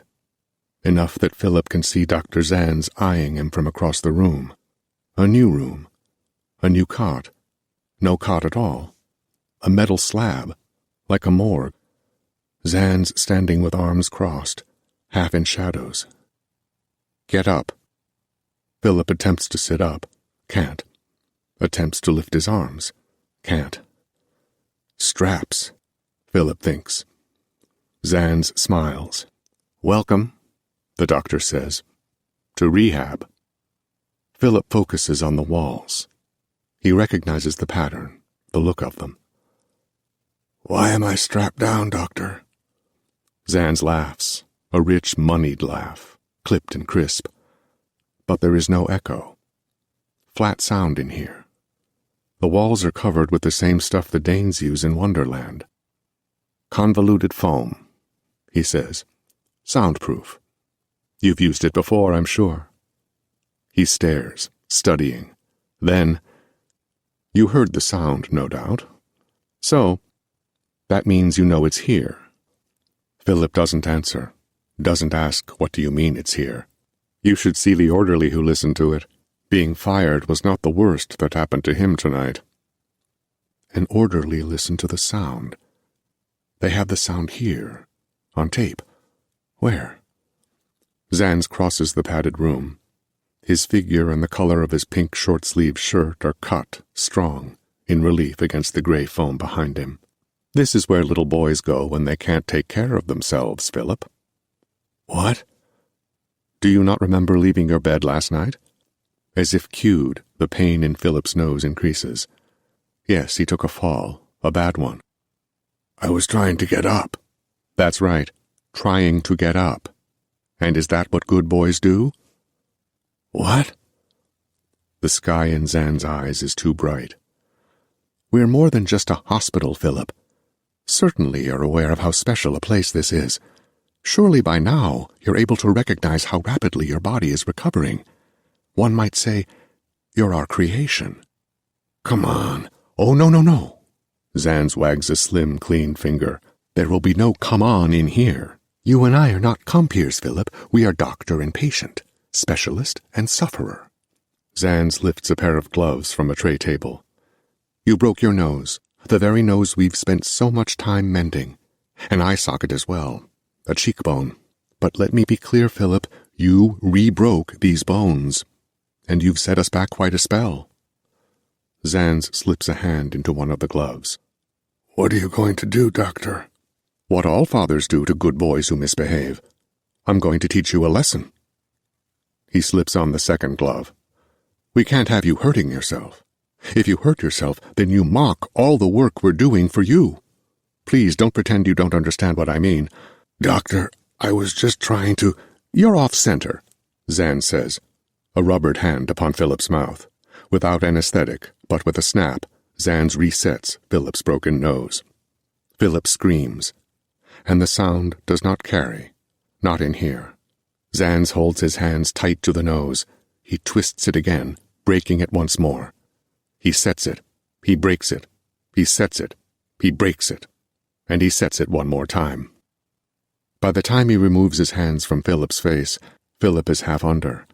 Through a terrible swirl of bright lights and dark shadows, he sees Zan's face as it must look when nobody is watching. Then the doctor is leaving his side. The soft click of a door, and he is gone. Philip fades further, but a second clicking, the door opening again, and Philip sees a pale face, dark hair, a white uniform. "Ellen," Philip says, but the word is half-dreamed, and when the face comes closer into focus, Philip sees the wrinkles, the glasses, Francine. He feels the point of the needle, too, as it enters his shoulder, as the pain in his face subsides, and the dark dreams of the unconscious rush up to greet him. Chapter 27. Lovejoy was right. It's not just a uniform, discarded clothes, unwanted weight in the desert heat. It's a dead body. "Jesus Christ," Stein says, the way people say it when they mean to say, "This is terrible, this is unexplainable, this is bad."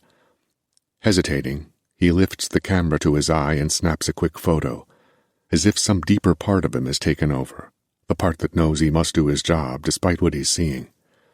It's not Ross, and it's for this reason, and only this, that Philip can maintain a grip on his own reality. But the rest of the facts are mad.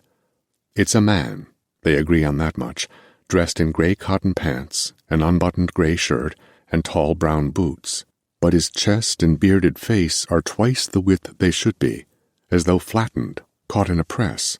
Like putty, like clay, the body looks molded, as though a distracted child left him this way. His nose lies flat against his cheek, like a Picasso. "Fuck, man," Larry says, crouching by the body. He reaches to touch the face, but Lovejoy grabs his wrist hard and pulls him back to a standing position. "Careful." "What? You think it's contagious?" The platoon stands in a line beside what Larry rightfully describes as a flattened man, nearly two-dimensional, as though wholly run over by a tank.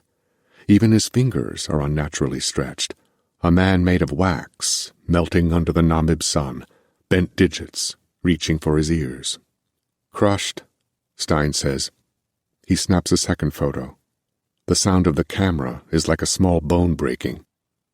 Dwayne holds out one of his own hands, possibly to remind himself of the reality of them, what normal hands look like. "We need to find Ross," Philip says, because everyone's thinking it, thinking about the same fate coming to Ross. Greer is silently staring, a look of deep concern and wonder on his face. Despite the grotesquerie, the impossible face, it's the ears and the fingers extended toward them that each of them comes back to. Nadul's wife's ears were found on her mattress in the hut. "Christ," Larry says, and Philip knows that if they found this body in the street in Detroit, Larry would have already run from it. The man could be young, could be old. It's difficult to tell. But his uniform speaks of another age, another time, another era. Now Stein is taking many photos, as if the first couple broke an internal moral seal. "Look at the holes in his face," Greer says. "The eyes, the nose, the mouth, the ears." Greer bends at the waist for a closer inspection. "Because of how he was flattened, whatever's inside of him should have come out, like roadkill. But there's nothing here. No bloodstains in the sand." "Scavengers?" Stein suggests. "No," Greer says. "He hasn't lost a thing. I bet he's still got all his parts inside." Stein photographs. In the distance, very close to being out of earshot, Philip hears a ripple, a wave. "Listen," he says, turning to face the desert. Then Philip is on his knees, powering up the Ampex, connecting a single microphone cord. He puts on the headphones and adjusts the input volume. It makes music, so they're sending musicians. The others instinctively cover their ears. Another ripple, faint. With it, Philip feels a trace of illness. The red light on the Ampex is blinking. The reel is rotating. The machine is recording. "Be careful," Larry begins. Philip holds up an open flat palm. The sound diminishes. A distant bulge, then gone. Philip waits 40 seconds. Then he immediately rewinds the reel. "I'm gonna blast it," he says. "I'm gonna get sick." "Philip," Larry says, "what are you doing?" Philip presses play. He heard something inside the sound. Through the legs of the platoon, he sees the body in the sand. He thinks of old photographs, the kind he'd seen on his grandparents' mantel as a kid. But this body is not old in age. It's old in time. The playback begins. At this volume, the static is loud. Philip can hear the platoon breathing, wind across the microphone head, his own movements in the sand. Then, the sound, developing, like a cry, a call.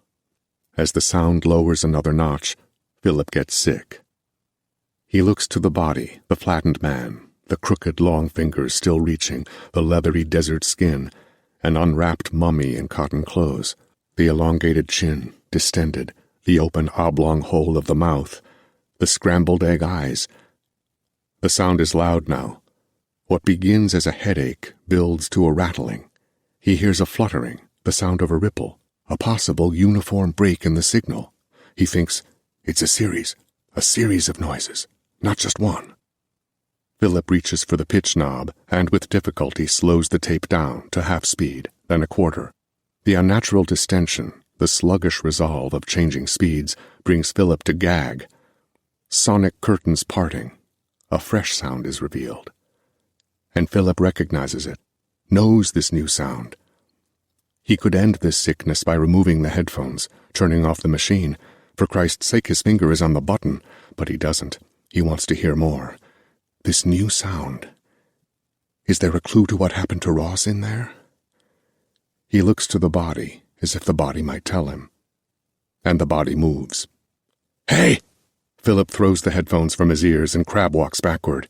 He's pointing to the body. He moved! His fingers moved! Lovejoy pulls a pistol from his belt, fires at the body.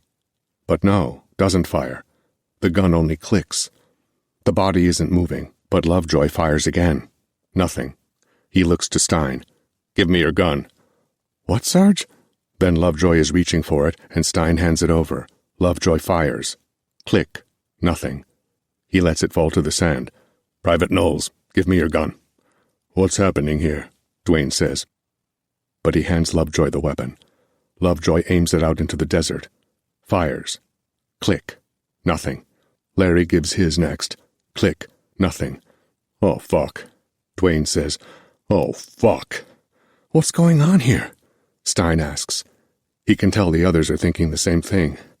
Greer explains it. The sound, he says, rendered a United States nuclear warhead impotent. So are you saying... Lovejoy tries Philip's gun. Nothing. He drops it onto the pile of others. Jesus Christ, Larry whispers, and this time he says it like someone does when they mean to say there is trouble. The platoon stares out into the desert, as if weighing the risk of facing it unarmed. Listen to it at quarter speed, Philip says. He's pointing to the Ampex. It's footsteps. Greer turns to him. What do you mean, Philip?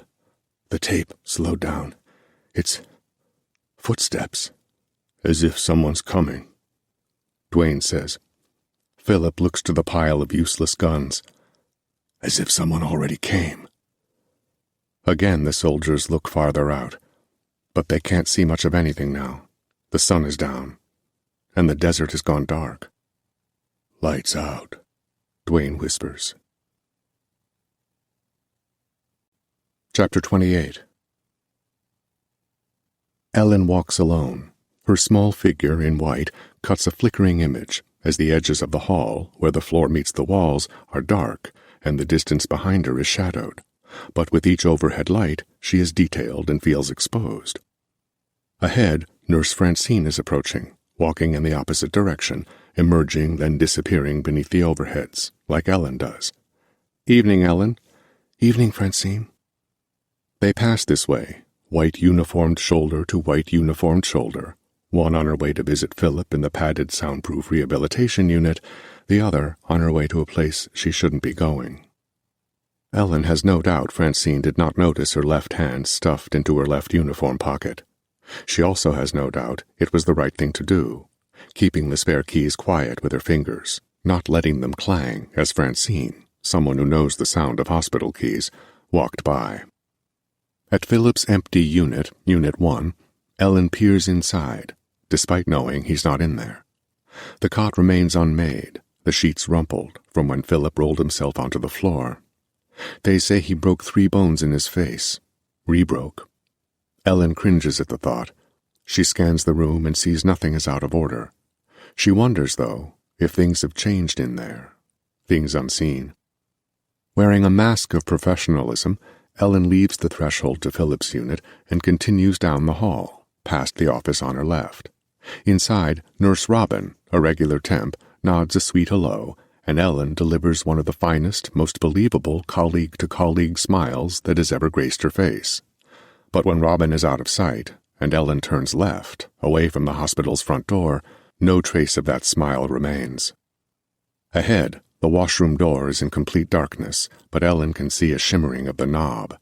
She turns left again, taking the hall without patience. The hall no nurse has any business frequenting unless they're Nurse Francine at night and Nurse Dolores during the day. The nurse is responsible for the distribution of drugs to the patients.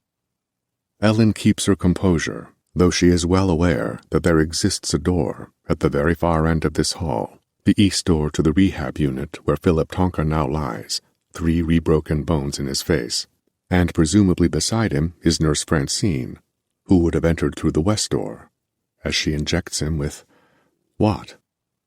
Ellen grips the keys to keep them soundless and arrives at the unit marked Staff Only, Medication. But the appellation isn't entirely true. The nurse's station also harbors medicine, the kind with names that are already familiar to people like Philip Tonka and the greater part of the United States of America. Ellen wonders if the drugs in this room ought not to be called medicine, not until they've been proven to work. One glance up the hall, one glance back, and Ellen removes the key from her pocket. She's resigned to the fact that if Dr. Zanz were to suddenly return from Des Moines early, if he were, say, inside the very room she's entering, she would simply laugh, say nothing, and run. There's no excuse she could manufacture that could properly explain her presence in this hall, in this room, and any attempt would be as transparent as Zan's desire for curing Philip quickly has become. In her 6 years at Macy Mercy, Ellen has never seen Dr. Zanz so focused on the expediency of a patient's recovery. Why? Ellen opens the door and, fast, slips inside. She closes the door behind her, leans against it, and waits. It's very dark in here. She's still for a long time, too long to feel comfortable, counterintuitive to how she wants to behave, rapid, efficient, in and out. She waits for her eyes to adjust to the dark. She will not turn on the light in this room, won't have the frosted glass illuminated, worries already that her own shadowed form will somehow stand out from the other dark shapes. And the white fabric of her uniform might stand out. So, Ellen removes it. Beneath it, she's wearing black nylons, a black long-sleeved shirt, black socks. She folds the white uniform and tucks it onto the bottom shelf of the steel storage rack to her left. From the breast pocket of her black shirt, she removes a box of matches. 1 step, 2 steps, 10 steps deep into the room, she strikes the first match. She's surrounded by bottles, vials, swabs, and gauze. She blows out the match. She waits. She listens. She wonders how thick the door is. Would she hear a creaking, a person in the hall? Would she hear someone speaking out there? Would she hear someone being quiet? She doesn't want to wait, but she waits. And no sound comes. She lights a second match. The bottles are all grouped together. Things are not as chaotic as they first appeared. Ellen brings the match head close to the labels, but they don't tell her much. Zaxan, Mitocol, words and names she doesn't know, doesn't understand, has never had to learn. She studies, holds the match close to a row of bottles. Nothing but names. Not what they do, not where they come from, not what they're made of. Ellen knows that even if the ingredients were listed, it would be of little help. She questions why she came in here at all. What is she hoping to uncover, hoping to find? The match is burning too low, and Ellen blows it out. The doorknob turns behind her. She's stuck, for a moment, in place. Did she lock the door? Is the door about to open? Right now, with her standing in the middle of the room? the sound of keys in the hall. Ellen moves fast to the far wall, hoping she doesn't knock something over, a vial, a glass, on her way. The tall steel shelving doesn't quite reach the bricks, and certainly won't hide all of her, but Ellen slips into the space there, feels like it's slimmer than she is, like she's crushing bones, flattening herself to fit. The door opens. The lights come on. Her face is fully exposed between two steel shelves, but Francine hasn't noticed her. Not yet. Sneezing up a storm.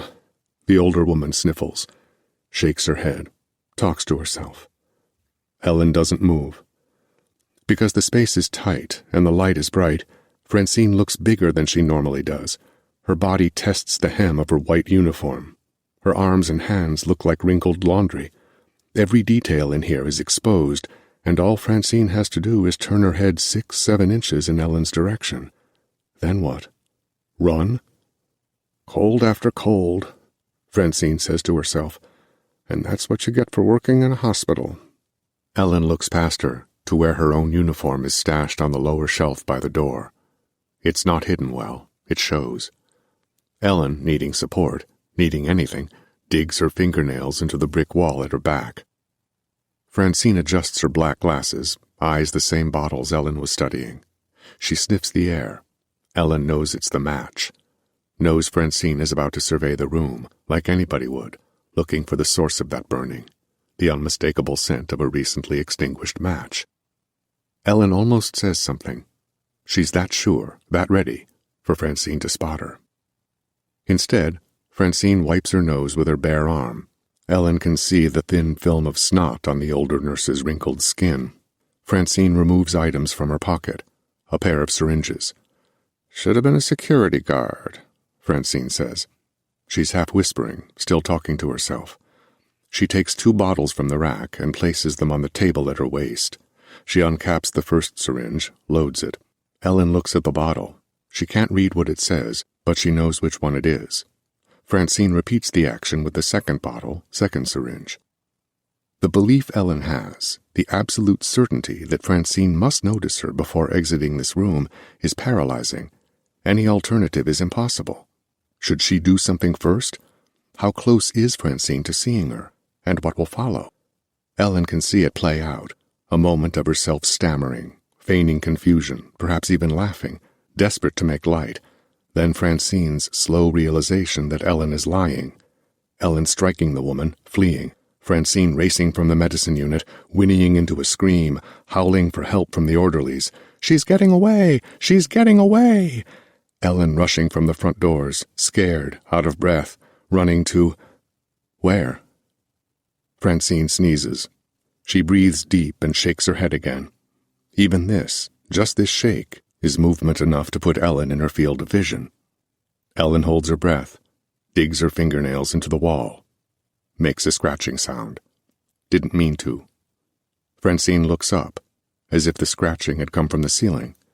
She stares there, her mouth hanging open, her gray eyes magnified to the size of drink coasters.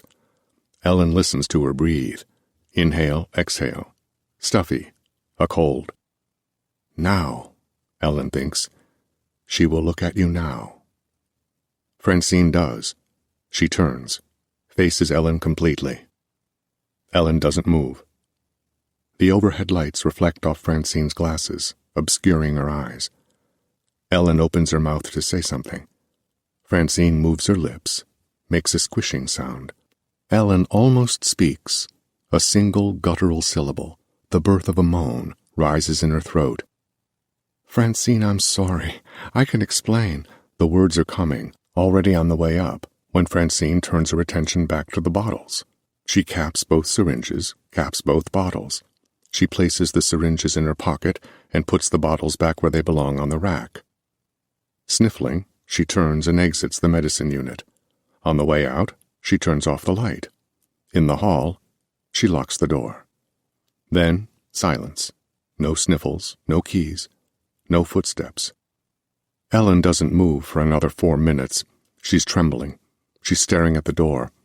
She's imagining Francine's face, inert, staring back at her, transposed, the immediate, indelible memory, as if Francine is looking through the frosted glass now, staring still into the deep shadows of the medicine unit where the shelving doesn't quite reach the brick wall. But she's not. Nurse Francine is gone. Ellen squeezes out from her hiding spot and steps to the table, to the rack holding the bottles Francine used. She looks to the door, waits another 2 minutes. She lights the third match, brings it to the bottles. Even if Ellen hadn't seen the 2 Francine used, she'd be able to tell what they were. Both rest unevenly in the rack. Ellen pulls them out, sets them on the table. She reads the labels, doesn't understand them, doesn't know what they are, turns the bottles around, nothing, looks underneath them, reads something, A9A. She blows out the match and waves the smoke away. She looks to the frosted glass, scared to see a shadow pass, or worse, a shadow becoming a solid against the glass, a face, eyes looking in. But no face. She retrieves her uniform, quickly puts it back on. She steps to the door and turns the knob and actually pulls the door open a crack before quickly closing it again. She returns to the table and places the bottles back on the rack. Almost forgot to do that. What else has she almost forgotten to do? She pauses, forces herself to think. She has the keys, has the matches, right? Does she have all the matches? Ellen checks her pockets. 1, 2, 3. Yes, 3 burnt-out matches. Are the bottles back on the rack? Yes, she did that. Yes. Is her uniform on? Ellen actually looks down to her white uniform, shining even in this darkness. She looks back to the space between the shelf and the wall. Her nails. She dug her nails into the wall. Does she need to check if she's left a mark? You have to get out of here. Ellen lights a 4th match, walks to the shelving, holds the match by the wall. No visible mark, but the flame is flickering, unstable, unreliable. What is she afraid of? What does she think is happening in this hospital? Why do they want him to heal so fast, Ellen? What do they need him strong for? She doesn't know. Are you afraid? Yes, Ellen is afraid. She blows out the 4th match, turns to face the door. She's ready to leave, must leave. She crosses the medicine unit once more and places her hand on the knob. Hesitation. A pause. Listening through the frosted glass into the hall. Anything? Nothing. Ellen opens the door, enters the hall, feels exposed by the light, though the light is dim. Her hand shakes as she locks the door, pockets the key. She wonders if it's written all over her face. Fear, hiding, confusion. If somebody, anybody, were to turn the corner, walk toward her, would they notice? Would they remark upon it later? Dr. Sands, I saw Ellen in the 2nd hall tonight. I don't know what she was doing there, but she was doing something. She was hiding. She was afraid. Ellen allows her black hair to hang in front of her eyes. She stares at the ground as she walks. Feels less visible this way. Then she tucks her hair behind her ears and lifts her head up. She's got to look normal, like she always does. What does she always look like? She turns the corner, exiting the 2nd hall. The front door is ahead. She could walk right out, never come back, get in her car and drive home, pack some things, then leave Iowa, go to California, find an apartment. She has enough money for gas. She knows how to meet people. She could get a job there, start a new life, exit this place of growing shadows, begin anew. At the front door, she turns right, heading down the length of the 1st hall. This is the hall she spends all her time in, and yet she feels only marginally safer for having entered it. Ahead, only a few feet, typewriter clacking pours out of the open office door. When Ellen steps even with it, she looks inside. She doesn't want to see Francine, doesn't want the older woman to turn from her seat at the typewriter and look at her with that same open-mouthed expression. Guess what I'm doing, Ellen? I'm writing a report. Guess who I'm reporting, Ellen? I saw you in the medicine unit, saw you hiding like a scared little girl. But it's not Francine at the typewriter. It's Robin, the temp, most likely entering the nurse's notes. Busy work, making them official, filing. Hello, Robin says, sensing someone in the doorway, turning to see Ellen. Hello. A lot of work, Robin says, shaking her head. The age-old exchange between co-workers, the knowing expressions. Yes. Well, back to it for me. Yes. Ellen continues down the hall, unsure if she should look to the ground, look up, afraid to meet anybody's eyes, afraid she'll suddenly scream out, "Why does he need to heal so fast? Why?" She isn't certain exactly where she's going. If Dr. Zanz were to exit any door that lined this hall, if he were to ask Ellen what task she was engaged in, she isn't sure she'd have the presence of mind to lie. Halfway down the hall now. Got here too fast. Retains a blurred, faint memory of Robin in the office. An impossibly fresh face, smiling above a new white uniform. At the end of the hall is the rehab unit, and in that unit is Philip. Is Francine in there? Has she brought the drugs to him? Of course she has. That's what she does. She administers. She drugs. Ellen reaches the unit too quickly. She stops. The door swings open before she touches it. Francine's face. She looks so different, Ellen thinks, out here. A shriek from behind Ellen. A patient crying out. "Oh!" Francine shrieks herself, looking past Ellen, then at her. "Good timing. I need you." Behind Francine, Philip is sitting up. "How is he able to do that?" Ellen asks, incapable of keeping the question in. The man broke almost every bone in his body. "I need to assist that patient," Francine says. "Administer the shots to Mr. Tonka. Can you do that for me?" Philip raises his fingers to the door, no less bruised but up, sitting up, able to. Ellen feels a tray at her waist. "Ellen?" It all feels half imagined, half untrue. She looks down, sees the 2 syringes. "Administer these shots." This time Francine isn't asking. From across the unit, Philip is staring into Ellen's eyes. "Yes," Ellen says. "And wake up. You're moving like a patient yourself." Ellen takes the tray from Francine and enters the unit. Behind her, the door closes. Just Ellen and Philip now. Philip smiles. Sadly? Ellen knows he knows. This mystery, this healing, is not for his sake. "Medicine," Philip says. They share a pause, and in that pause a question echoes. Is it? Is it medicine? Chapter 29.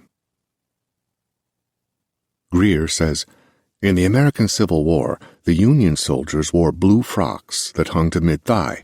Buttons and patches displayed their rank. Brown belts secured water canteens and other necessary items to their persons. Majors wore double-breasted coats, the infantrymen were issued single-breasted.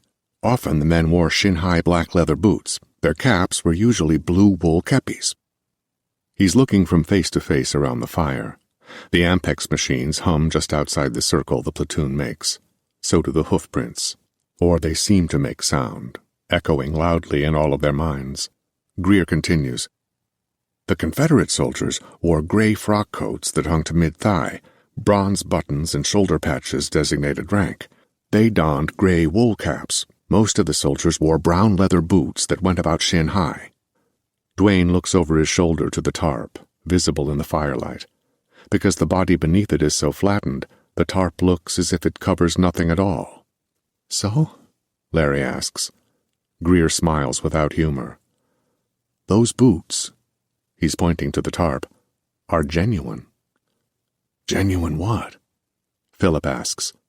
Greer looks him in the eyes. The flames dance in the historian's glasses. "Genuine past, Private." Chapter 30. Philip wakes in the frigid desert at night. He's supposed to be on watch, supposed to be awake, shouldn't have fallen asleep.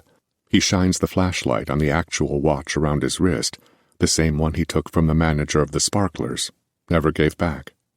It's 7:16 p.m. in Detroit. That's 2:16 a.m. here. Ross. His friend's name comes to him with a jolt, as if by falling asleep he's missed the answer to what's become of him. Philip sits up, and the tip of his gun digs into his side, through the blankets, through the wool-collared jean jacket he wears. Philip looks down, realizes his gun is pointed at the piano key hanging around his neck, the F. He moves it. Despite knowing that none of the guns work, Philip had to keep it by his side. The look of it alone could save his life. Who knows what might have avoided him, seeing the weapon as he slept? Standing, he shines the flashlight across camp. None of the remaining Danes wanted to stop, not even for the night. Ross is out there. Ross is somewhere. The prints that led them to this spot continue beyond it. They have no way of knowing how far they are from whatever made the prints. Philip studies them in the light of his beam right now, sees where they pass into the darkness ahead. Philip checks on the others. It's colder here than it was by the coast. Greer would know why. Greer is buried beneath his unpacked clothes, blankets, and a canvas tarp. Most of the others sleep this way. Only Lovejoy is using the tent pole like it's meant to be used, holding up the tarp like American cowboys once used them, sleeping around fires in vast open prairies. Philip rubs his gloved hands together. He breathes deeply and it hurts. Feels like the cold has crawled in, has taken root in his lungs. The exhalation is precise in the flashlight's beam. He looks out to the desert, to where the hoofprints direct his eyes. The platoon must sleep. He knows they can't hike 24 hours straight and expect to be prepared, both mentally and physically. They're no use to Ross parched, pruned, dried up, and dead on a dune. Philip thinks of the body they found. Christ. He looks over his shoulder to where Lovejoy ordered Greer to put it for the night, 200 yards from this temporary camp. Philip can't see it, can't even see the tarp. It's the second time Lovejoy has indicated he doesn't want to be too close to the thing. But it's Greer's reaction, Greer who dragged the body himself on a plastic makeshift sled, that frightens Philip now. The historian said the flattened man not only resembles a soldier from the Civil War, but actually is one. Philip's got to move a little because it's too cold to sit still. A Michigander born and raised, Philip knows winter, but this is a different kind of cold. He takes 2 steps in the sand and feels something at the tip of his black boot. The light shows him it's one of the cords powering the Ampex machines. Philip and Larry set them up when they arrived here.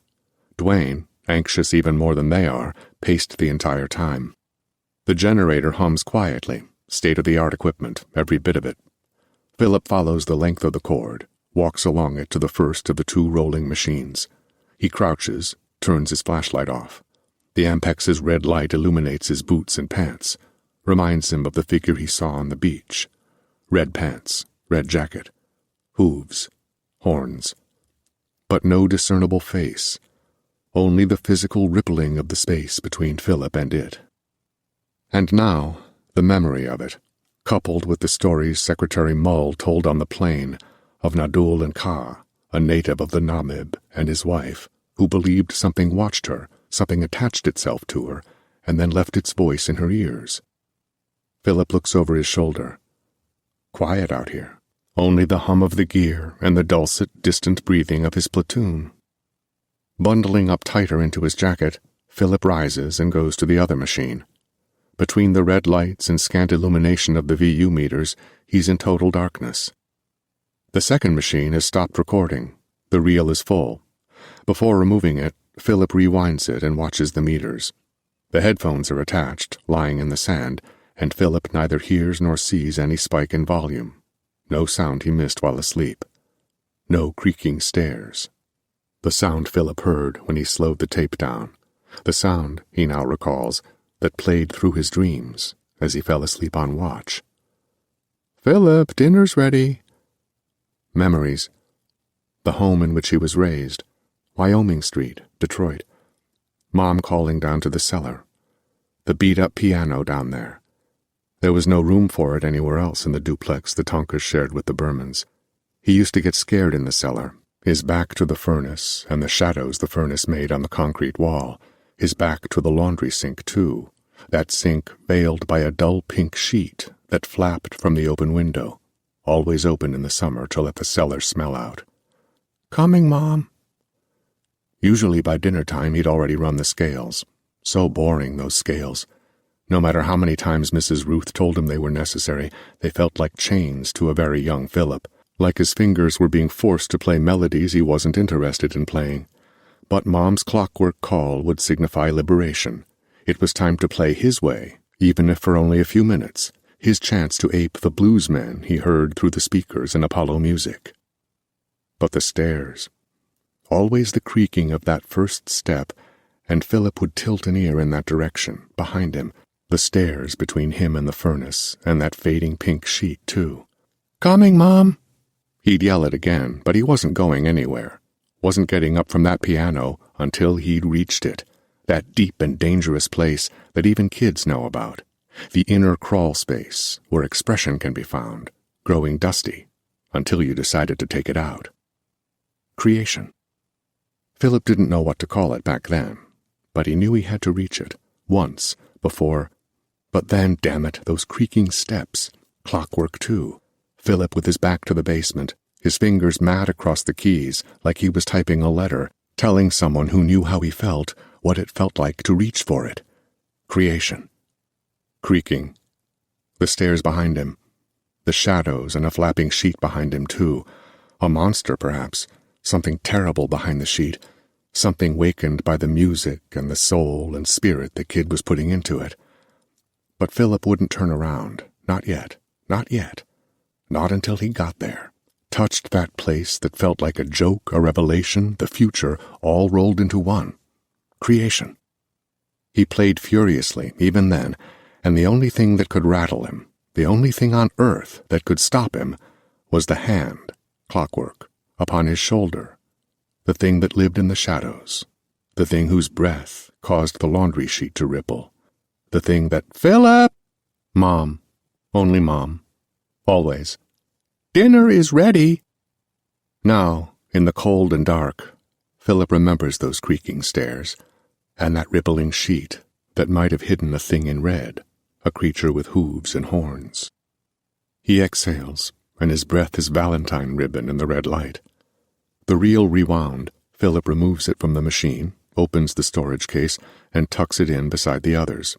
He gloves a new one, places it opposite the catch reel, and begins to thread the tape through. Something is moving in the sand behind him. Philip rises with his flashlight on, and gun at the ready. It's empty desert. Nothing crawls. Nothing emerges from the shadows beyond the light. But even the desert, with all its open space, has its corners at night.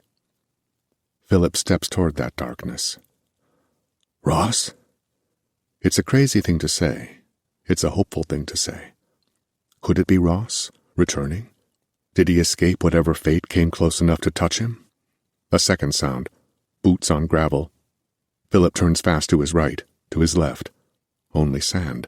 The base of another dune. He brings the light to its peak.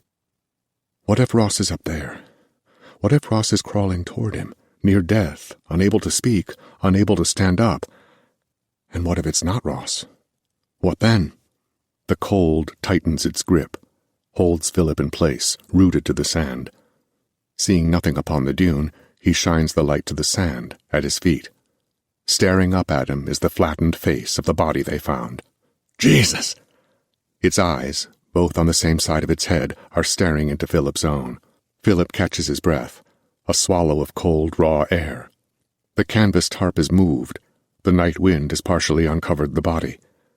Philip looks back to camp. Is he 200 yards away? He must be. He is. Before covering the body again, he studies the distorted features, the oblong, bearded mouth, the eyes that appear soupy enough to spoon. Philip reaches for the canvas tarp. Hears footsteps in the sand. He turns, sees nothing, no one.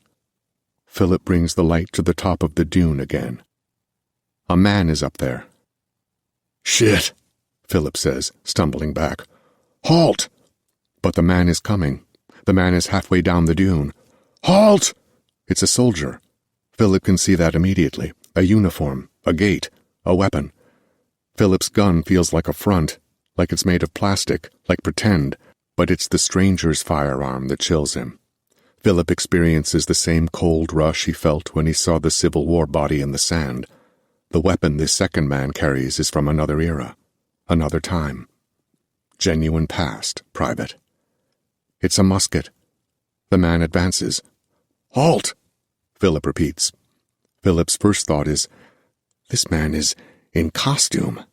A blue coat, yellow scarf, blood-red lapels, yellow buttons that do not reflect the light. Black boots dig into the cold sand until they reach the base of the dune. A tricorn black hat shadows the soldier's face. Is it the thing in red? Philip looks for horns, looks for a white beard. "Come on, man. I'm going to have to shoot you." It's a costume. Has to be a costume. Because if it's not a costume, if it's really what the man wears, then you've lost your mind. You've lost your mind. The soldier steps closer yet, into the full sphere of Philip's light. Since finding the body in the desert, Private Greer has talked endlessly about uniforms. He focuses on the Civil War, but he goes on. The American Revolutionary War soldier commonly wore a blue frock coat, a tricorn hat, a ruffled shirt tucked into tan breeches, black boots that reached shin-high, a yellow scarf that protected his neck from the cold. This is not the thing in red. It's a soldier from the American Revolution. Philip lowers his gun. Useless or not, front or not, this man is beyond threat. This is beyond sensible, admonishing words like threat. An American, Philip thinks. "How?" Philip begins, but the man is lowering his musket. He's pointing to Philip's other hand, to the light. He's smaller than Philip, to scale. "Who are you?" Philip finally asks, his words like the smoke of gunpowder in the air between them. The man, the soldier, is less than 2 feet from him. He's reaching. Hey, Philip says, "Don't do that. Don't make me—" But the man grips the flashlight and brings it close to his face, studies it, looks Philip in the eye. "Lantern," the man whispers. Not just American, Philip thinks. The first. "My God," Philip says. A savage with an axe would have scared him less than this man has. This impossibility, this ghost. The man releases the light, takes a step back. "Hang on," Philip says, lowering his gun. "Wait a second. We lost a friend. Can you help us find him? Can you help us?" But the man is backing up the side of the dune. "Wait, help us. You must know something. Where is he? Where could he be?" Philip drops his gun, raises his hands. "I'm not going to hurt you. I just need to talk to you." But the soldier is backed up out of the range of Philip's light. A silhouette now, at the peak of the dune. Philip runs toward him. "Wait!" To the top, at the top, shining his light across the breadth of the dune into the shadowed pits, sand valleys surrounding. No man, no revolutionary soldier, no vision. But a sound again, behind him. Boots again. Philip spins.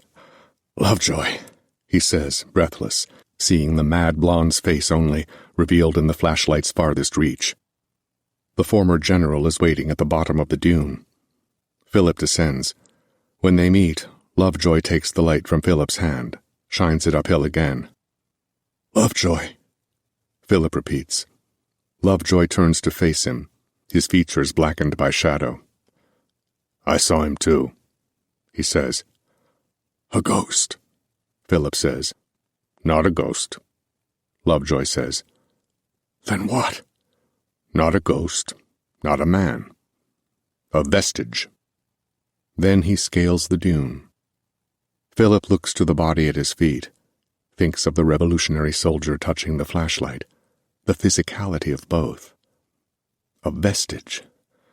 But a vestige is only a glimmer, only what remains, and Philip knows that both impossible soldiers are more real than that.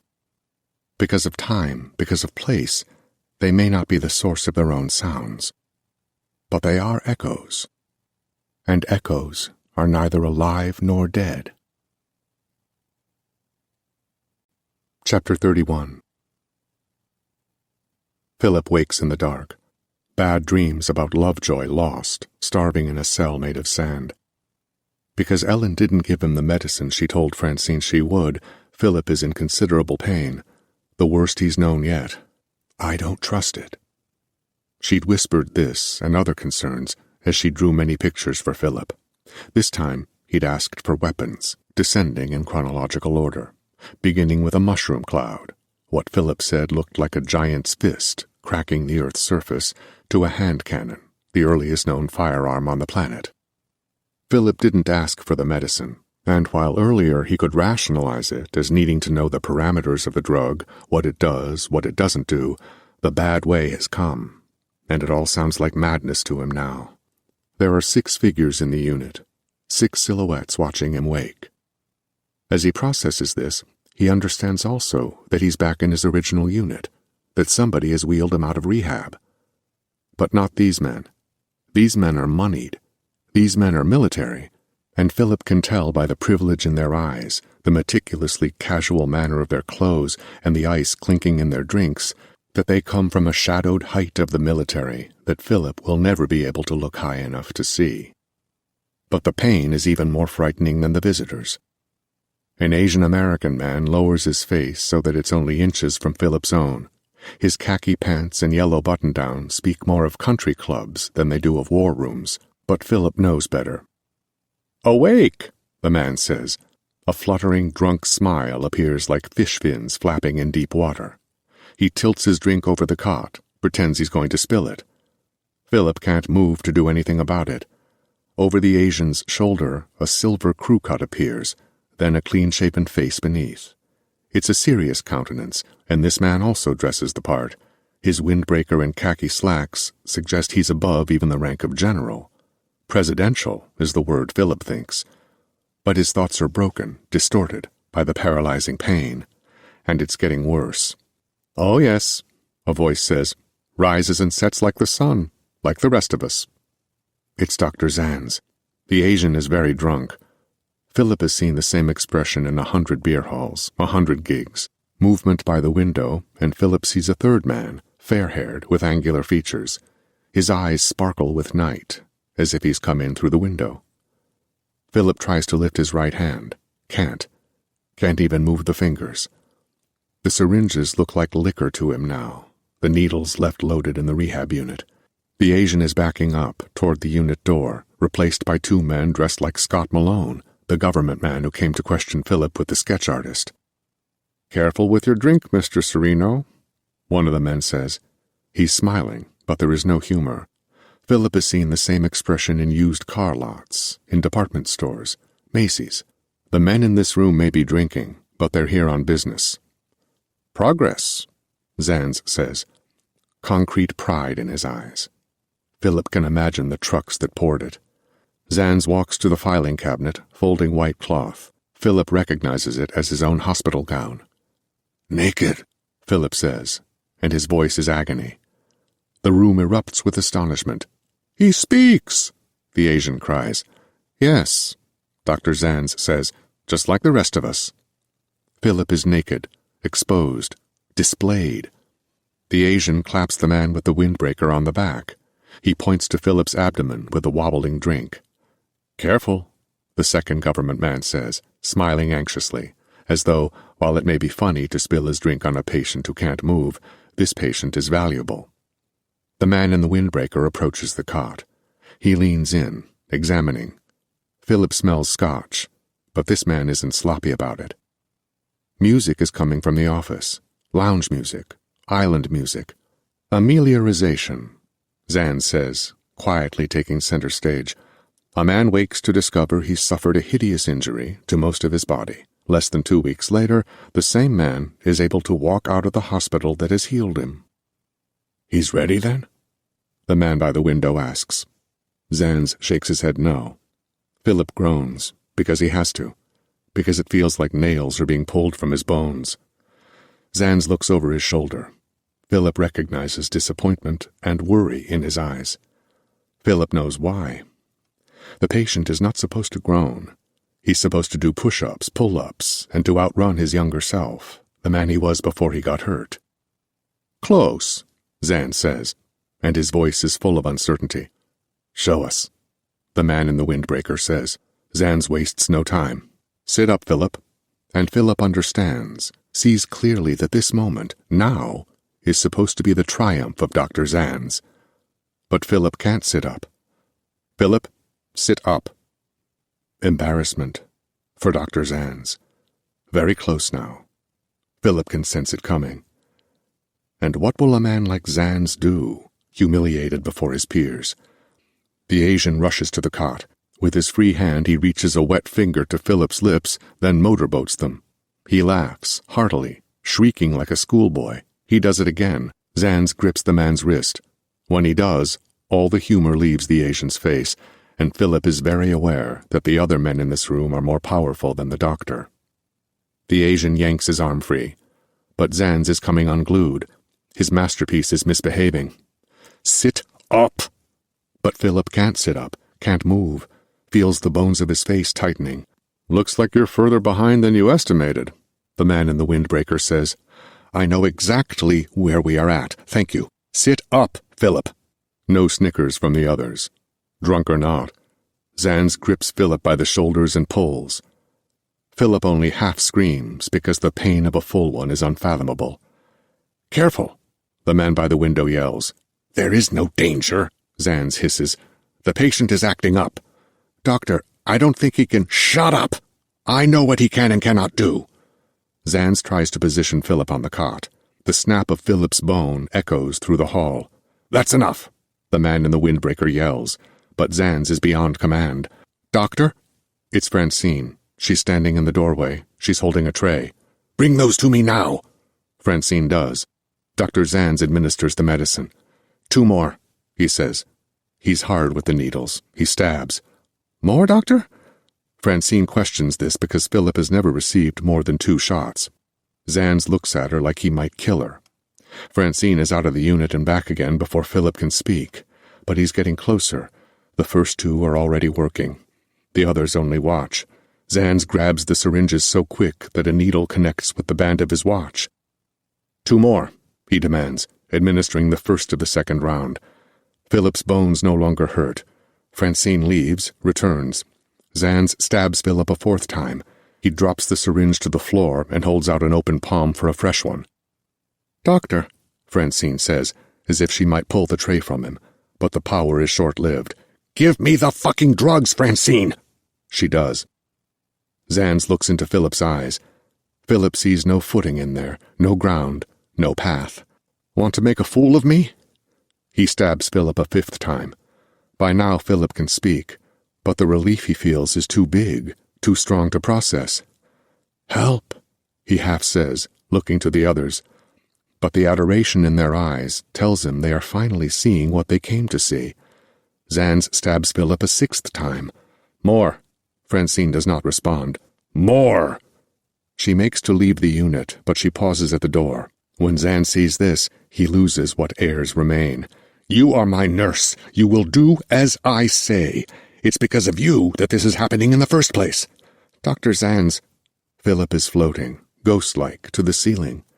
In his mind he's going to break it, going to leave the hospital at last. "Why was the patient not given his medicine, Francine? What did you do?"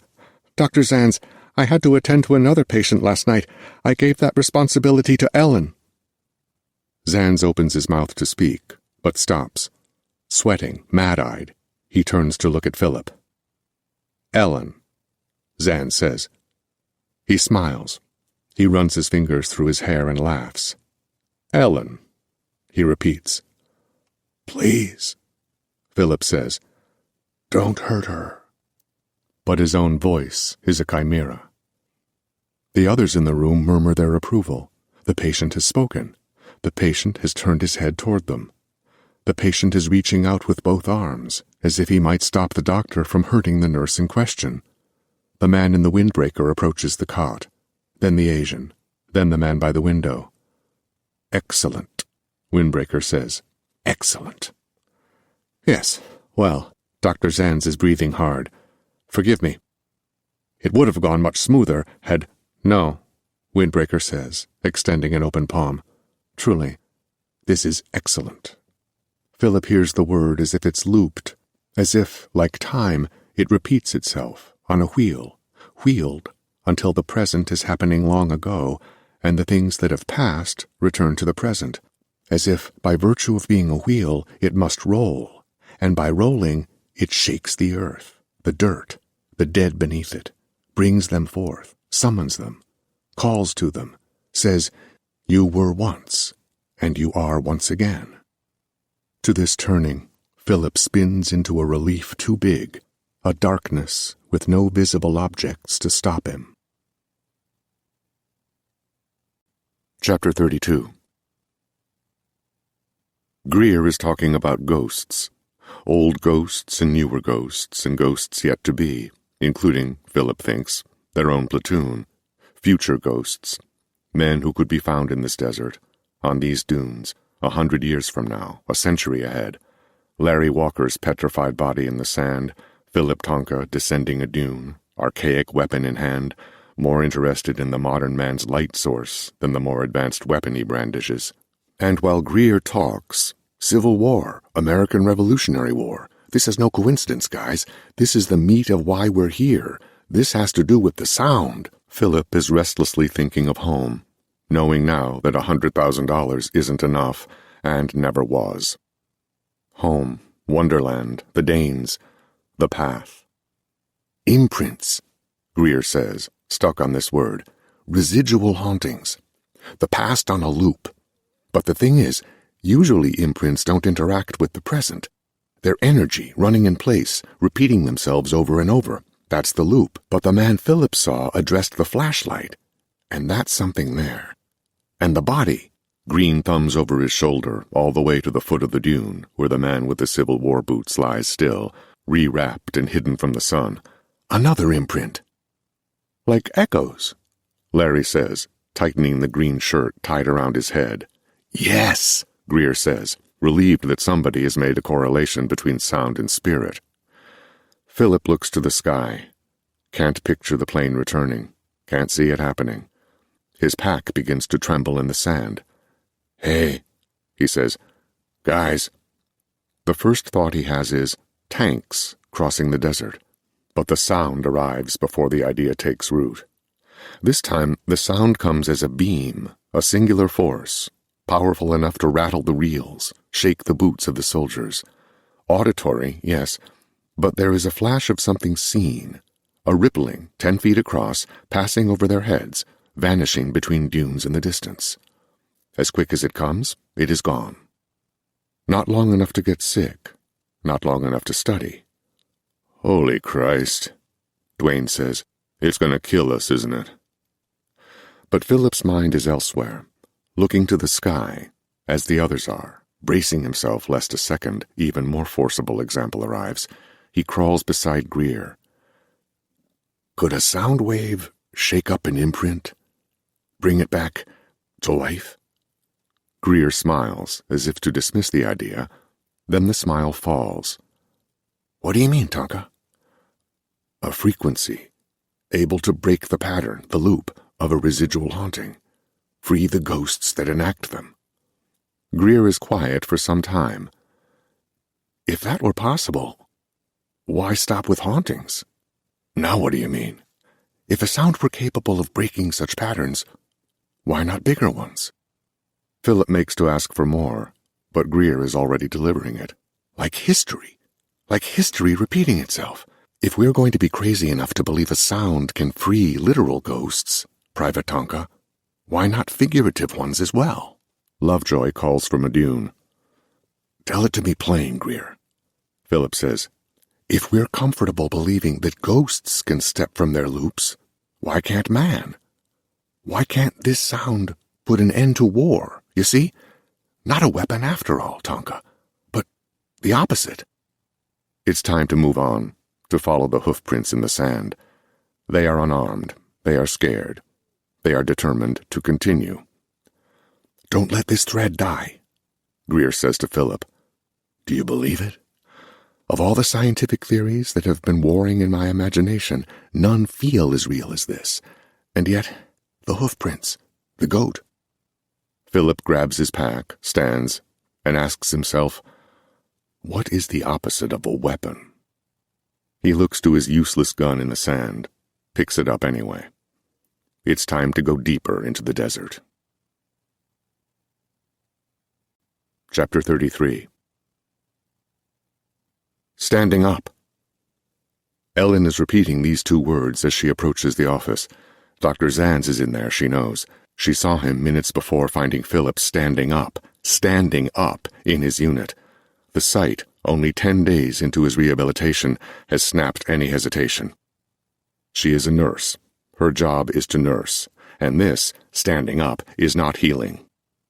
When she reaches the office door, she pauses. She thinks of exactly what she's going to say and how she's going to say it. This is a military hospital. This is the government. This isn't like the time she complained about the rats outside the Dairy Dame. "Are you sure you have the patient's best interests in mind, doctor?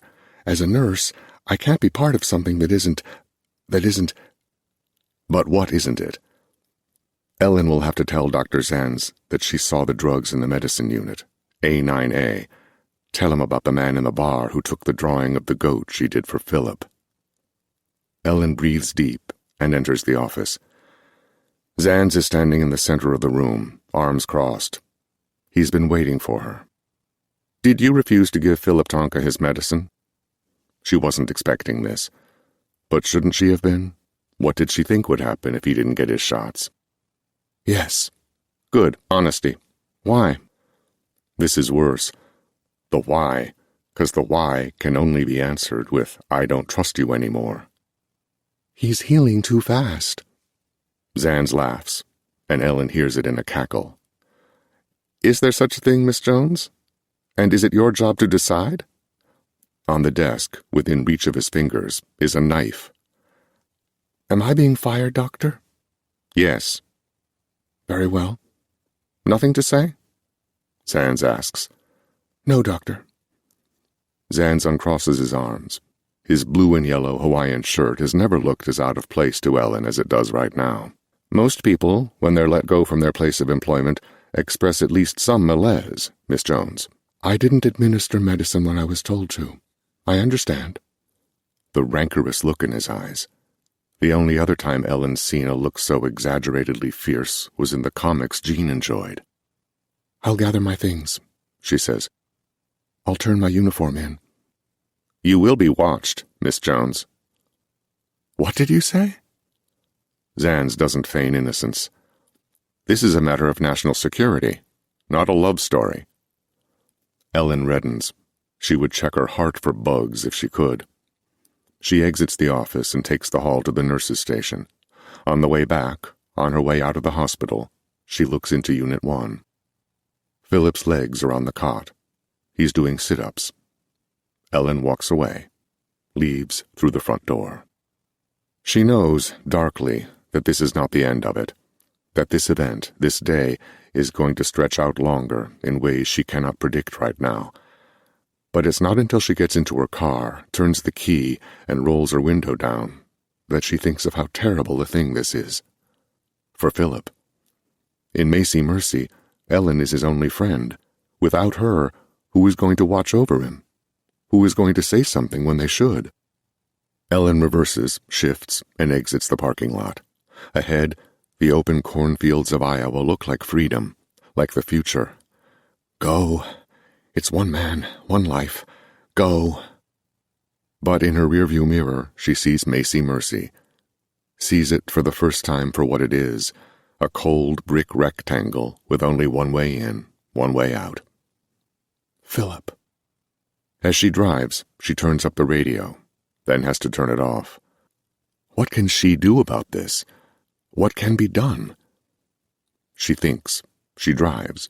She feels the false relief of leaving a place she can never really leave. The sense that, with each half-mile, each 100 feet, she is safer. Something keeps her tied. Something tethers her. Philip, she says, I'll be back for you.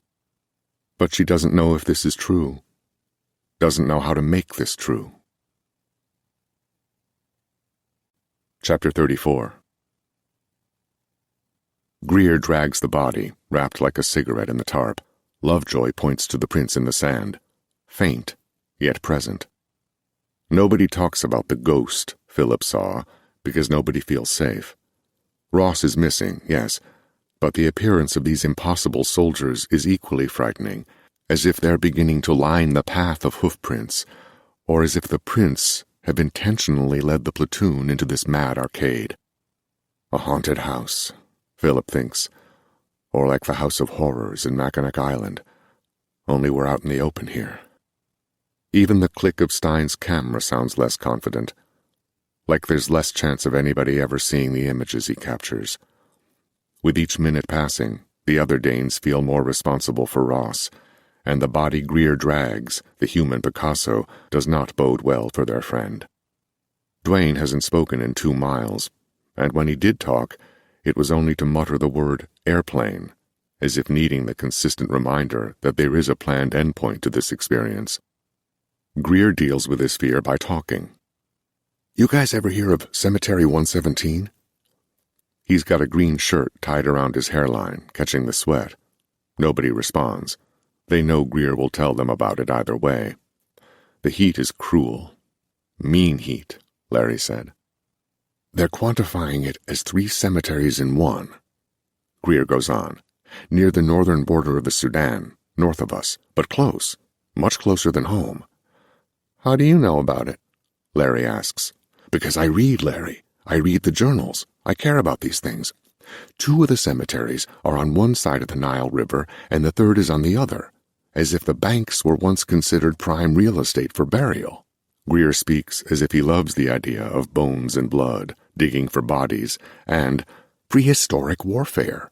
That's what they're calling it. 59 bodies they found, most of them around 19 years old. A lot of women and children, too. Sounds like any cemetery, Larry says. Greer shakes his head no. Arrowheads, spears. Listen, every single person was wounded the same way. Each and every corpse they unearthed. Still sound like your neighborhood cemetery in Detroit, Larry? What are you saying? Philip asks. Dwayne mutters something. Philip can imagine his friend dropping his gear and strangling Greer, but perhaps Dwayne is beyond being annoyed. Fear is unique that way. Greer tugs at the rope around his belly. The tarp drags behind him, making a steady sliding sound. These bodies are close to 14,000 years old, Tonka. 14,000. You think we might have made peace with one another by now, yeah? He bellows a single syllable of real laughter, a cackling punch that echoes ahead. Sounds a bit like the tape slowed down.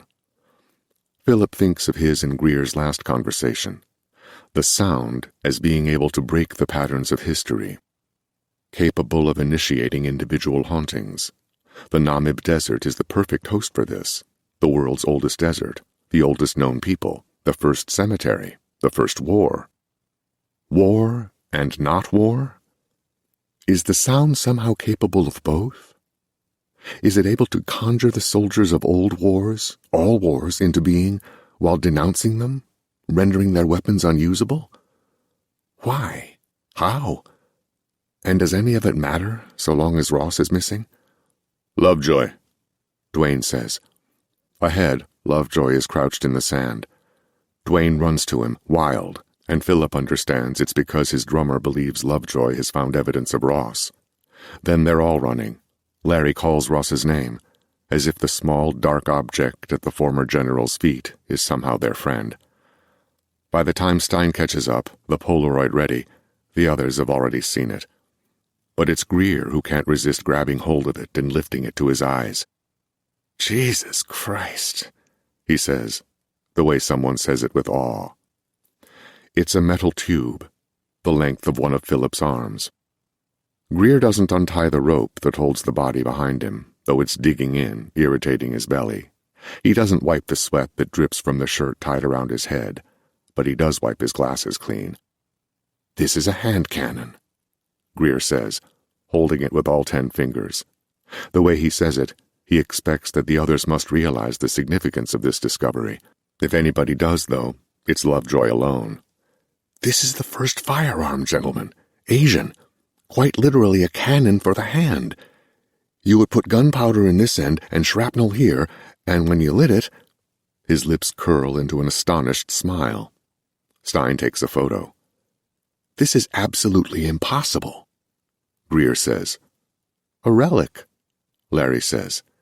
Green shakes his head vehemently. It's mint, as if it were made yesterday, today. He rubs his hands together. Absolutely impossible.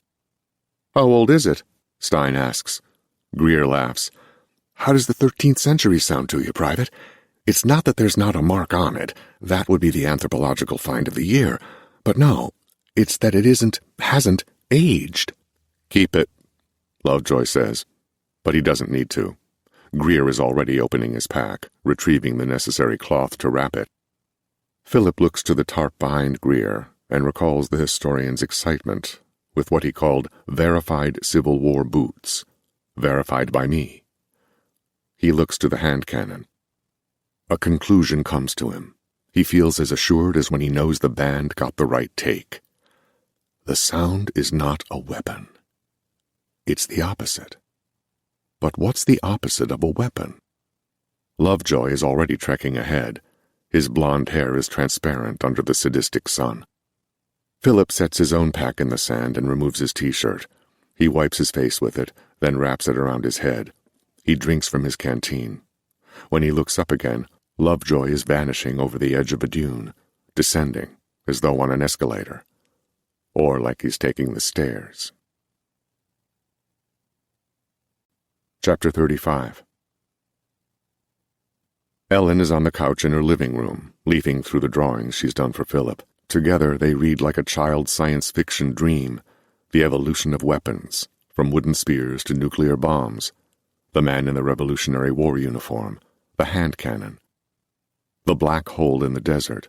Ellen hasn't had a relaxed minute since leaving Macy Mercy. She's hearing things outside her apartment and in. She lives alone, is used to living alone, is used to the creaks and groans of the building, a neighbor's dog picking through the garbage, the distant sputtering engine of a passing car. But in the 2 days since she was fired, she's been hearing new sounds. Footsteps? Outside? The creaking of the glass of her living room window, as if the nose of a stranger is pressed against it? Ellen brings the drawing of the revolutionary soldier on a sand dune under the lamplight. She shuffles the papers. To her, the black hole is the most disturbing. It was never dark enough for Philip. 10 layers of pencil deep. Ellen tucks her hair behind her ears, sets the drawings on the couch, gets up.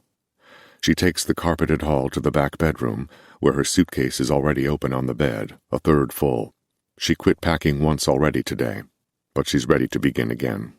She crosses the room to the nightstand, picks up the phone, and calls her friend Patricia in California. Hello? Patty, it's Ellen. Oh, hi. What time is it there, Ellen? 3 a.m. What is it? Are you all right? I need somewhere to stay, Patty. I'm leaving Iowa. When? I'm leaving now. Hesitation. Silence. If Patty could just offer up her place, make it sound normal, like it's okay to leave your life at 3 a.m, Ellen might be able to calm down, might be able to see this as the right thing to do, but Patty isn't doing that. Ellen, what's wrong? Obviously something's wrong. Patricia has kids. Ellen knows she's thinking of them now. Nothing's wrong, exactly, Ellen says. I just need to leave. Patricia hesitates. Ellen listens to the static. It sounds like bugs. Well, I'm sorry, Ellen, but as you know, we only have so much room here at the house. But if you're going to be in California... Ellen hangs up. She's heard someone in the hall outside the bedroom. She steps from the phone, crosses the carpet. The phone doesn't ring. Of course it doesn't ring. Patricia is probably happy that she ended the call. She won't be calling back. Ellen reaches the bedroom door and pushes it partway open. Darkness out there. Did she turn the lamp off? She doesn't remember. She turns off the lights in the bedroom. Now it's dark everywhere. She listens. Silent. Listens. Doesn't move. Thinks of Philip telling her to add yet another layer to the black hole, telling her it isn't dark enough yet. You can't get any darker than black. Ellen had laughed. Not now. Not laughing now. Yes, you can, Philip had said. You just gotta see it in a place where it's not supposed to be. Ellen stares into the darkness of her apartment. She feels like she's falling, without warning, dizzy, frightened, as if she's tripped into the black hole Philip asked her to draw, and there's nothing solid, no support inside it. Hello? Ellen asks. The last thing she expects, because it's the worst thing she can think of, happens. Someone responds. Hello, Ellen. It's a familiar voice, but Ellen still screams, as if somehow her voice might give her that solid surface, that something physical to grip in the darkness. But it doesn't, and by the time the second voice sounds again, Ellen believes she won't be leaving Iowa after all. Chapter 36. The sun is long past its peak, but Philip isn't sure this is a good thing. He's thinking of home, of getting back, of surviving 10 more days out here. He's thinking of Mull telling them the plane will be back exactly where it dropped them off, in 2 weeks on the hour. And with every step the platoon takes deeper into the desert, dragging the rolling reels behind them, Philip grows a little more nervous, a little more afraid. Are they going too far from shore? Will 10 days be enough time to get back? We've been walking less than a day, he tells himself. Get a hold of yourself. But how? So many overwhelming images out here, so many fears.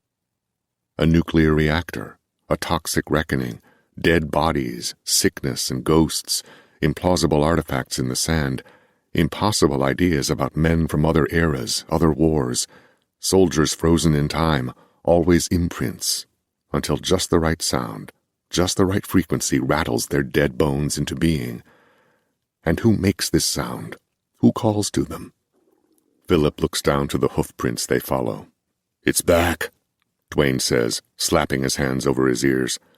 It reminds Philip of when Dwayne plays the drums, rhythm with his hands. Dwayne's right, the sound is back, and yet it's far off, in and out, like it's been all day, as if they're still the same distance from its source, no closer to discovery. And yet, beyond Lovejoy, ahead, Philip sees a series of dunes, a corner of the desert, as if the former general has reached an endpoint but not an impasse. Counting 5 of them, Philip thinks the dunes make a hand, rising, as if telling him to stop.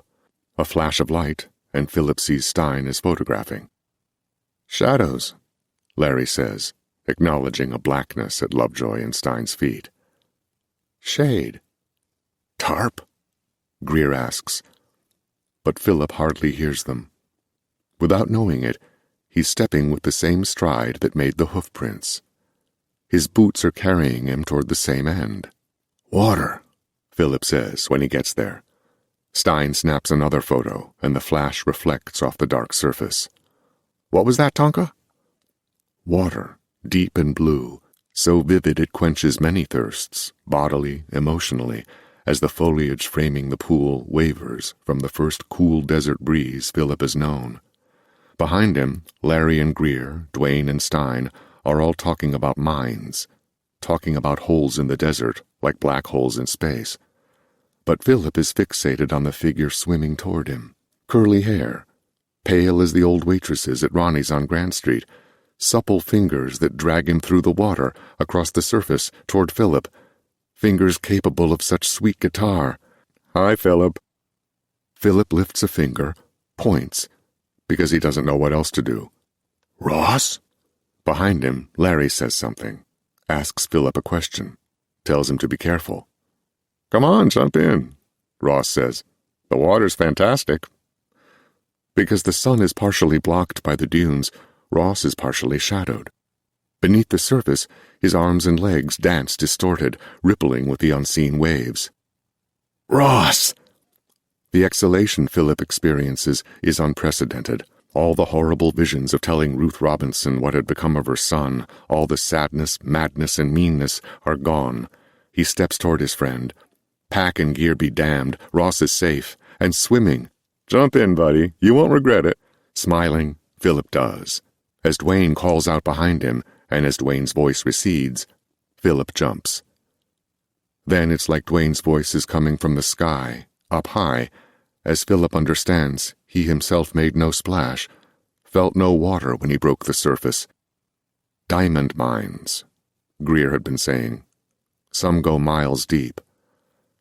And the world goes dim, too dim, as the words mirage and fantasy take flight, shot like cannons from Philip's mind, as the rise of his own scream echoes, as the echo lasts so long he can't tell where the bottom is, when he will hit, as he falls into a hole in the desert, a hole as dark as delusion. Chapter 37. Dolores and Ellen sit facing each other across an orange formica table in a corner booth. The booth is against the window, and early sunlight comes through the glass, creating shadows on the tabletop of the letters making up the daily specials. Ellen, who is facing the bulk of the all-night restaurant, scans the place, continuously, between every sentence it seems. Dolores, facing only a handful of booths lining the adjacent wall, looks less frequently, but still looks. As of now, they are alone, or, as Dolores says, without mercy. "You'll have to be at work soon," Ellen says. Dolores nods. The bags under her eyes don't correlate with the sparkle in them. She came to Ellen's house because she wanted to, and the relief she feels, talking about the hospital, is big, and yet Dolores is conservative, Ellen knows, and watching her tell secrets is like watching a child admit to lying. "I'll be there," Dolores says. She doesn't look at her watch. "I need it understood that I'm here this once. This is my one role in this." "Are they going to kill him?" Ellen asks it. "They could," Dolores says, lowering her head, acknowledging that she's a part of this, willingly or not, hands in the pot or not. A hospital that could conceivably kill one of its patients. "They're rushing his healing," Ellen says. "It doesn't take a nurse to notice that." Dolores tells Ellen about the 6 shots administered by Zans. Ellen sees red, sees herself driving to the hospital, sees herself killing. "What are they doing, Dolores?" "Well, it's like you said. They're rushing it." "Why?" Dolores squeezes her hands tight together. This is hard for her. "Do you know what happened to him in Africa, Ellen?" "As much as you do. Do you?" "What happened to him in Africa, Dolores?" "Philip was part of a mission sent to—" "I know that much." "Yeah, well, they found it." Ellen leans back against the booth, thinks of the drawings. "And so?" "And so Philip must know where it is." Both look out the window as a truck pulls into the parking lot. They wait to see who exits. An older, sturdy man in overalls gets out on the driver's side, looks up to the restaurant sign, crosses the lot. "They think it's a weapon, Ellen. Something worse than a nuclear bomb." Ellen recalls Philip's 6 months before waking, the bruises, the bones, how he'll never look the same as he used to. "What could be worse than a nuclear bomb?" "I don't know, but I'm sure there was a time when people asked the same question about guns." A pause, a beat between them. "Is that what hurt him? Whatever he found?" "It must be." "What did he tell the government?" "They think he's hiding something. They think he's very good at saying just enough." "What would he be hiding? He says he doesn't remember where it was." "The weapon?" "Yes. He also says he doesn't know what it does." Ellen thinks about this. "Then how do they know he found it?" "Because of the way he was hurt. The Army doesn't know of a weapon that could hurt you in exactly that way." At the counter, a man in a suit sips from a coffee mug. "Why are you telling me this, Dolores?" Dolores looks as if, had a dish fallen in the diner, she would shatter along with it. "I'm too afraid to help him, Ellen. You're not. You're stronger than I am."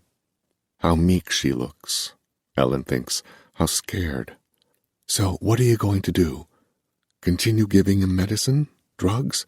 Play along?" "Yes, that's exactly what I'm going to do." "How can you do that? I'm not like you, Ellen, and who knows what they found out there. You want it coming for you?" "What?" Dolores is crying, but Ellen can't let up. "And what am I supposed to do about it?" She's almost shouting. "I'm on the outside now." Dolores looks over her shoulder, passively telling Ellen to keep her voice down. "You can put a stop to it." "What?" "How? I don't even know what the drugs do." It's Dolores' turn to look surprised. "Ellen," she says, "certainly You know why they're rushing his rehabilitation. Ellen stares, blank. No, Dolores. Tell me. I thought that was obvious. Dolores grips her purse handle, preparing to leave. They're getting him ready, Ellen. Ready for what?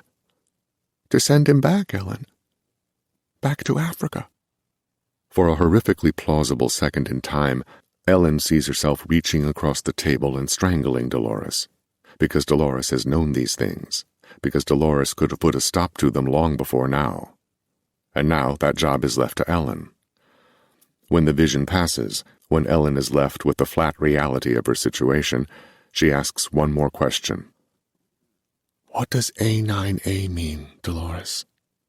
Her voice is as flat as a body in its casket. Dolores swallows hard. It's the only thing they've discovered that's more powerful than the sound. What? It resists it. How do you know? Have you seen them test it on Philip? Dolores can't even look Ellen in the eye. They haven't done that yet, she says. But they're about to. Chapter 38. Philip has badly broken his ankle. He knows that much. It might be many bones, many things hurt. He can't stand up, not yet. The shock of pain was almost as big as the fear was when he fell. So, in the dirt, in the dark, Philip alternately grips his ankle and sweeps his arm across the floor, searching for the flashlight that could be anywhere. His fingers are bleeding. So is either his forehead or the right half of his face. That side is hot with something. The gun is lost too, but the gun doesn't work. There is no light in here, and without making a sound, he has no sense, no scope of the space. He doesn't call for help, though he wants to. Doesn't find a place to hide, though he wants to. Instead, for now, he listens. Where is he? The word mine makes sense to him. Diamond mines in the Namib, abandoned in the 1930s, more than 20 years ago. But other words resonate too. Cave, lair, nest. He can still see Ross swimming. Ross telling him to jump in the lake. Mirage? But it was so definitive, so... How long has he been out? He remembers some very scary rumors from World War II. Mental warfare. Gases that made men see werewolves on the battlefield, soldiers whispering that they'd encountered family members in the woods at the bloodied boundaries, captors removing the hands of American POWs, replacing them with live mines, lowering them into holes, dark ones, places like this. Climb out, soldier. Use your new hands. Is this like that? Is he a prisoner? Maybe. But it feels cold, smells damp, and sounds hollow, more like a grave. Have you guys ever heard of Cemetery 117? Greer's story about the fossils of the world's first war. Cemetery 117, unearthed not far from here. Will they one day excavate here? Dig Philip's bones from this buried place? Greer's words are the easiest to recall in the dark. Philip closes his eyes. His own dark is mercifully soothing, better than the impenetrable blackness of the unknown. He tightens the grips on his ankle, understands that it will need to be set. In his mind's eye, he sees his own ghost, a soldier of the Revolutionary War. Lantern. Light, flashlight, VU meters, Stein's camera. Oh, so many options, but none of them within reach. Philip holds his breath. He listens. He waits. He listens. He waits. Quiet as he can, he rolls to his side, then up onto his knees. He crawls, and every time his right boot touches the ground, his lower leg asks him to stop. His bloodied fingers search the dirt, then gravel, small sharp rocks that indicate an intentional change in flooring. Philip finds the flashlight. He turns it on. For the duration of many breaths, he doesn't feel the pain in his ankle and body. The awe is overwhelming. It lasts long enough for him to crawl to the incredibly smooth wooden wall the light has shown him, to use the wall to help him stand. There, He looks up to the breathtaking murals. Adorning the vaulted ceiling, displayed religiously, hundreds of white goats stand in profile. Childish renderings, each with their own single eye fixed upon Philip now. And everywhere he limps, dragging his foot across the open space, the eyes from above seem to follow. The red, blotched background looks less like paint than it does dried blood, and Philip believes there can be no other sufficient explanation for the source of this color. "My God," Philip whispers, and his voice is detonation, his voice is cannonade. The echo is deafening. Nuclear, that hideous word. Nuclear is a secret whispered behind even the backs of presidents, supposed leaders of the world. Nuclear. The word comes to Philip foul green and oozing, as though the syllables themselves are infected, toxic, and capable of creating the terrifying vision of the mushroom cloud. Philip touches his abdomen with a bloodied hand, mindlessly checking to see that he isn't already experiencing the effects of exposure to radiation. He's seen photos of what nuclear can do. All the Danes have.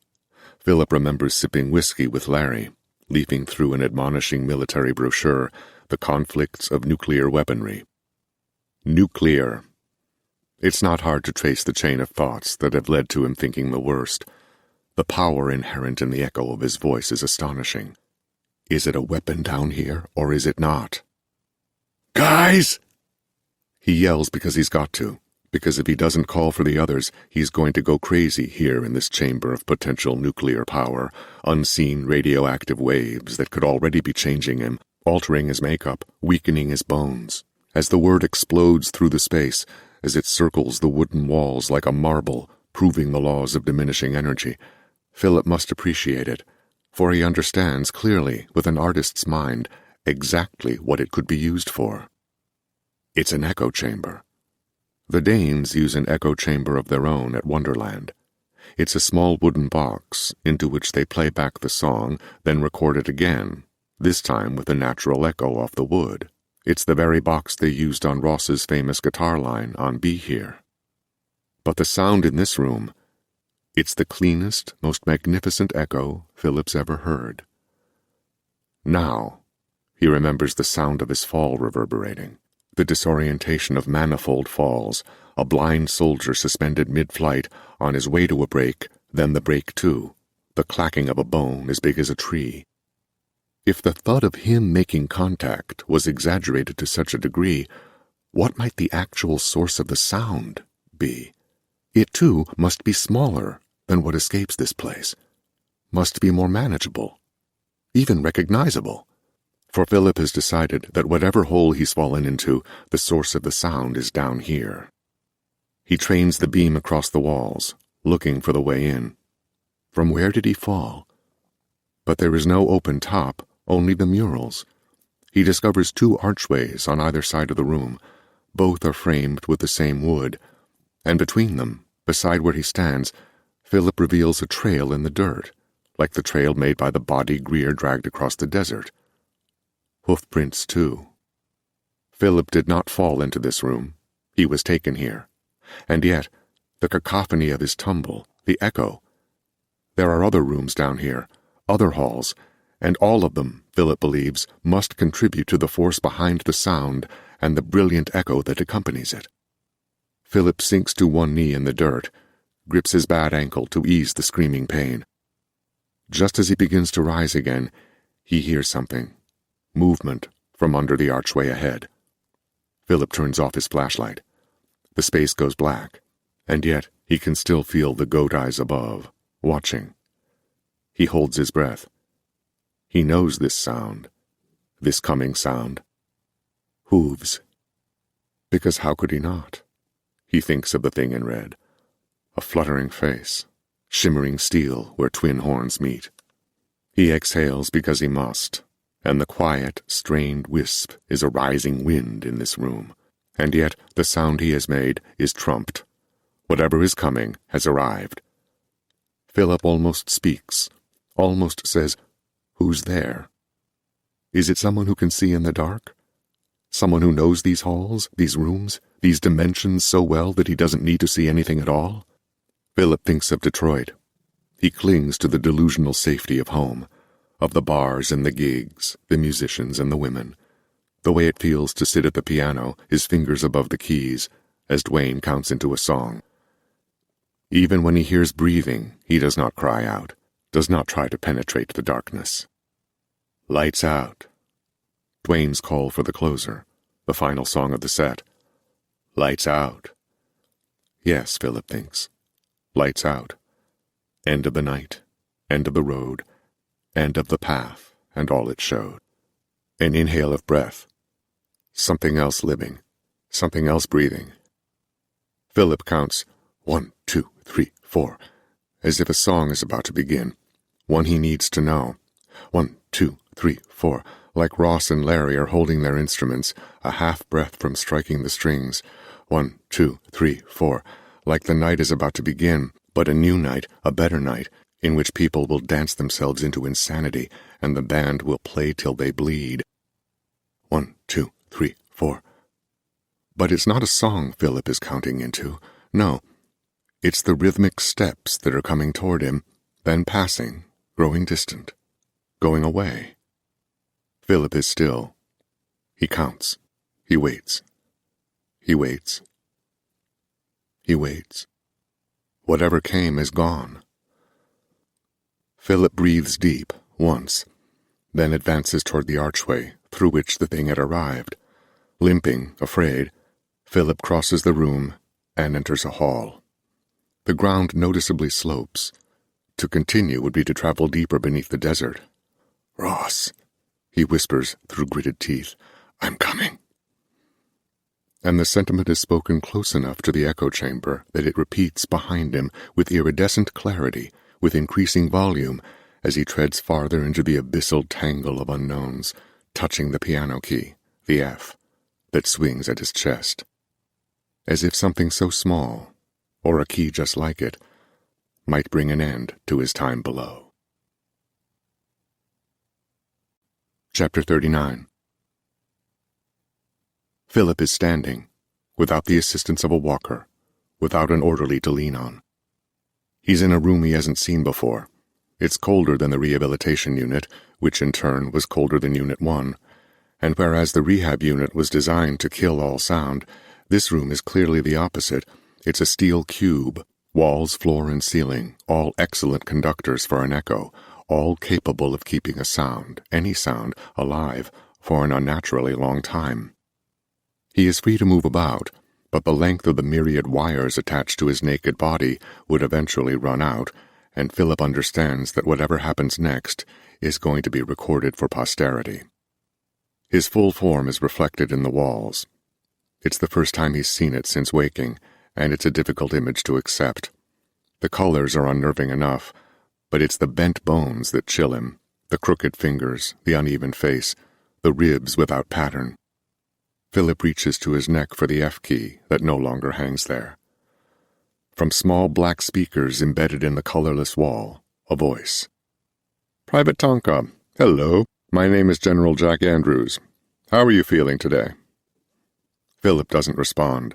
Assessing the timbre of the man's voice as spoken through equipment Philip knows, he imagines Jack Andrews is sitting far from the microphone, probably because he's not alone. "It's remarkable, truly, what modern medicine has done for you. Astonishing. Now, the room you're standing in is called the testing tank, and we're going to conduct a test, Philip, and I hope it doesn't frighten you. The United States Army has a responsibility to exhaust all options before concluding anything. It must be obvious to you that we're interested in your body's reaction to certain stimuli." Philip is thinking of other voices, the voices of ghosts beneath the Namib desert, the hissing from a prison cell down there. And the one so familiar to him, but which he cannot place. "I wouldn't do that if I were you." A door opens in the steel wall facing him, and a red ball emerges, airborne, from the darkness. It bounces once, and, still thinking, still trying to make connections, the Namib and all that happened, Philip reacts in time, catches the ball. "Great work," General Andrews says. Beside him is a treadmill, a machine upon which Philip can run in place. But rather than think of how incredible it is that he might be able to run so soon after waking from a 6-month coma, Philip is remembering running through hallways below the sand. From the darkness of the open door, a blue ball comes. Philip catches it. Excellent. He will go through with their tests. He will perform as they want him to perform, until he knows where they store the drugs. Until he knows he has the means of surviving outside this place, he will behave. Philip hears a chicken clucking. He understands what's expected of him before the feathered animal emerges from the darkness. It's simple, Philip sees. Easy to bend and scoop the thing up. But because of the obvious astonishment in the voice of the general, Philip is very aware how special this is. "Please," the general says. "The treadmill." Without responding, Philip climbs up onto the inert track. He doesn't grip the bars that anybody in need of balance would. Instead, when the floor begins moving, he simply runs. Goats. Philip recalls the murals below. "We're going to increase the speed now, Philip. Be advised." Philip hardly notices. Yes, his legs are moving faster now, but the sensation is of remaining still, as if his mind, his heart, his torso are independent of the physical activity of his lower half. He's running. Faster. Faster yet. Excellent. Philip absently understands the machine is coming to a stop. "You just ran a mile in 5 minutes and 14 seconds. Magnificent show, Private Tonka." Philip steps off the treadmill. As he does, a yellow ball comes quick into the room. He catches it. "Why did you ask Nurse Jones to draw you a goat, Private Tonka?" The question, so sudden, is what they're after.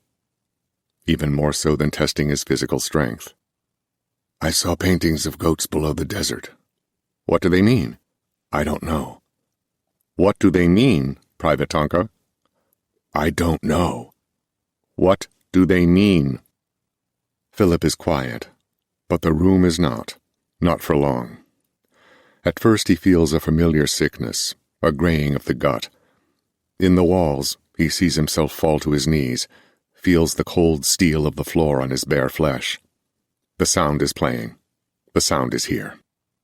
The night Philip rolled from his cot, he discovered the sound was somewhere in this hospital, stored no doubt on a reel. And every hour that has passed since then, he is worried that this moment would come. And yet, he is not as sick as before. Not as sick as he got in the control room of Wonderland, as Secretary Mull observed. Not as sick as he got while up to his knees in ocean water, the day Ross was taken. And the feeling is nothing like what happened to him below. Philip stands. What began as a thudding in his head has mellowed to a distant beat. Dwayne on drums. His friend practicing in the garage as Philip and Ross pitched beer cans at trees in the yard. Yes, Philip is not only standing again, but he is resisting the sound. And for the first time since noting his own impossible progress, he understands clearly what the drugs are for. The United States Army is planning on sending him back to Africa. But for now, this can wait. These thoughts, Ross, the Danes, the Namib, the thing in red, and the red piano, too.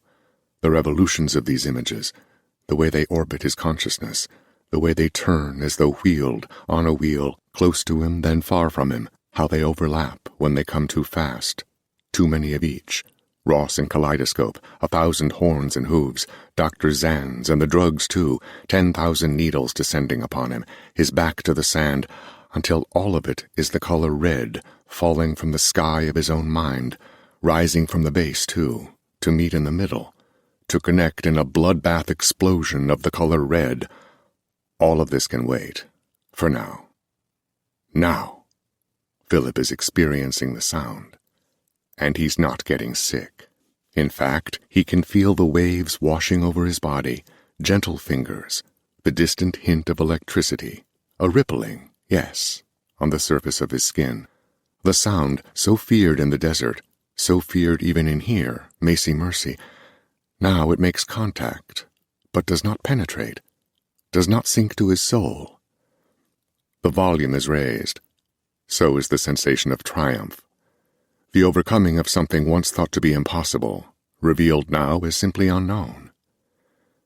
Philip knows the sound now, can almost see the sound now, like it's rolling in slow motion, pouring into the testing tank through the black speakers, pink and white, purple and blue, swirling, waves, multicolored surf upon him. He closes his eyes. He smiles. The bad thoughts can wait. For now, he is stronger than the sound. And when it ends, when two orderlies enter through the open silver door and watch him as though they are nervous now, unsure of what he is physically capable of doing, Philip stares deep into their eyes, then smiles, not wanting to alert them that he is planning on doing something, and that they could get hurt along the way. "That was a heck of a mile," Jerry, the shorter of the two, says. Then Francine emerges to remove the wires, the tape, the nodes. As she works, the general himself appears, thinning black hair, black mustache, stout like a bull, dressed like he's in the war room. "Private Tonka?" he says. Caution and pride mingle in his eyes. "We have one more favor to ask of you." Chapter 40. A maze of immaculate wood, dirt floors, and occasional low-hanging bulbs, none of which are on. Philip turns on the flashlight, then turns it off, stops to listen for hooves, then continues.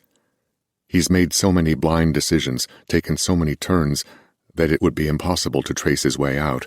But Philip isn't thinking of out now, he's thinking of Ross. Voices ahead? He stops. No. But there are whispers down here. Maybe it's wind trapped in the mad cellar, or maybe it's Philip's mind hearing things, the echoes of his increasingly vague progress, if the word can be used to describe what he does, his uninformed travels, turns, hopes. He's thinking of Ross in the pool, Ross in the mirage. He can hear Greer explaining it to him, as if he'd had the chance to. If we assume we're right, that the sound is capable of manifesting the ghosts of soldiers past, and if we assume also that the sound is capable of stopping the wheel of history from rolling, able to end the patterns and circles man makes, then why couldn't it rattle our own histories as well? Why couldn't the sound operate on a philosophical plane? You saw Ross swimming, you say, but did you?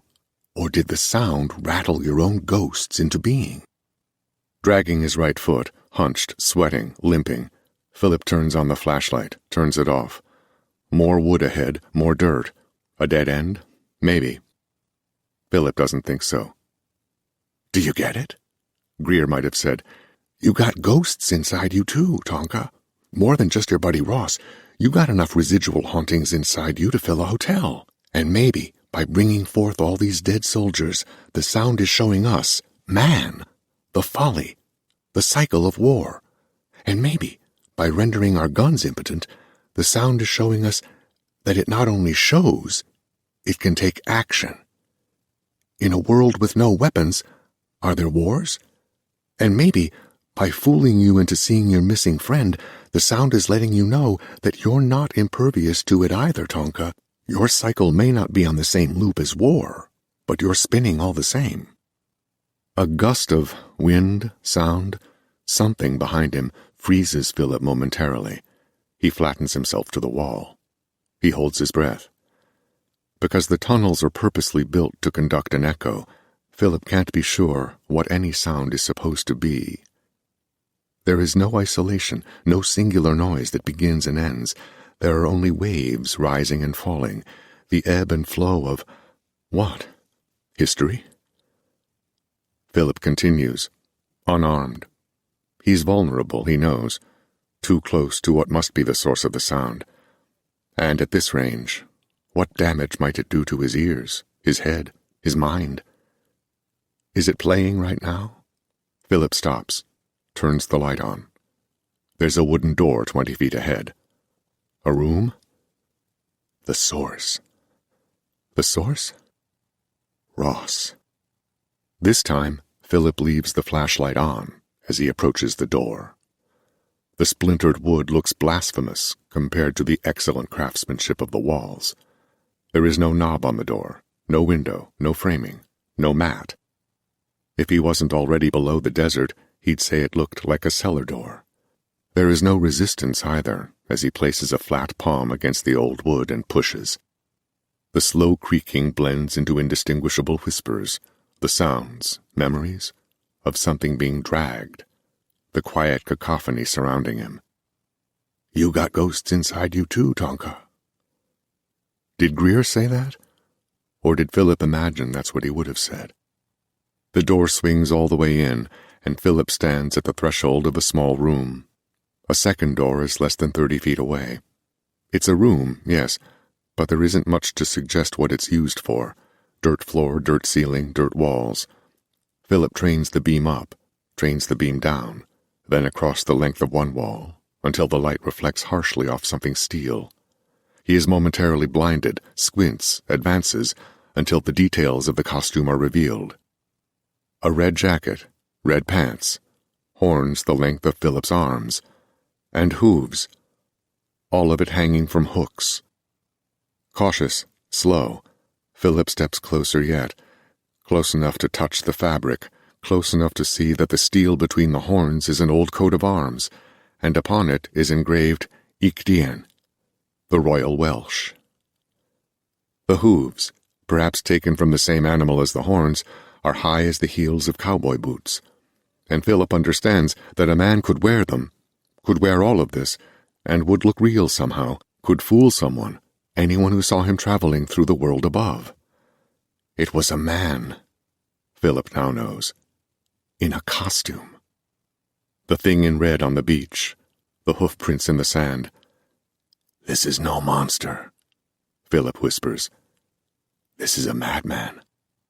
A muffled cry from the other side of the second wooden door. Philip crosses the room and puts his ear to the wood. "Help me." Is it Ross? Did that sound like Ross? Is it one of the others? He waits. He listens.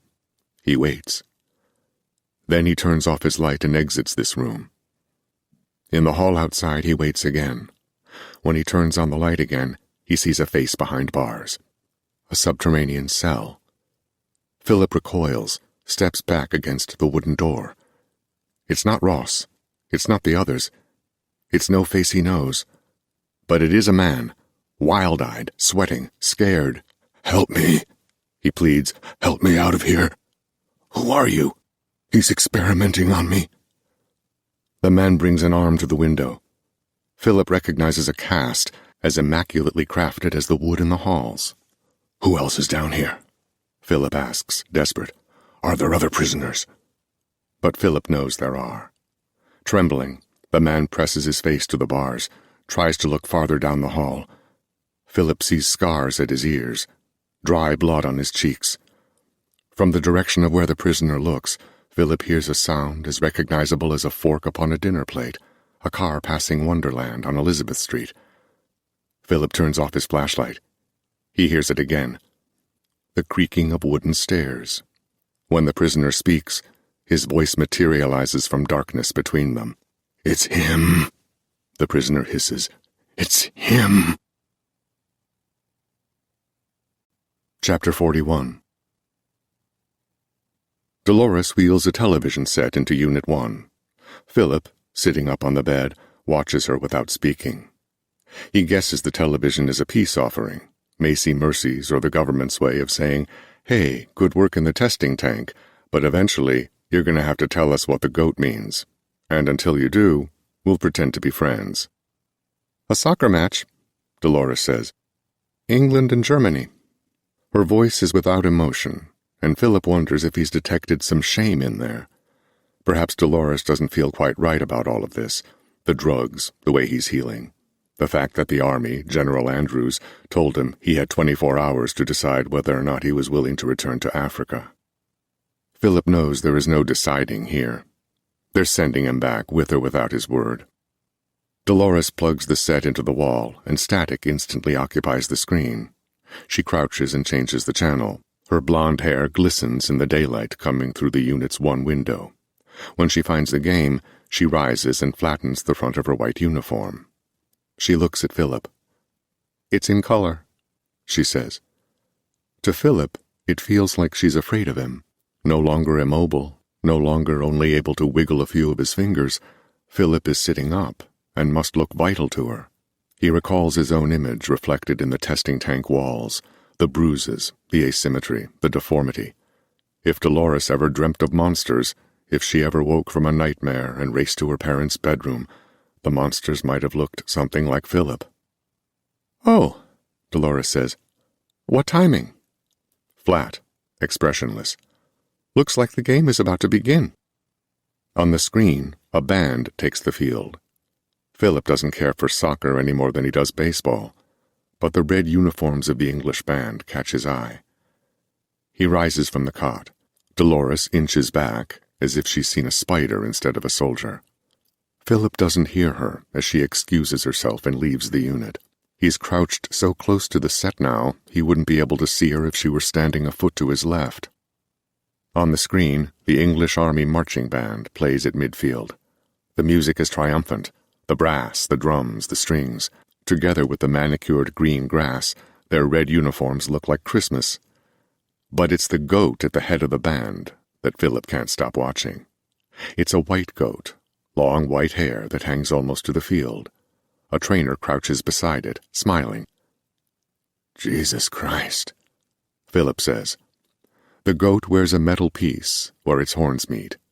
The sun is reflected there. Ictien, the Royal Welsh. Philip touches the screen. The realization is not a small one. In fact, it's overwhelming enough to cause Philip to fall back, to go from crouching to sitting, pointing now at the screen. "Jesus Christ," Philip repeats. "He was a member of the army band."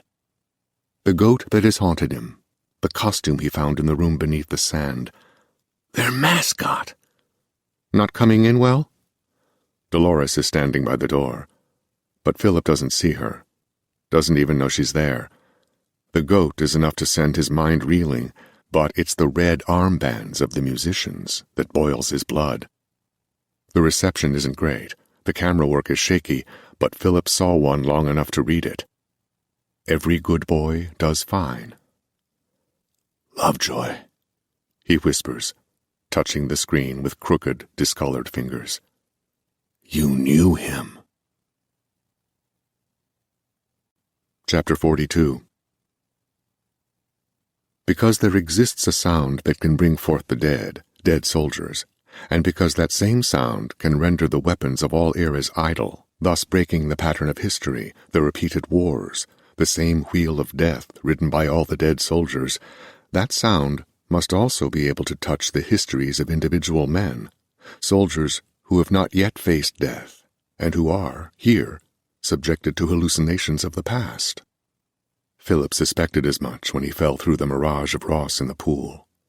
But he is experiencing this, confirming this, now. Alone, limping toward the sound of the creaking stairs, toward the man, not monster, who dressed as a monster, not man, who robbed the Danes of Ross and must keep him locked up, prisoner, down here. Philip is passing the street corners, movie theaters, concert halls, restaurants, intersections, stray dogs, music stores, bookstores, police, and people who make up, for him, Detroit. Though the corridor he walks cannot be more than 6 feet wide, Philip allowed a red Chevy Bel Air convertible to pass only minutes ago. Behind the wheel was nobody he could see, only the shadows cast from the beam of his own light, the reflection of the smooth wood walls in the windows. In the distance, now, 100 yards up, Philip spots an aqua Corvette, this one occupied by blonde girls, laughing boys, a tray of malts and burgers clipped to the driver's side window. Be Here plays on their radio.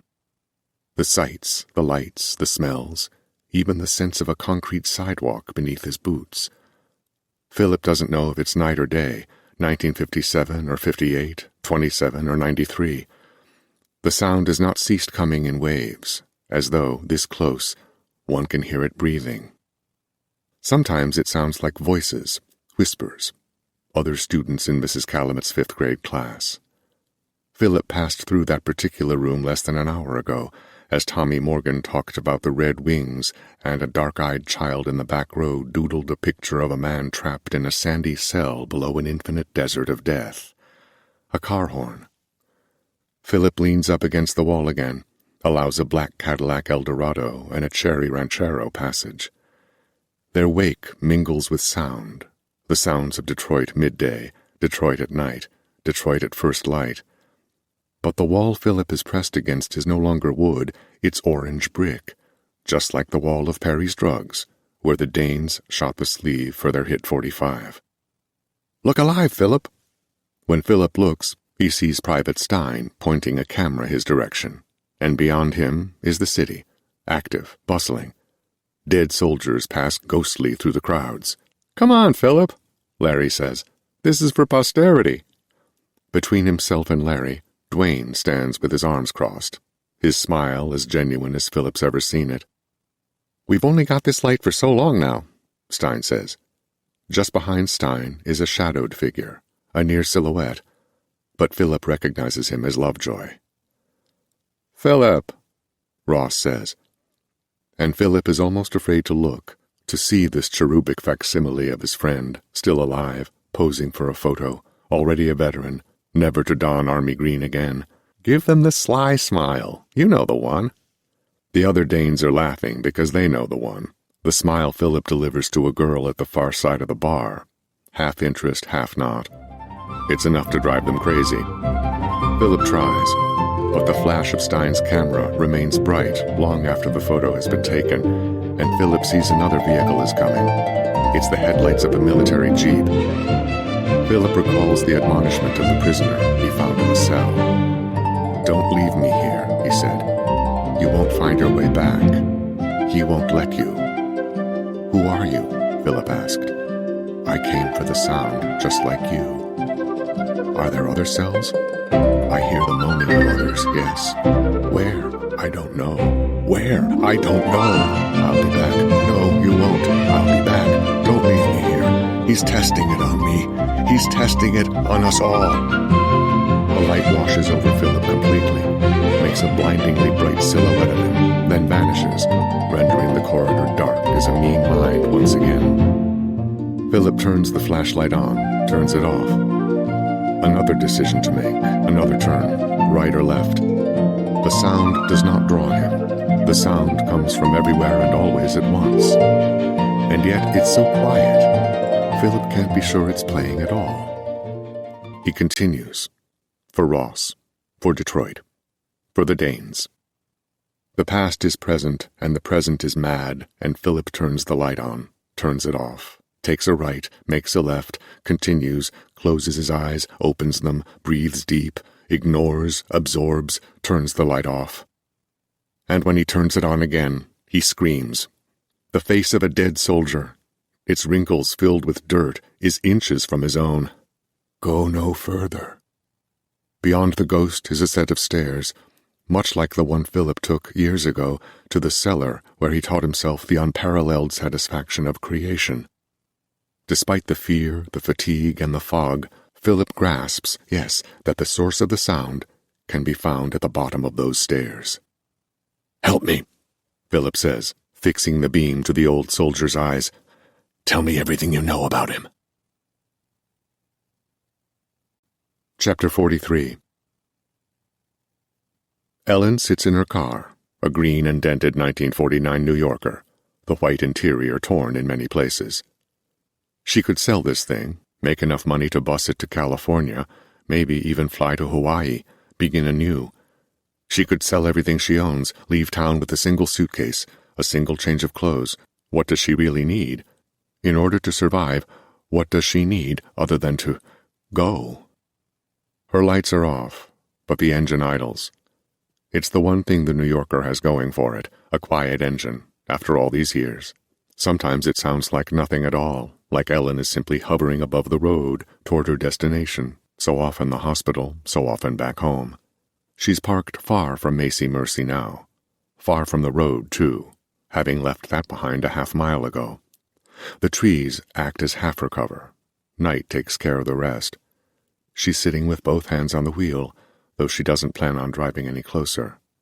Maybe it's habit, hands upon the steering wheel of a car she's in, or maybe it's because, despite being here, she's still somehow undecided. Inside Macy Mercy, is a man who she believes doesn't know the truth about his situation. The doctors are using experimental drugs with a mind to heal him fast, to send him back to the very place he got injured to begin with. The idea of this information being passed to Philip, because eventually it must, without anybody there to support him, is too much for Ellen to bear. She thinks of her ex-husband, Al, and how he fought his personal war demons on his own, often shut up in the bathroom, ignoring, yes, even the calls from their toddler daughter, Jean, who eventually took to the open kitchen window on her own. Ellen can see it, the scene inside the hospital, can see the moment Philip is told he's going back, must face whatever he found, must lead the U.S. government to the source of that sound, so they can use it as a weapon of their own. She removes her hands from the wheel and exits the car. The way she feels inside, the sky above should be starless, black, but of course it's not. Macy Mercy is situated far from the bright lights of Des Moines, and there's little out here to obscure the celestial sheen. It doesn't feel right, though. Stars above, Philip below, in there, beyond the one door, in and out, being lied to, tested on, sent back.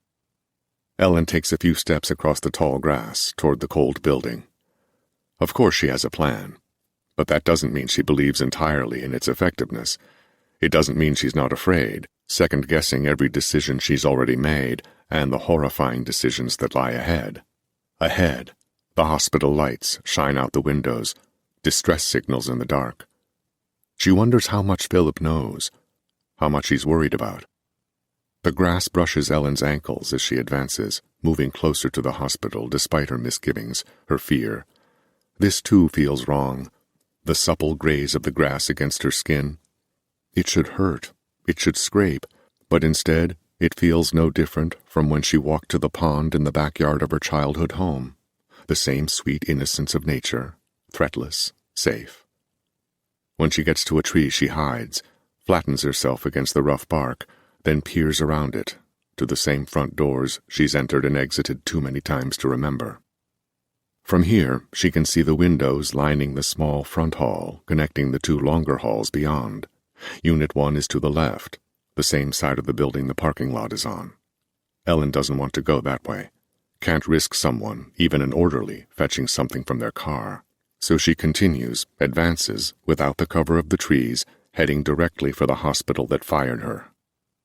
A figure passes the first window, and Ellen pauses. She crouches, slowly into the grass.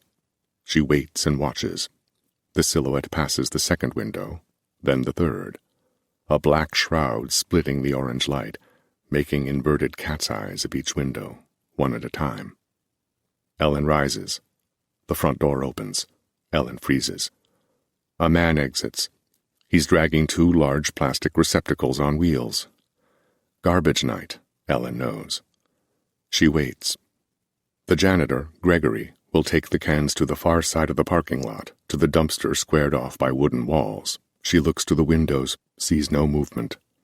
Because Ellen knows Gregory, and knows that he will be making 4 or 5 trips to the dumpster, she decides to get up and go to the hospital now. If someone hears the front door, they might think it's him. It scares her that she didn't think of this before arriving. She goes. Gregory whistles a dark melody, and his song travels upon the hollow Iowan night, sparse, devastating, sad. By the time Ellen reaches the front door, he's already rattled open the wooden gate to the dumpster. Ellen looks through the glass of the front doors, sees no movement. Almost wishes she did. Wishes something would happen to force her to turn back. Instead, she enters Macy Mercy, making the sign of the cross as she steps over the threshold. Chapter 44. The khaki pants and the black shoes, the green cotton coat with 4 buttons, the matching tie and hat, even the scarf that hides the chin. Philip knows this uniform better than he knows any uniform in the history of the armed forces. World War II. American. The man's gray eyes are buried deep in the wrinkles of his face. His white mustache shines. Of the 3 impossible soldiers Philip has seen in the Nabib Desert, none are as ghostly as this one. He began as a painter, but became a musician, the soldier says. and his voice reflects isolation, out of practice, unused. He and another played songs for the miners, 2 Englishmen strumming guitars for the men who dug for diamonds. They were the entertainment, if such a word could be applied to spending 12 hours a day buried beneath the sun. Even in a desert, the sun is more welcome than not. Dust rises from the folds of his face. They were down here 6 weeks, and by the end of it, the 2 of them could no longer sing. There was enough dirt down their throats to age them 40 years, and by the end of it, they sounded more like old seamen than the fresh-faced troubadours they arrived as. What do you mean, the end of it? Once there weren't any more diamonds, that was the end of it. But not for the 2 musicians. One afternoon, or night, who could tell, as they were playing their songs, the man who's still down here heard other voices. Someone was singing along to the chords he and his associate were playing. A phantom harmony, he called it, something off-key, but virile. Philip almost hears it himself. So when the miners deemed the mine barren, the 2 with the guitars hid below. And when they had the place to themselves, they dug deeper, looking for the sound. But they hadn't hid unarmed. His white mustache rolls like surf on the shore. They had a box of dynamite, only when they tried to use it, the stuff was as impotent as their voices. The nuclear warhead, the guns, the discarded hand cannon. But they got to it, Philip says. The old soldier is quiet a long time. They got to it, he finally says, but they got to fighting first. And the man who is down here now. He pauses, looks over his shoulder, strangled the other with rage. He got to it all right, but he got to it alone. Philip looks to the stairs. Is he down there now? The old soldier stares long, does not blink. Do you know what more than 20 years with that sound might do to a man? What his mind might look like? Is he armed? He has the sound. I have friends. They are down here. Philip rushes the ghost, almost grips his lapels, sees a name stitched in white. Roger Kingman. Where are they? Where? I don't know. You saw them? Yes, but tell me. The old soldier points to the stairs. He has them. Philip passes the ghost of World War II just as he limped by the ghosts of his home moments ago. At the top of the stairs, he calls back, Thank you. And his voice is determination. But the old soldier does not respond. The stairs creak as Philip takes them. The echo is divine. He holds tight to the vision of an airplane, arriving on time, landing in the desert, as the door opens and fresh-faced military men descend the steps, ready to escort the Danes aboard. But a madman breathes below. Philip remembers a slogan from his time in basic training. A soldier must be prepared for an enemy who is madder than he. But he isn't prepared. As he continues down the old creaking stairs, as memories of Mom come flooding, he feels as unprepared as the desert at dawn. As if even the darkness has eyes. As if even the darkness says, Don't. Chapter 45. Inside Macy Mercy, silence. No typing from the office. No chatter from the night nurse, Francine. No footsteps in the hall. Ellen moves fast toward Unit 1, aware that she's going to have to pass the office on her way. She's prepared for this, prepared for a quick glance from one of the hospital employees. She hopes that, in passing, out of the corner of someone's eye, her white dress will look like a nurse's uniform and not the civilian clothes of an unwelcome threat. She tries to walk like it's any ordinary shift, a simple action she's carried out 1,000 times, walking the hall to Unit 1, here to check on the patient. She tries to bring herself back to the days when Philip was asleep in there, comatose, the days when the nurses guessed at what could have done that to a man. His body hideously disfigured and horribly bruised, most of his face and chest sunken from the broken bones, unable to support the rest of him. She tries to find that resolve, that calm, a nurse carrying out her daily duties, assisting in the healing of a former soldier, a man, here, at Macy Mercy, a military hospital, a man no doubt wounded in the line of duty, whether that line could be drawn in a current war or in the name of one not yet come. The door to the office is coming up fast, too fast, but Ellen will not turn to face it, won't give whoever is in there the opportunity to recognize her. A simple flash of white passing will only be a nurse to anyone who half notices. And yet, as she comes level with the door, the silence within almost reaches out to her, places a finger and thumb to her chin, turns her face in the direction of the one place she should not look, should not reveal herself to. The office is empty. Ellen continues. Unit 1 is only a 15-foot walk from here. Once inside, she will tell Philip what she knows, what Dolores told her, and Philip, no doubt, will listen to her, will escape with her, will look into her eyes with the expression Ellen wishes her husband and daughter had shown her, the look of the saved beholding the one who saves them. This time, Ellen thinks, this time she's not letting someone she cares about go unnoticed, locked out, left to wander the kitchen alone, to discover an open window, to decide to climb out of it and onto the dangerous fire escape outside. Unit 1 comes as quickly as the office did, and Ellen is breathing as fast as she is moving. The door is open, a crack, and she pushes it, bracing herself for a possible interaction with a staff member, Francine, Zanz, or maybe someone else, someone even higher up than the doctor, someone capable of silencing Ellen completely. Unit 1 is empty. Ellen steps inside.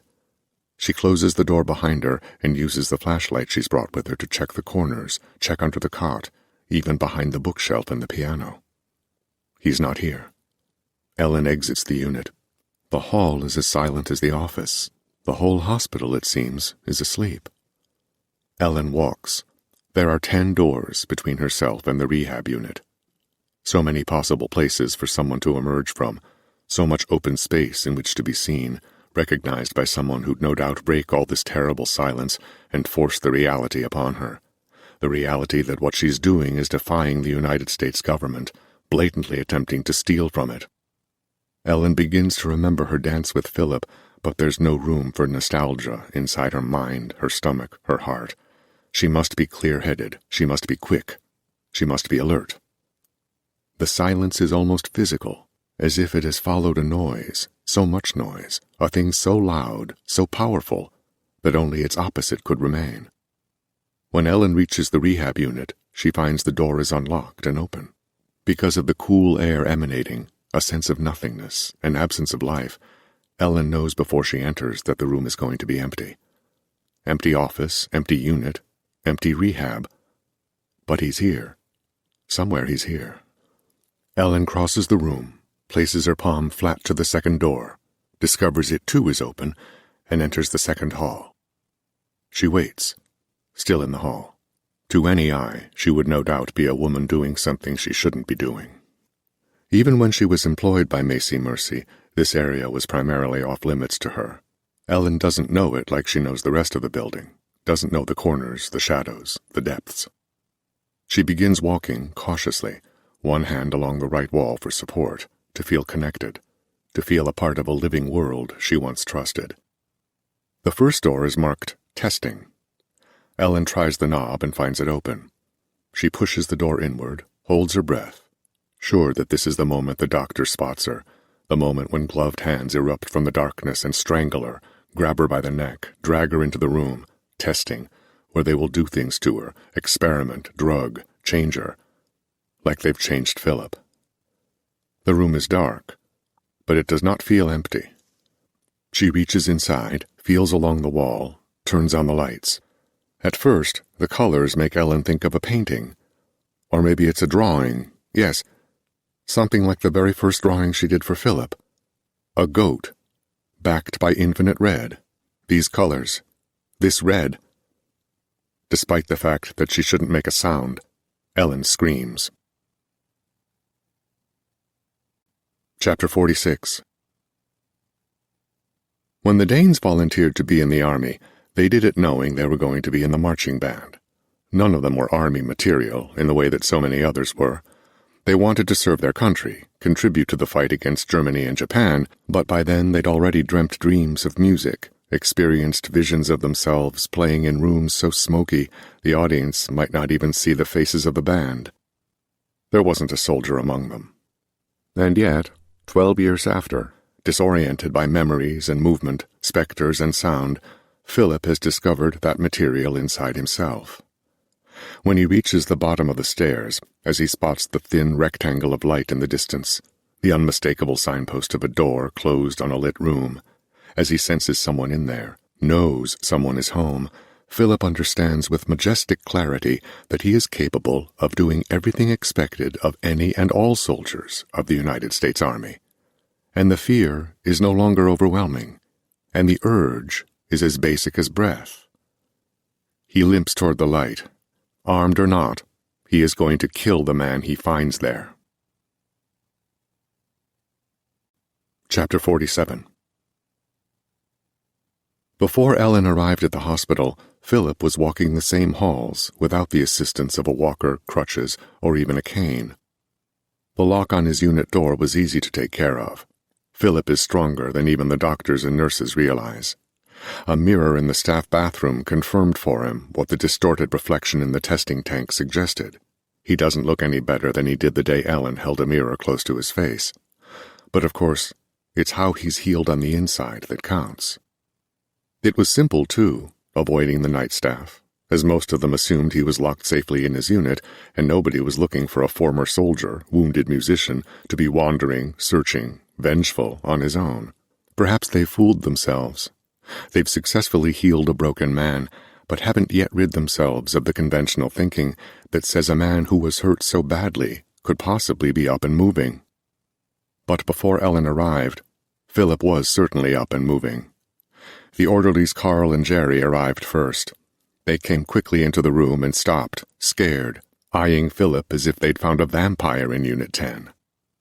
They tried talking to him, using words intended to calm him down, but Philip hardly heard them, and the orderlies couldn't know the strength their patient had. Philip tried to maintain an inner peace, a determined decorum throughout. Using Carl as leverage, Philip's badly bruised arm secured around the cherubic orderly's neck. Rounding up the staff was as easy as he had hoped. Part of it, Philip understood, was that, to them, the testing tank had always been innocuous, but the bigger part was that none of them could see the ideas within him. There are no X-rays for Fury. 2 nurses, 2 doctors, men in suits too, Scott Malones, found in offices lining the second hall, units with titles like medicine and analysis. After locking them in the testing tank, Philip calmly went to the control room. Because of his knowledge of gear, recording, playback, and how to operate even the most sophisticated sound equipment yet built, some of which he learned in the Namib Desert, it wasn't difficult playing the sound. Wasn't difficult to find either, as Macy Mercy had labeled the real Tonka. He left the 2-way control room microphone hot for the duration, listening not only to the growing moans of the nurses and doctors, but to the sound itself as well. His feet on the table, sitting back in the control room chair, Philip experienced only a brief bout of illness. He thought about Ross, Larry, and Dwayne. He thought about specific gigs in Detroit and the feeling he once got from making a room full of people happy. Soon the small speakers emitted screams. Then the screams became pleading, and the pleading became bleeding. Philip heard muscles snap, bones crack, fists upon the steel walls, tears, vomit, and defecation. And when the people went silent at last, Philip let the sound roll another 5 full minutes. It didn't affect him at all. After a while, he discovered, it started to sound like music, a song, one man's anthem of resistance. After, Philip rose and left the control room. He unlocked the testing tank door and peered inside. Then he returned to Unit 10, where Dr. Zanz was strapped to the cot. "The only thing I don't know about the drugs," Philip said, "is how much is too much. If I'm going to be taking it on my own, I need to know the signs of an overdose. Call it being thorough, Doctor, and I thank you in advance." But Zanz could only take 6 shots, the same number Philip was given in the doctor's blind rage. The results were shocking to observe. Zanz's body split at the seams. Philip took the hall to the main office. Inside, he found 3 boxes of files, notes, and photos, all concerning the Danes and the 3rd Platoon sent to the Namib. Most of the notes concerned Philip. Ellen had made many of them, but not all. He shredded the documents with scissors. He carried the boxes of meaningless scraps to the dumpster, whistling a dark tune as he worked. Then, inspired perhaps by the sound of his own song, its intention clear to Philip, he did what all musicians do when they feel the need to play. He went back into the hospital, found an instrument, and he played. Chapter 48. Microphone cords, unattached, stretched to their length on the floor of the sloped hall. Like the mouths of baby snakes, all facing Philip, seen in the beam of his light, as if something was recently disconnected there, a machine, a series of microphones, or possibly something Philip has never heard of. The metal heads face him, but the long black cords vanish into the darkness beyond Philip's beam, then reappear at the edges of the rectangle of light, slip under the door there. Wonderland. It's the only word he can think of. This hall, this whole place, is like a studio. From the echo chamber to the fine wood walls, the cords in disarray, and, ahead, what Philip thinks must be the control room. He calls out for his platoon because he doesn't care about being heard, needs to find them, needs to know they're okay, alive, that Dwayne isn't dead down here, that Philip isn't going to have to face Larry's parents back in Detroit, tell them he lost Larry in a hole in the desert, because Philip still believes he's going home. The thing about the path is, once you step on it, there's no stepping off, even if you think you have. He passes another juvenile drawing of a goat. How far is the door from where he limps? 100, 200 yards? Space is just as disorienting as sound down here. Lovejoy! Loud, as if by virtue of volume, he's proving he's unafraid. Dwayne! He expects footsteps behind him, the sound of a man thundering toward him. Maybe a man with an axe, maybe with cuffs, or maybe with a mind to drag Philip screaming to a cell of his own. He expects lights, too, a flash, a beam, not his own. The man who lives down here coming for him, finding him, showing himself. Peek-a-boo. Philip continues. The hall descends deeper into the earth.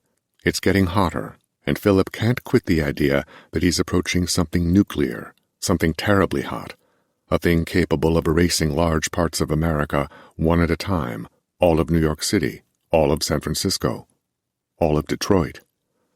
Guys! Philip is running.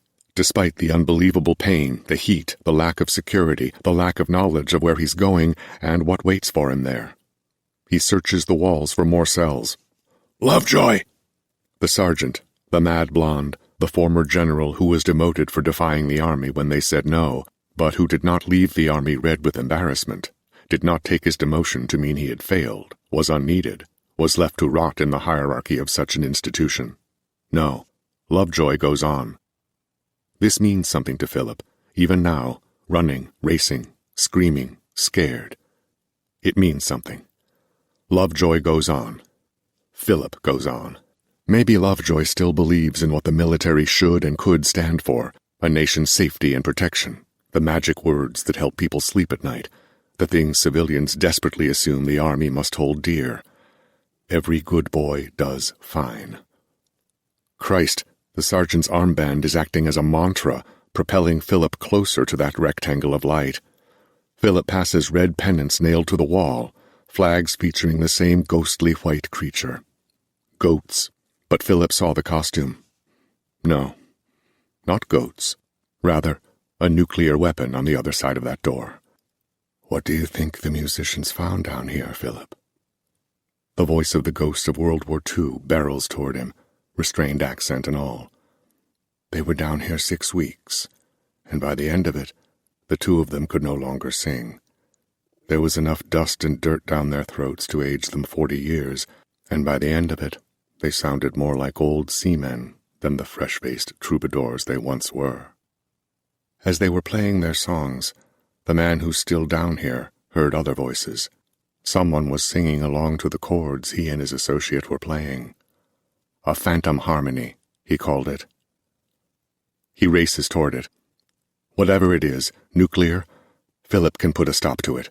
He can see it unfolding, can see himself turning off the bomb, the wars, the endless gibbering squawks of Greer's wheel of history repeating itself. The same war over and over, no matter who's fighting it. Philip trips hard. He falls to his face, chin first.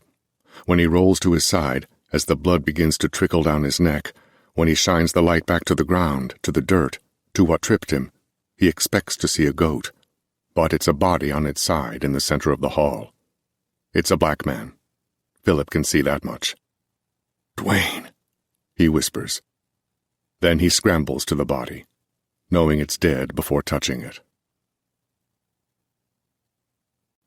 Chapter 49. Ellen screams and knows nobody can hear her because everyone she is worried about is dead. The color red is so profound in here, so strong, she can't help but remember fastidiously coloring a drawing for Philip, the negative space surrounding a white goat with the same hue she sees. She wants to look away. She should look away, but it's hard. She's never seen anything like this. The crumpled human forms, stretch marks where hidden crushed bones tested the limits of the skin. In fact, the faces are so wide, so flat, it's as if they've been run over. And for a count of 2, Ellen thinks that she's responsible for it, that if she looked closely at each of the heads, she would see the tire tracks of her very own New Yorker. It's the thought of the New Yorker that snaps her back. Yes, she has a car. Yes, waiting outside.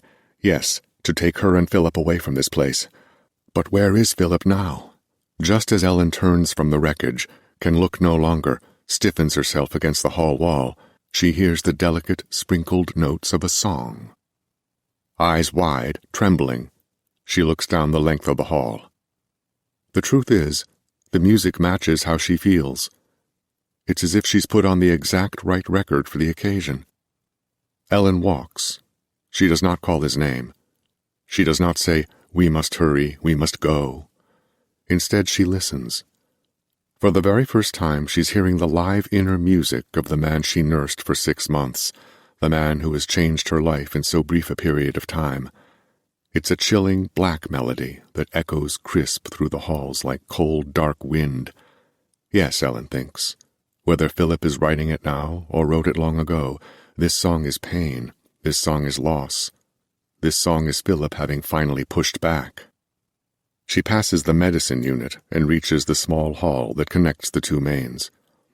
Francine was the worst of it, for Ellen. The way the old nurse seemed to be looking to the ceiling, half the bones of her face unsupportive, her mouth wide open, able to maintain undiluted astonishment to the end. When she turns right and sees the front door, she does not consider leaving, does not even imagine herself exiting this place, returning to her car, driving west. Instead, she turns right once more, faces the office, Unit 1, and the music escaping from within. That wasn't the janitor outside, she knows. It was Philip. She passes the office, a meaningless square now, a useless room. She arrives at Unit 1. She enters.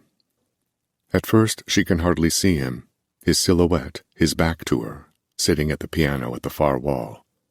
She crosses the unit without speaking and sits on the edge of the cot. She faces him, watches him play. The music moves her to tears. She cries. She leans back on the cot and rests her head against the pillow. Swinging her legs over the side of the mattress, she lies in the exact position Philip once lay, for 6 months, as Ellen herself watched over him, nursed him, and irrationally hoped for a day when he would be able to walk out of here on his own. That day has come. But for now, Philip plays. By turns, the music is rage, resolve, acceptance, hate. Some phrases are so dark that Ellen imagines the shadows in here speaking. But there are moments of promise, major chords from the mist, brief melodies that let her know that no matter how dark Philip is feeling, there is more of his story to go. Ellen closes her eyes, but does not sleep. She hears his story, his plans, his soul. She listens. Chapter 50. Philip doesn't know what the uniform means, when it's from, who wore it, or what side of what war it fought for. In the dark corridor, on his knees, his mind everywhere, his ankles swollen too large for his boot, Philip recalls Greer's words at camp. In the 100 Years' War, the uniforms worn by the soldiers changed many times, and yet the English maintained their St. George's crosses, a red cross upon a white background, woven into flags, painted upon shields. The man is black, yes, but he's definitely not Dwayne. Philip shines his light onto the man's chest. No emblem. Yet his face. Old. Not old in age. Old in time.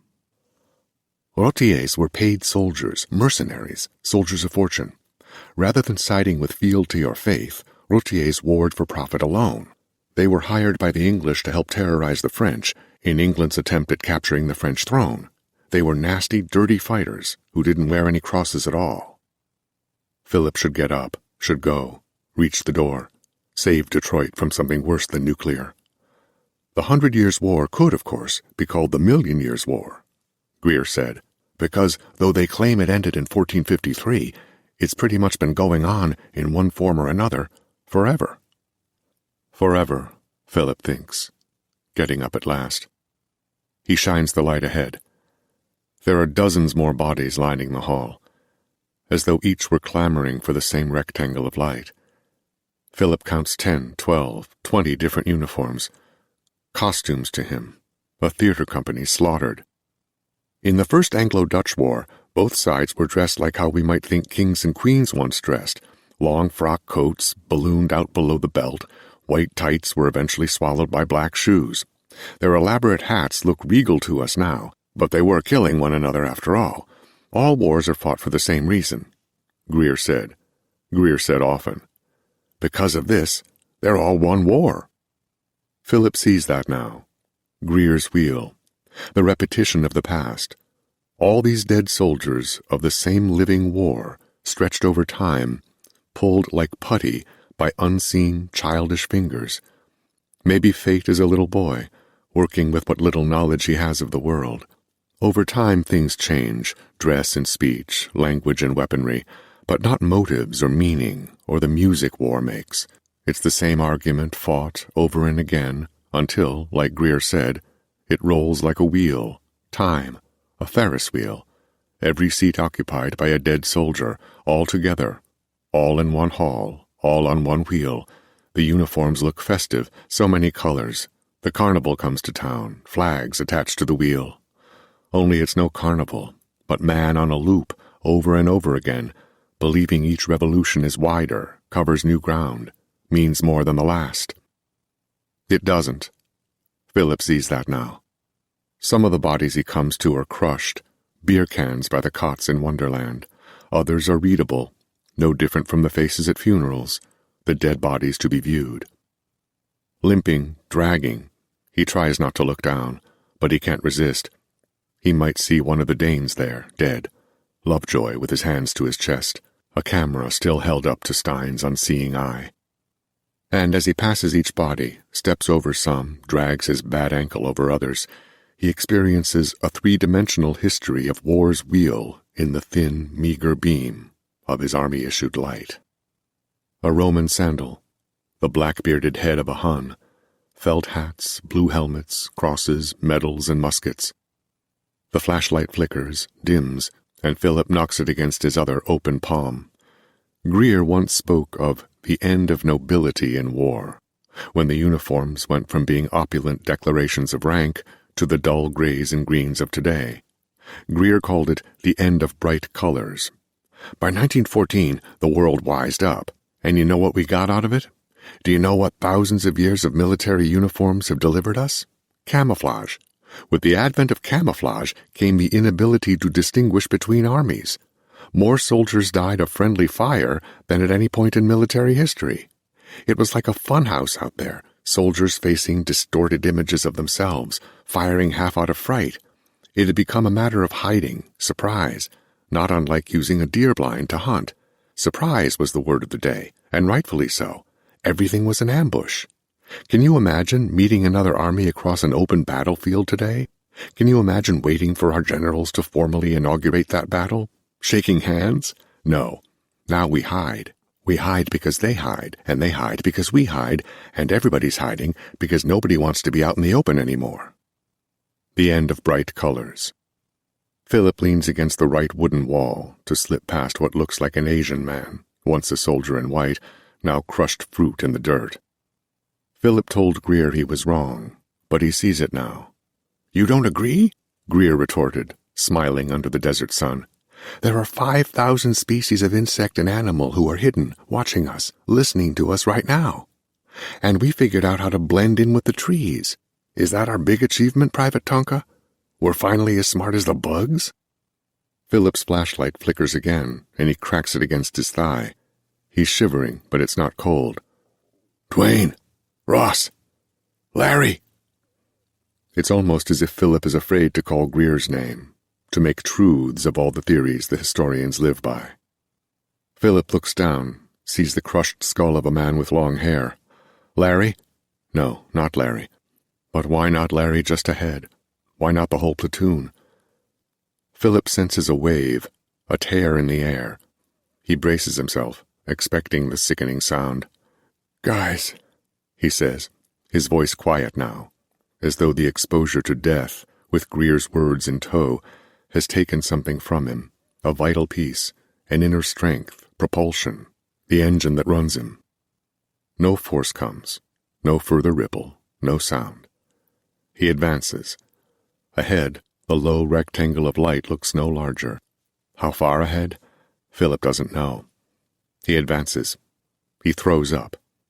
The sound, then, a little louder now. It passes. Philip bends and grips the splintered handle of a heavy club. No gun, but armed again.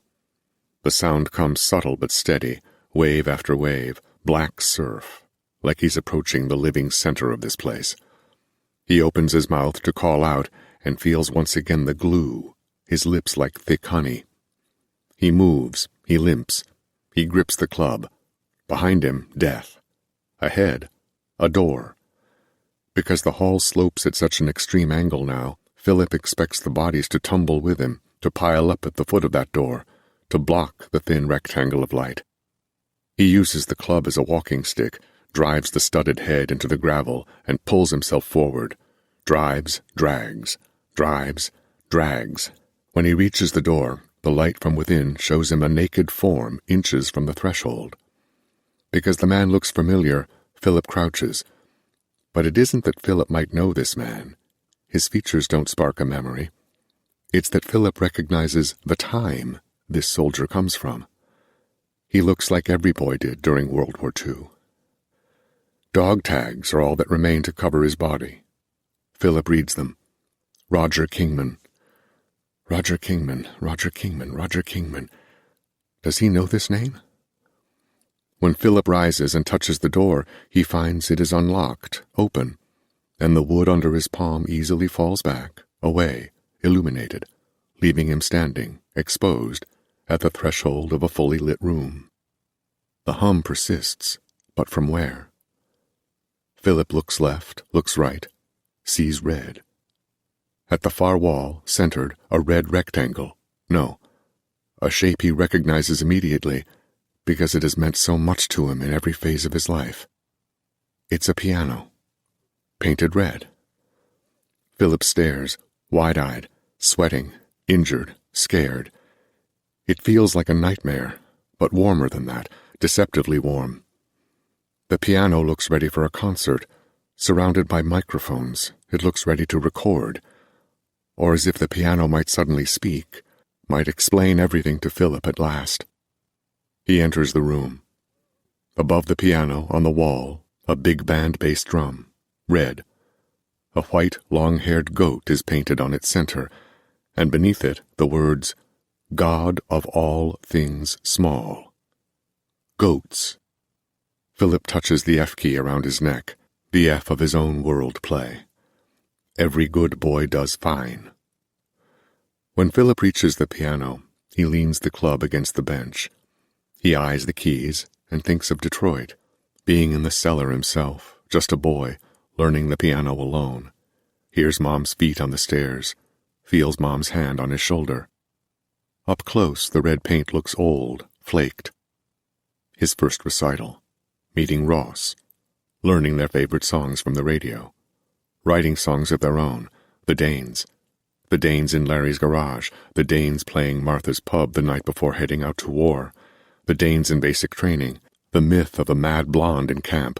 The war, and talks during the war. The four of them, the Danes, humming ideas, voicing dreams, saying, "When we get back, oh, when we get back, won't we start something when we get back to Detroit?"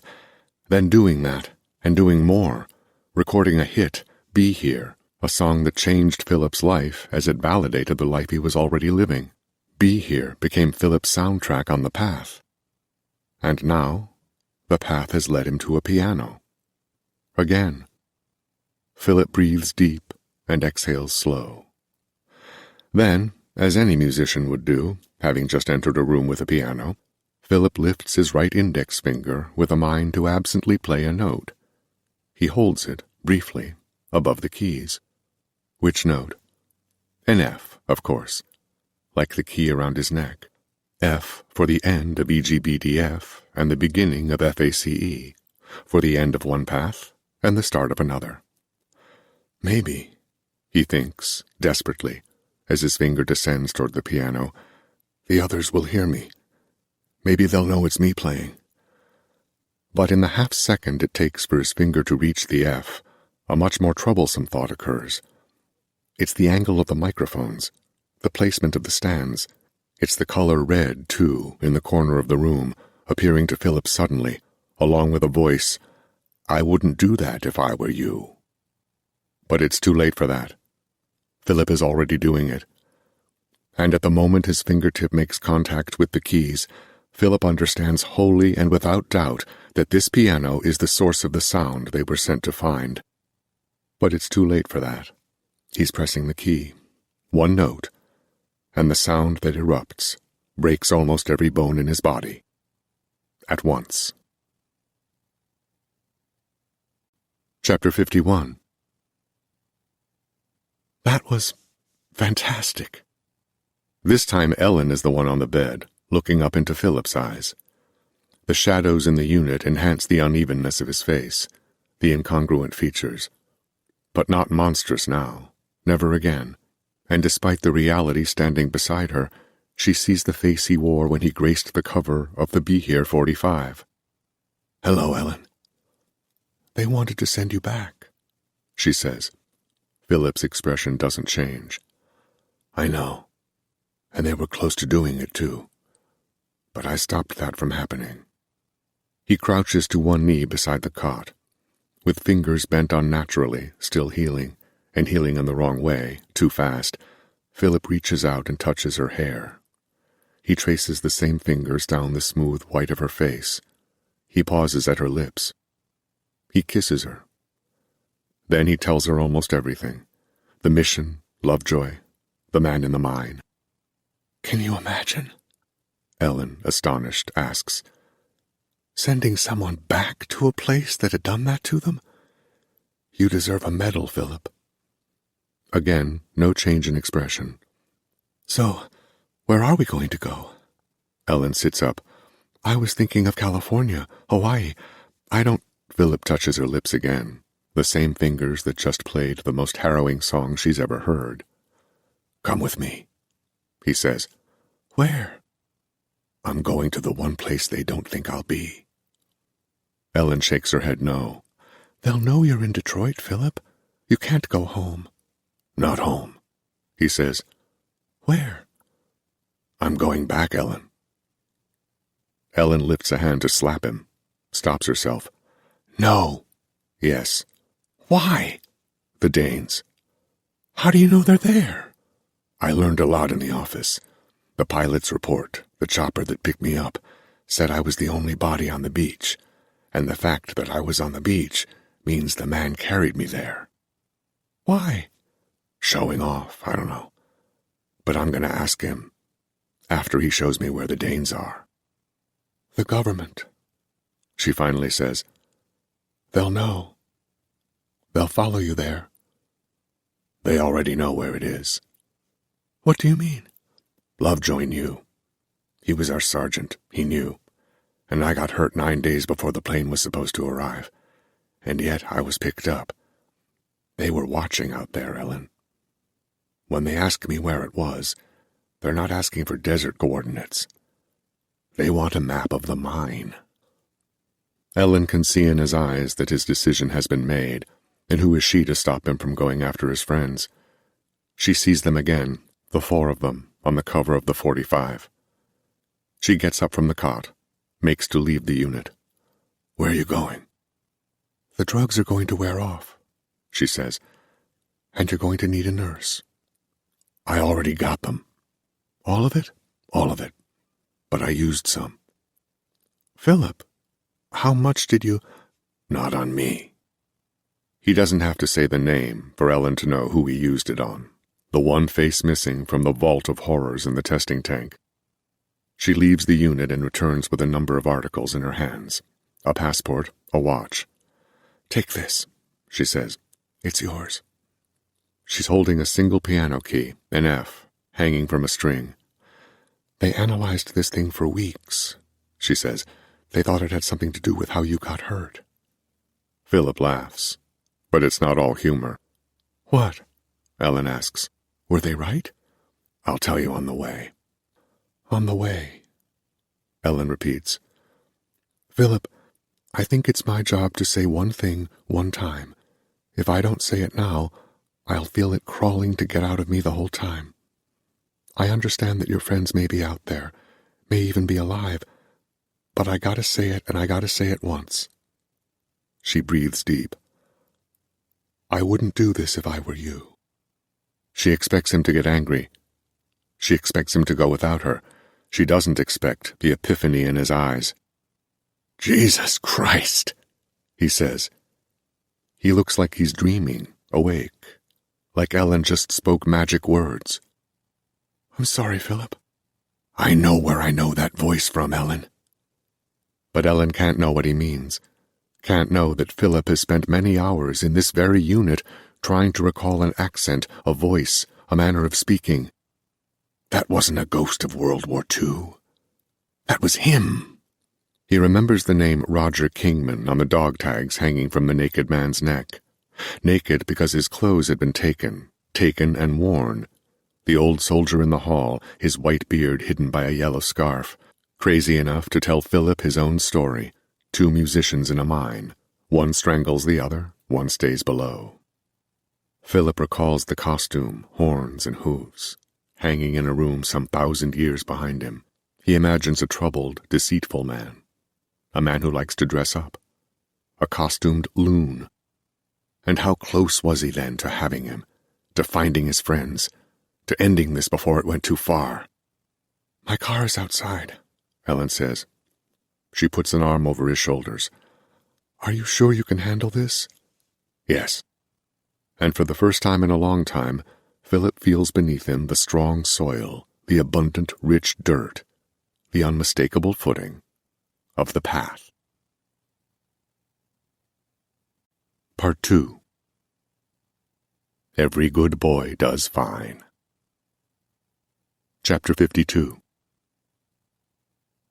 Flashlights, sleeping bags, knives, headphones, earplugs, water, bread, canned goods, boots, blankets, long underwear, socks, tape, hunter earplugs, hunter earmuffs, and guns. Just in case. The girl behind the register stares at Philip's face like he's a monster. She smiles nervously. Philip is kind but quiet. Ellen pays for what they've got. In the parking lot, behind the wheel of the New Yorker, Ellen points to an envelope Philip is opening and asks, "What's that?" "Government notes," he says. "More information than Secretary Mull gave us about the previous platoons who were sent to the desert. Got him in the office. I'm looking for Lovejoy's name." "What does it say about him?" "Nothing yet. Still looking." "But you believe he knew what was down there?" "I believe he knew who was down there, but not what. And maybe he was just as curious as anybody would be." A demoted general. Stays with the military. Why? Was he waiting for, vying for, this very mission? Greer's wheel, Philip says, going back. Well, let me tell you about Ellen's wheel, Ellen says. It needs some air. She exits the lot and crosses the street, pulls into the gas station there. Philip helps her fill the tire, and maybe it's the sound of the air, or maybe it's the buzz of traffic passing on the road, but he thinks about the sound, thinks about it a lot. Asks himself if he's returning to Africa for the right reasons. Is it all about the Danes? Or, like the man who's lived down there for over 20 years, gone mad for it, lost reality for it, lost decades for it? Is Philip drawn by the sound? Chapter 53. The next flight to Johannesburg isn't until tomorrow morning. Early, 5:10 a.m. Tonight, at 9 p.m., Philip plays the sound for Ellen. She's lying in the hotel bed, still fully dressed, arms folded across her belly. I think you're going to need to sit up, he says. Ellen, some fear in her eyes, sits up. Using reels taken from the control room of the testing tank, Philip threads the handheld tape recorder player he found in the office. He imagines government men throwing up on each other as they listened. Now, when it's ready, he crosses the room and kisses Ellen. They've talked about this at length, on the drive to the airport, in line for tickets, on the way to the hotel. If Ellen is going to go with him to the desert, she needs to know what it sounds like. 2 minutes, he says, and it's going to hurt. Ellen nods. She looks exceptionally pretty, pale and smooth. Are you ready? Philip asks. No. No? Do it. Press play. I love you, Philip says. Wait. What? I love you. You're saying that now? Right now? Then you're going to make me throw up? Philip smiles, but he's worried about her. He presses play. He leaves the hotel room. Outside on the balcony, he looks at the plane tickets. 2 layovers. It's 5 hours to Baltimore, with a 3-hour stay in the Baltimore airport. From there, it's 2 hours to Atlanta. They won't leave America until close to 7 p.m. tomorrow. Philip looks out across the parking lot, studies the cars. Any of them could be government. Any of them could be tracking him. From Atlanta, it's 15 hours to Johannesburg. A commercial flight, it will be different in almost every way from the one he took 6.5 months ago. Philip brings the tickets closer to his eyes, and this time studies the fingers that hold them. Badly bruised, dented, forever changed.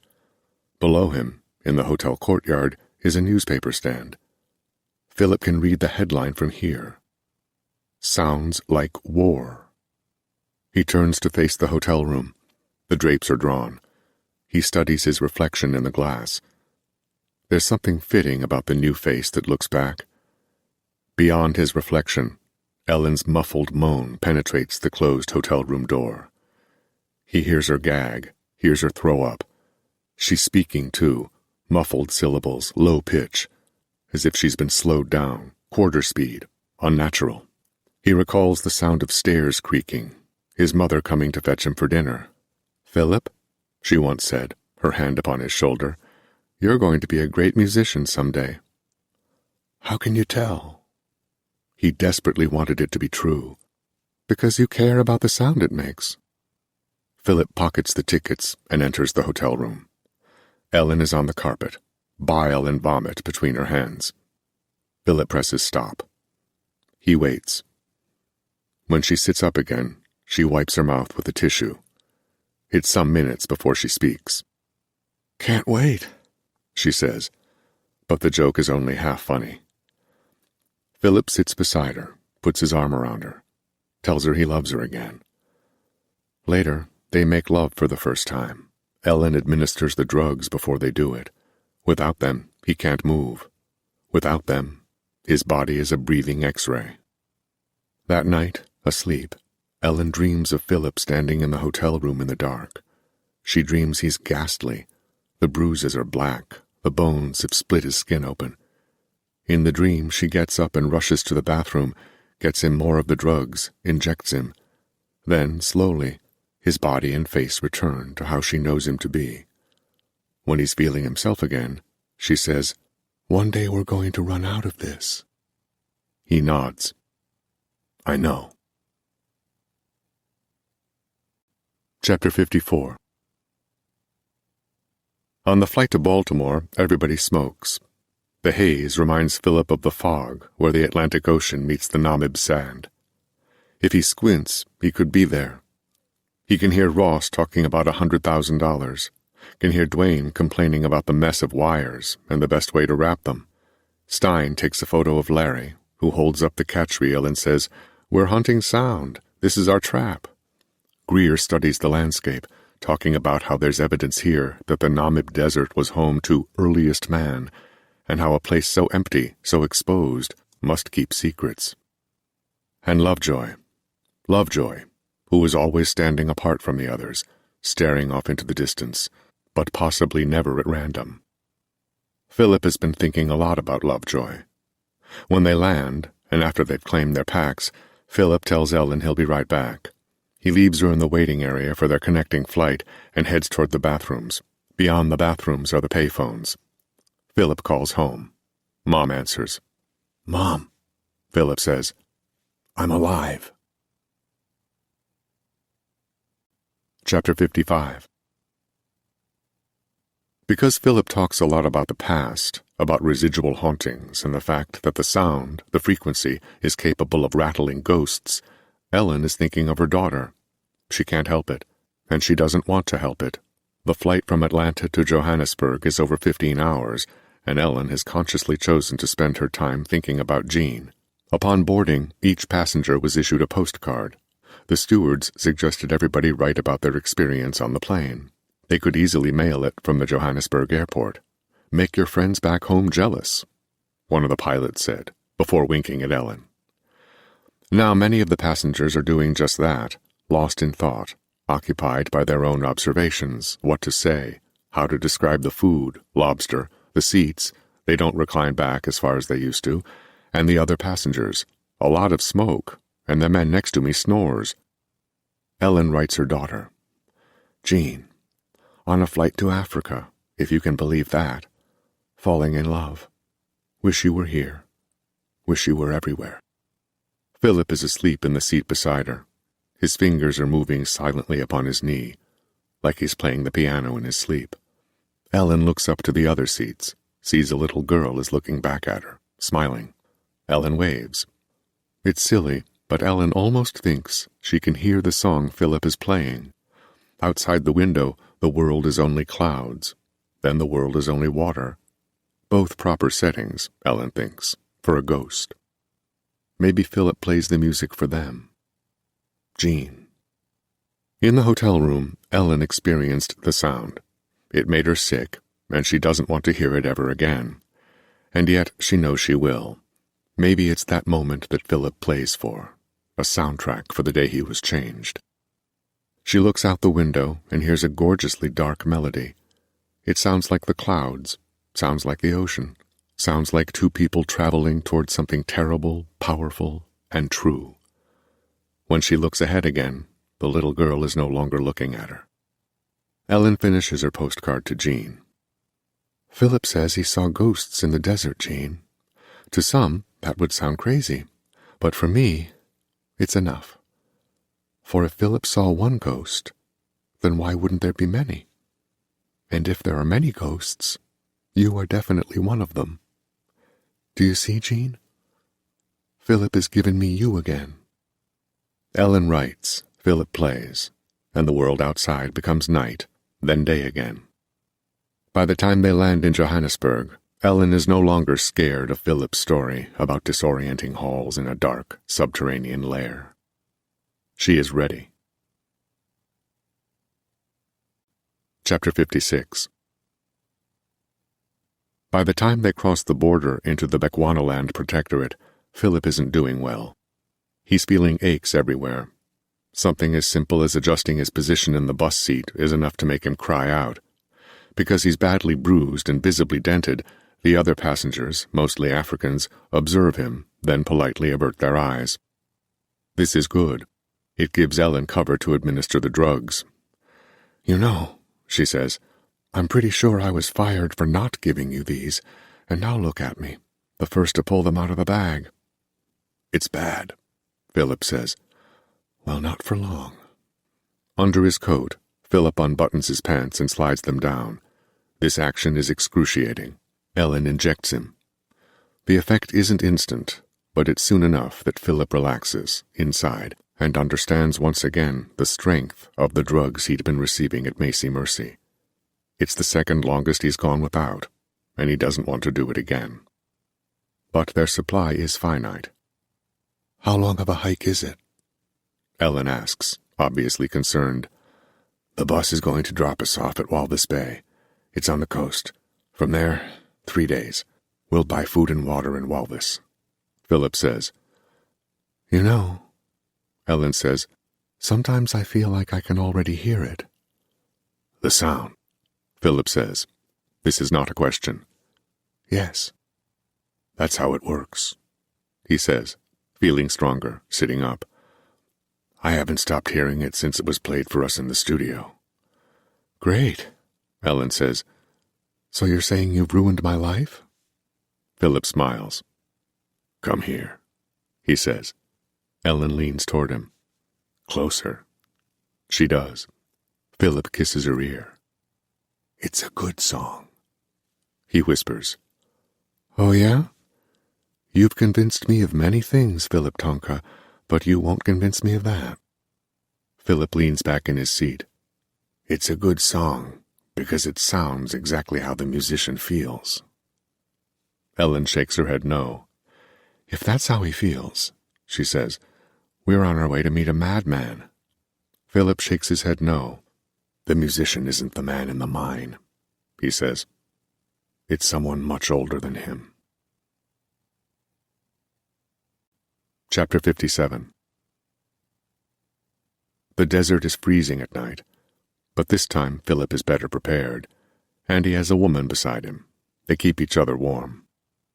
Huddled beneath the blankets, the bags, and their clothing, they sleep near the fire that illuminates a tiny part of what looks to Ellen like infinite tar, from desert to sky.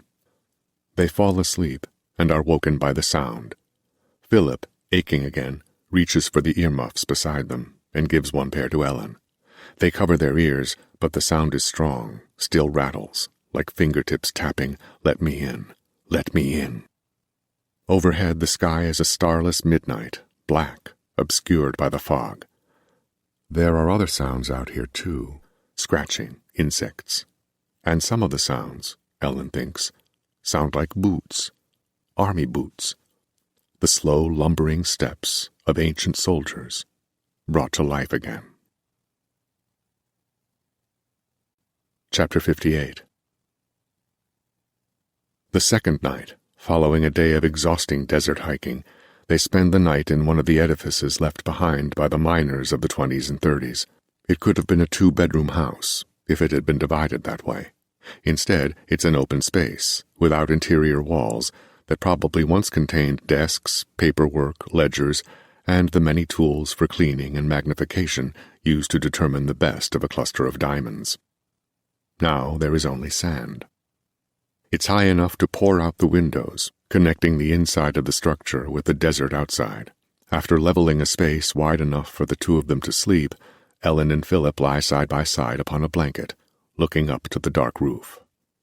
Outside, the moon and stars create enough illumination to give the desert a sense of whiteness, as if the sand changes colors as the sun dips below the horizon and the moon reveals the paler grains. This edifice was not visible from the route the platoon took when tracking the hoofprints to the mine, but Philip knows his landmark. The 5 dunes, rising like fingers, like a Polypheme's hand, framing the entrance to the mine, where Philip once saw Ross swimming, inviting him into the cool water. Will they see something else tomorrow? Or will it appear as what it is, an abandoned hole in the sand? Just before they fall asleep, the sound returns. While throwing up, Philip tries to trace his path through the halls. the room where the horns and hooves hung, to the cell beyond it. The Danes must be near there, but locating it will not be easy. Philip falls asleep envisioning hallways leading right and left, and the uncountable decisions he will have to make below. When the sun is up, Philip brings Ellen to one of the windows and points to 5 dunes in the distance.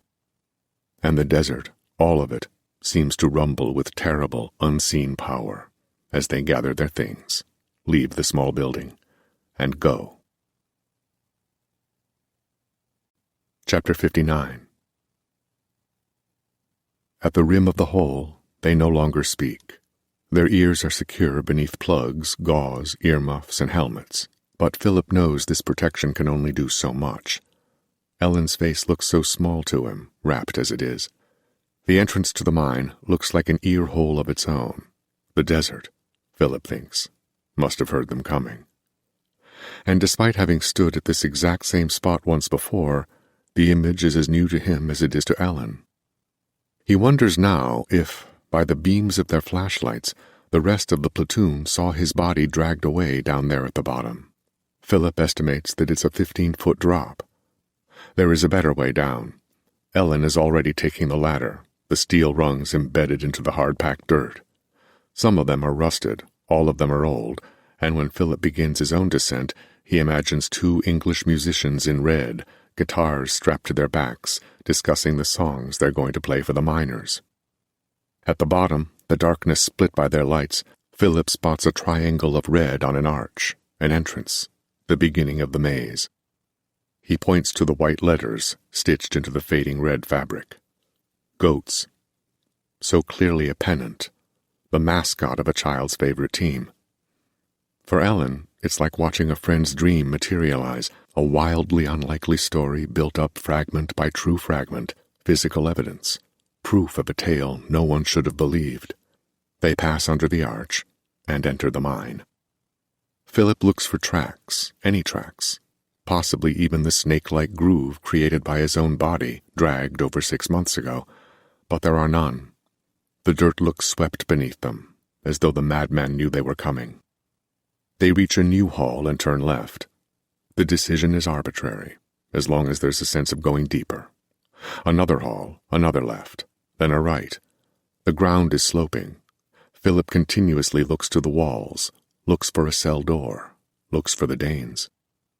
There is no evidence at all of anybody having recently been through here, as if, in the half-year since Philip was hurt, the man cleared out, took everything with him, disappeared. Everything but the sound. Despite the protection, the earplugs and helmet she wears, Ellen is thrown up twice already. The sound comes in waves, waves Philip remembers, waves he can feel but barely hears. He does not fear the sound anymore. Another right, another left. No cells, no doors, no Danes. But the sound persists. 4 hours deep, they stop to eat. Crouched in the dark, they do not speak as they exchange bags of dried fruit and bread and drink water from canteens. Philip removes his headgear. Ellen signs for him not to. It's better to be safe than sorry. It's better to be deaf down here than not. But Philip doesn't fear the sound anymore. Another hour deep, and Ellen administers the drugs again. The needles look like thin fingers in the waning beams, and Ellen thinks of the fingers of death she used to swat from the unit doors in Macy Mercy. Up again, traveling, continuing. 8 hours deep, Philip points to the splintered wood of a closed, knobless door, and Ellen knows that it was behind this door that he found the man's costume, the horns and hooves, the red army marching band jacket and pants. But when they get inside, those items are gone. Philip hurries across the small room, through the second door, to where Ellen knows he discovered a prisoner in a cell. Philip's already at the barred window, shining his light, when Ellen catches up. To her, near deaf, it sounds like she gasps when she sees the emaciated body within, but perhaps she screams. Philip shines his light the length of the hall, then runs it, looking for other cells, other doors. If this prisoner has been ignored, left for dead, why would it be any different for any others? Reaching a solid dirt dead end, Philip returns and leads Ellen to a series of halls where he saw the streets of Detroit, automobiles, and the faces of friends. This time, he sees only the truth of the place, the present. But Ellen sees her daughter Jean. Philip, sensing he's walking alone, turns to see Ellen crouched in the corridor, running her fingers through the empty air before her. "Ellen!" She does not look up, and by the time he reaches her, he sees an impassable distance in her eyes. So he waits. He watches as she laughs and hugs the empty space, as she cries and says she's sorry. It's only when she begins to remove her own headgear that Philip touches her, stops her from doing it. When she looks up to him, he sees rage. He grips her wrist. He tugs lightly. "This way," he says. And for a moment he wonders if she isn't capable of trying to kill him. If Ellen might not hurt him in the name of remaining here, right here, with Jean, forever. But understanding shimmers, and Ellen rises again. She looks back to where Jean was and shakes her head no. Is the girl gone, or is Ellen telling Jean that Mommy can't stay? Philip doesn't ask. Ellen is the first to continue down the hall, and Philip follows. They turn right, they turn left. They reach dead ends Philip had somehow avoided last time. Often, Ellen stops to speak to someone. Once, she grips Philip's arm, terror in her eyes. She pushes herself and him flat to the wall, far from whatever it is she sees. Philip sees nothing, immune, and it's not until they reach the top of the wooden staircase that he feels exactly like he did the first time he was here. It's just a man, he tells himself. He recalls the old eyes, the wrinkles, the dust, how frail the man looked in the World War II costume, so meek that Philip believed him dead. Just a man, yes, just a man down there, and a man can be questioned, a man can be defeated. They descend the stairs and arrive at what Philip called the Hall of Death. It was here that Philip saw dozens of old soldiers, all wars at once, as if the Ferris wheel of history came unattached and all the passengers were thrown. Ghosts, all of them still here. Yet Ellen can touch them, and does. The door that hides the red piano is less than 20 feet away. It was down here that Philip's body was altered, his mind changed, his life begun anew.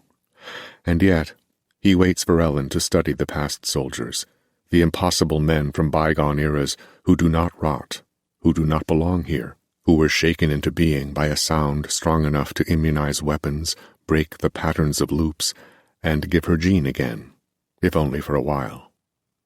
When Ellen rises, Philip is facing the door, only inches from the wood. He places his palm upon it and pushes. The door opens easily. Philip, ready to see the piano, is not prepared for the man who sits at it, his back to his visitors, his hands raised, about to play. Philip, predicting Ellen's broken body, imagining her as crushed as the body Lovejoy found in the desert, opens his mouth to scream, "Stop!" but it's too late. The man in red's fingers are already coming down, toward the keys, the notes, the sound. Chapter 60. But the fingers stop above the keys, and there they rattle, like the mannequin vampires that sit up in coffins at the haunted house attraction on Mackinac Island. Philip, breathless, his arm extended uselessly to protect Ellen, waits. The longer he looks, the clearer it is who sits on the bench. The figure is emaciated, wigged, and the red jacket and pants hang loose on the body. Philip enters the room. Above the piano is the big bass drum, the white goat. The microphones are arranged just as they were before, all trained on the mallets inside the upright. Before he reaches the figure, Philip sees the mummified face, the vacant eye sockets, the flat, dry lips, reflected in the steel metronome that does not stir. Philip leans over the thing's shoulders and briefly observes the 10 skeletal fingers suspended mid-strike. This, Philip knows, is the other English musician, once a friend to the man down here. Behind Philip, Ellen approaches. and behind her, the door slowly closes. Then, a crackling. Then, a voice. And the effect is one Philip knows by heart. The unmistakable static of a control room microphone. "You," the man says. "I dragged you to the beach. A warning, as they say. Send no more." 30 feet to the left of the red piano is a wall of glass, and behind it is a man in costume, false hooves up on the mixing board, horns so big they almost reach the ceiling.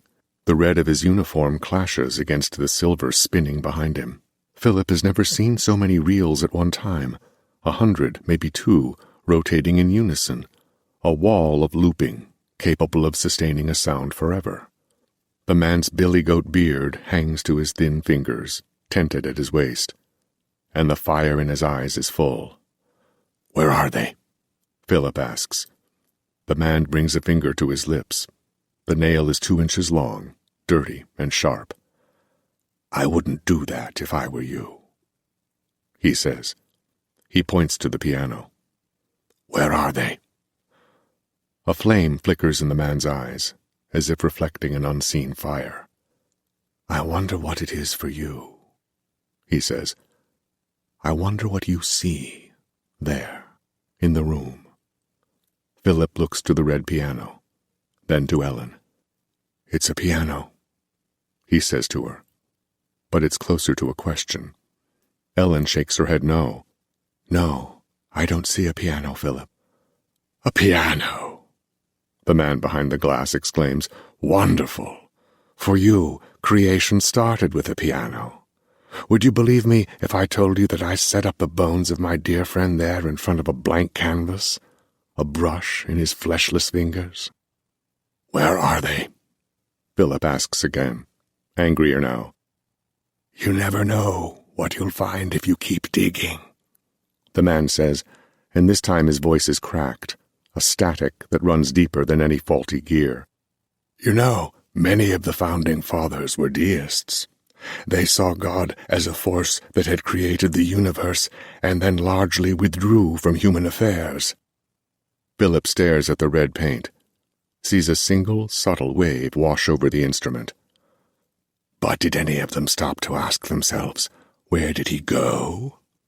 For the duration of a breath, it does look like the mummified Englishman is sitting before an easel. Then, just as quickly, he's upon a red bench again. "I discovered creation," the man says, "buried in a juggernaut sandbox. Or who knows? Maybe it's just the wind passing over the teeth in the skull of the world's first man." A momentary titter. Then, "Play for me." Reflected in the metronome, Philip sees Ellen is shaking her head no. "No, don't play for him. No, don't answer him. No, we should leave this place. We should leave this place now." "Philip," she says, and Philip sees she's removed her protection. "It's time to—" "Play for me," the man repeats. "I'm curious." He smiles and dust rises from his cheeks. "Only a musician would walk into a room as such, under the circumstances you were under, and play a note on the piano. You are a musician, aren't you?" Philip doesn't respond. "Aren't you?" Ellen shrieks as the voice distorts and rattles the sympathetic strings of the piano. "Where are my friends?" But this time Philip's voice is weaker. He sees his own uneven features reflected in the glass, like there's a monster in there, sitting beside the man at the console. "We must work in concert," the man says, "or we don't work at all. It's magnificent to me that what you see is a piano. It's amazing we see anything at all. I wonder, soldier, if it's our mind playing tricks. I wonder if we cannot comprehend a sound with no source, and so we invent one. Each our own way, to stave off the feelings of futility for having tracked a sourceless sound. Now, play for me a song, any song, and I will tell you what has become of your friends." "Where are—" "Do you know how long it's been since I heard any music outside of my own?" Do you know what that can do to a man's mind, experiencing the same song made by the brush of horsehair against a clean canvas? For me, creation began there. As a child, I painted, and as a child, you played. Play for me, musician soldier, and I will give you what you want. The song will crush you. The man laughs. I've built quite a room in here. I've had a lot of time to get it right. Philip approaches the piano. The corpse on the bench is slightly slouched, and Philip now sees the strings that hold him in place. Did you know that creation trumps destruction? Simple math. The man is talking fast. I wonder how long it took you to understand that. I wonder if you do now. Philip sits down on the bench, shoulder to shoulder with the dead Englishman. Will the man tell him where the Danes are if he plays? And if he plays, will he survive? In the metronome, he sees Ellen reflected. The wall of reels is spinning behind the man in the booth. The man removes his hooved feet from the console. He leans forward, eyes bright. In the metronome, Philip sees Ellen's hand vanish into her bag. Lovejoy, Philip says, eyeing the keys. You knew him. Not well, the man says, but a face to remember. I'll tell you, I wasn't surprised to see him down here. We met in World War II, a London pub. It's the one time I left this place, returned to the homeland, got the equipment I use now. I dare say he was the only one to whom I told what I unearthed down here. The lone soldier to whom I revealed my discovery. He points to the piano.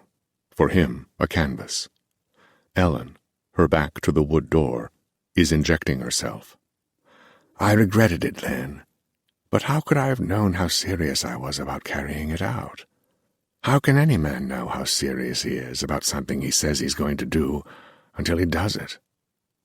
He delicately taps the head of the control room microphone. Philosophy doesn't travel at the same speed technology does. It takes a man 40 years to realize what it took his father 40 years to realize. And what's worse, he resists the truths his fathers come to know until he learns them himself. Meanwhile, technology doesn't wait. All a man has to do is add another piece to his father's technological puzzle, and the machines, the weapons, the means are stronger. In the end, you have an army with the same philosophy of the cavemen, but with the weapons of 10 billion artless minds. Do you see? What I'm doing is right. I'm pushing back. I've discovered the antidote to war, to history, to the mistakes we repeat as a society, and the ones we never learn on our own. He laughs, and his laughter is hale. I told Lovejoy about what I'd found. I told him what lived down here, and what I'd done to keep it, and we were drunk. Drunk as a man can handle. And I was empowered by it. My idea. This. He points again. In the metronome, Ellen is using a second needle. He had strange ideas of his own, more macabre than mine, I'd say. Probably why we got on. 2 crackpots of war. I gave him a token, an armband. Our slogan. Tears in his eyes. Ellen is crouching now, sliding down the wood wall. She's using a third needle. Every good boy does fine, he says, a fitting expression, I should say. The next morning, I thought I'd lost the thing. He pauses, as though his memory were made up of mud. Have you decided what you're going to play? I dare say Bach would be a joy, but 3 blind mice will do. Ellen is no longer visible in the metronome, and Philip understands that she's on the floor behind him, feeling what he felt the day Dr. Zanz snapped. Philip looks to the painted goat upon the drum above him. Up close, the drum itself looks different, a cork in the neck of a bottle, as if there is more open space behind it. What you need, he says, is a blanket in this bass drum. He stands up. Does the man see a drum? Does Ellen?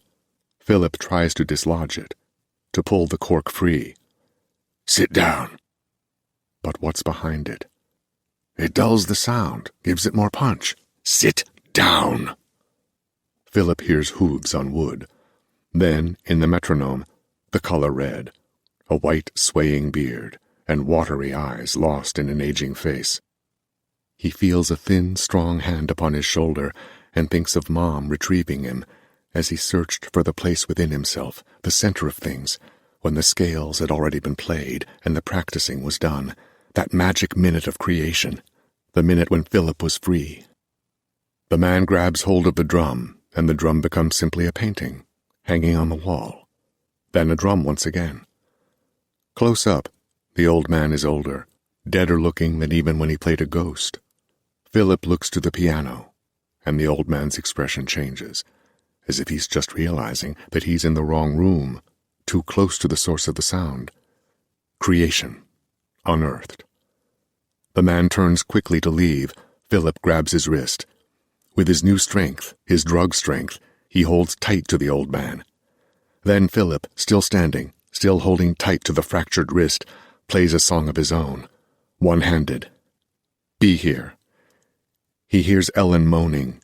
He feels the onslaught wash of sound, but he does not close his eyes. Instead, he sees the man in red as he's crushed like a can, so suddenly that it looks like he was taken by a wind or the wake of a huge rolling wheel. Ellen is on her side on the floor. Philip goes to her. She's pointing to the drum. "Hiding something," she says. But Philip already knows this. He returns to the piano bench, climbs upon it, and removes the drum from the wall. Behind it is a tunnel, and from that tunnel come voices, ensconced in natural, flat echo, the voices of men who call to him, who have recognized the song that he played. Chapter 61. Wonderland is no more. The Danes have a new studio, far from downtown. It's more of a room, really, what was once used as an office, but now houses Dwayne's drums, Larry's amp, and Ross's blue guitar. Philip's piano rests against the far wall, so that he has to pass the others as he gets ready to sit down, ready to play. Nobody in Detroit knows about this place, and the Danes look over their shoulders as they arrive, as they enter through the front door, as they wonder, will this be the day the United States government finds us? Will this be the day they take us to similarly nondescript rooms with no instruments to play? Is this the day they question us until we break? Philip keeps contact with Stein and Greer, but this too is clandestine. Pay phones far from the city, clipped, brief conversations, and even those don't feel necessary anymore. Lovejoy was the only one found dead. Not crushed, though. Larry said he died as naturally as a man could, held prisoner in a stuffy, poorly ventilated cell beneath a desert. Philip wears his red armband now, not because he wants to remember the time shared with the mad blonde, but because it reminds him of the terrors that exist in the shadows just to the right and to the left of the path. "What key?" Ross asks, whispering, though he's about to play through an amplifier. It's hard not to want to be quiet these days. And yet, there are precious magic moments when they get loud. Ellen stands by the door. She always looks concerned these days, and Philip knows it's because of the drugs. He's asked her to stop telling him how much they have left. The day is coming when he'll have to face the pain of the injuries he suffered. But when it does, he has a lover, a friend, a nurse to help him. "F," he says, fingering the key that hangs from his neck. The F from Every Good Boy Does Fine. The F from FACE. The end of one saying and the start of another. "All right," Dwayne whispers, though he is about to play a drum set. "We ready?" "Ready," Larry says. "Yeah," Ross says. "Yes," Philip says. His dark skin nearly blending in with the shadows, Dwayne looks something like a ghost himself as he clicks his sticks together. The Danes should be quiet. The Danes should lay low. They shouldn't draw attention to themselves, give someone a reason to call the police, to wonder about the noise coming from the supposedly unoccupied office on Hilton Road. But today, the path has led somewhere loud.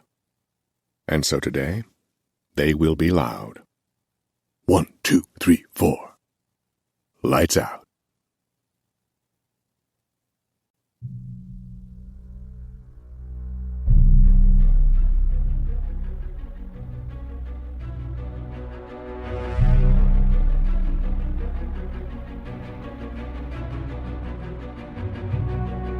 This is Robertson Dean. We hope you have enjoyed this unabridged production of Black Mad Wheel, a novel by Josh Malerman. This program was produced by Dion Audio Services, executive producer Katie Ostroka. Text copyright 2017 by Josh Malerman.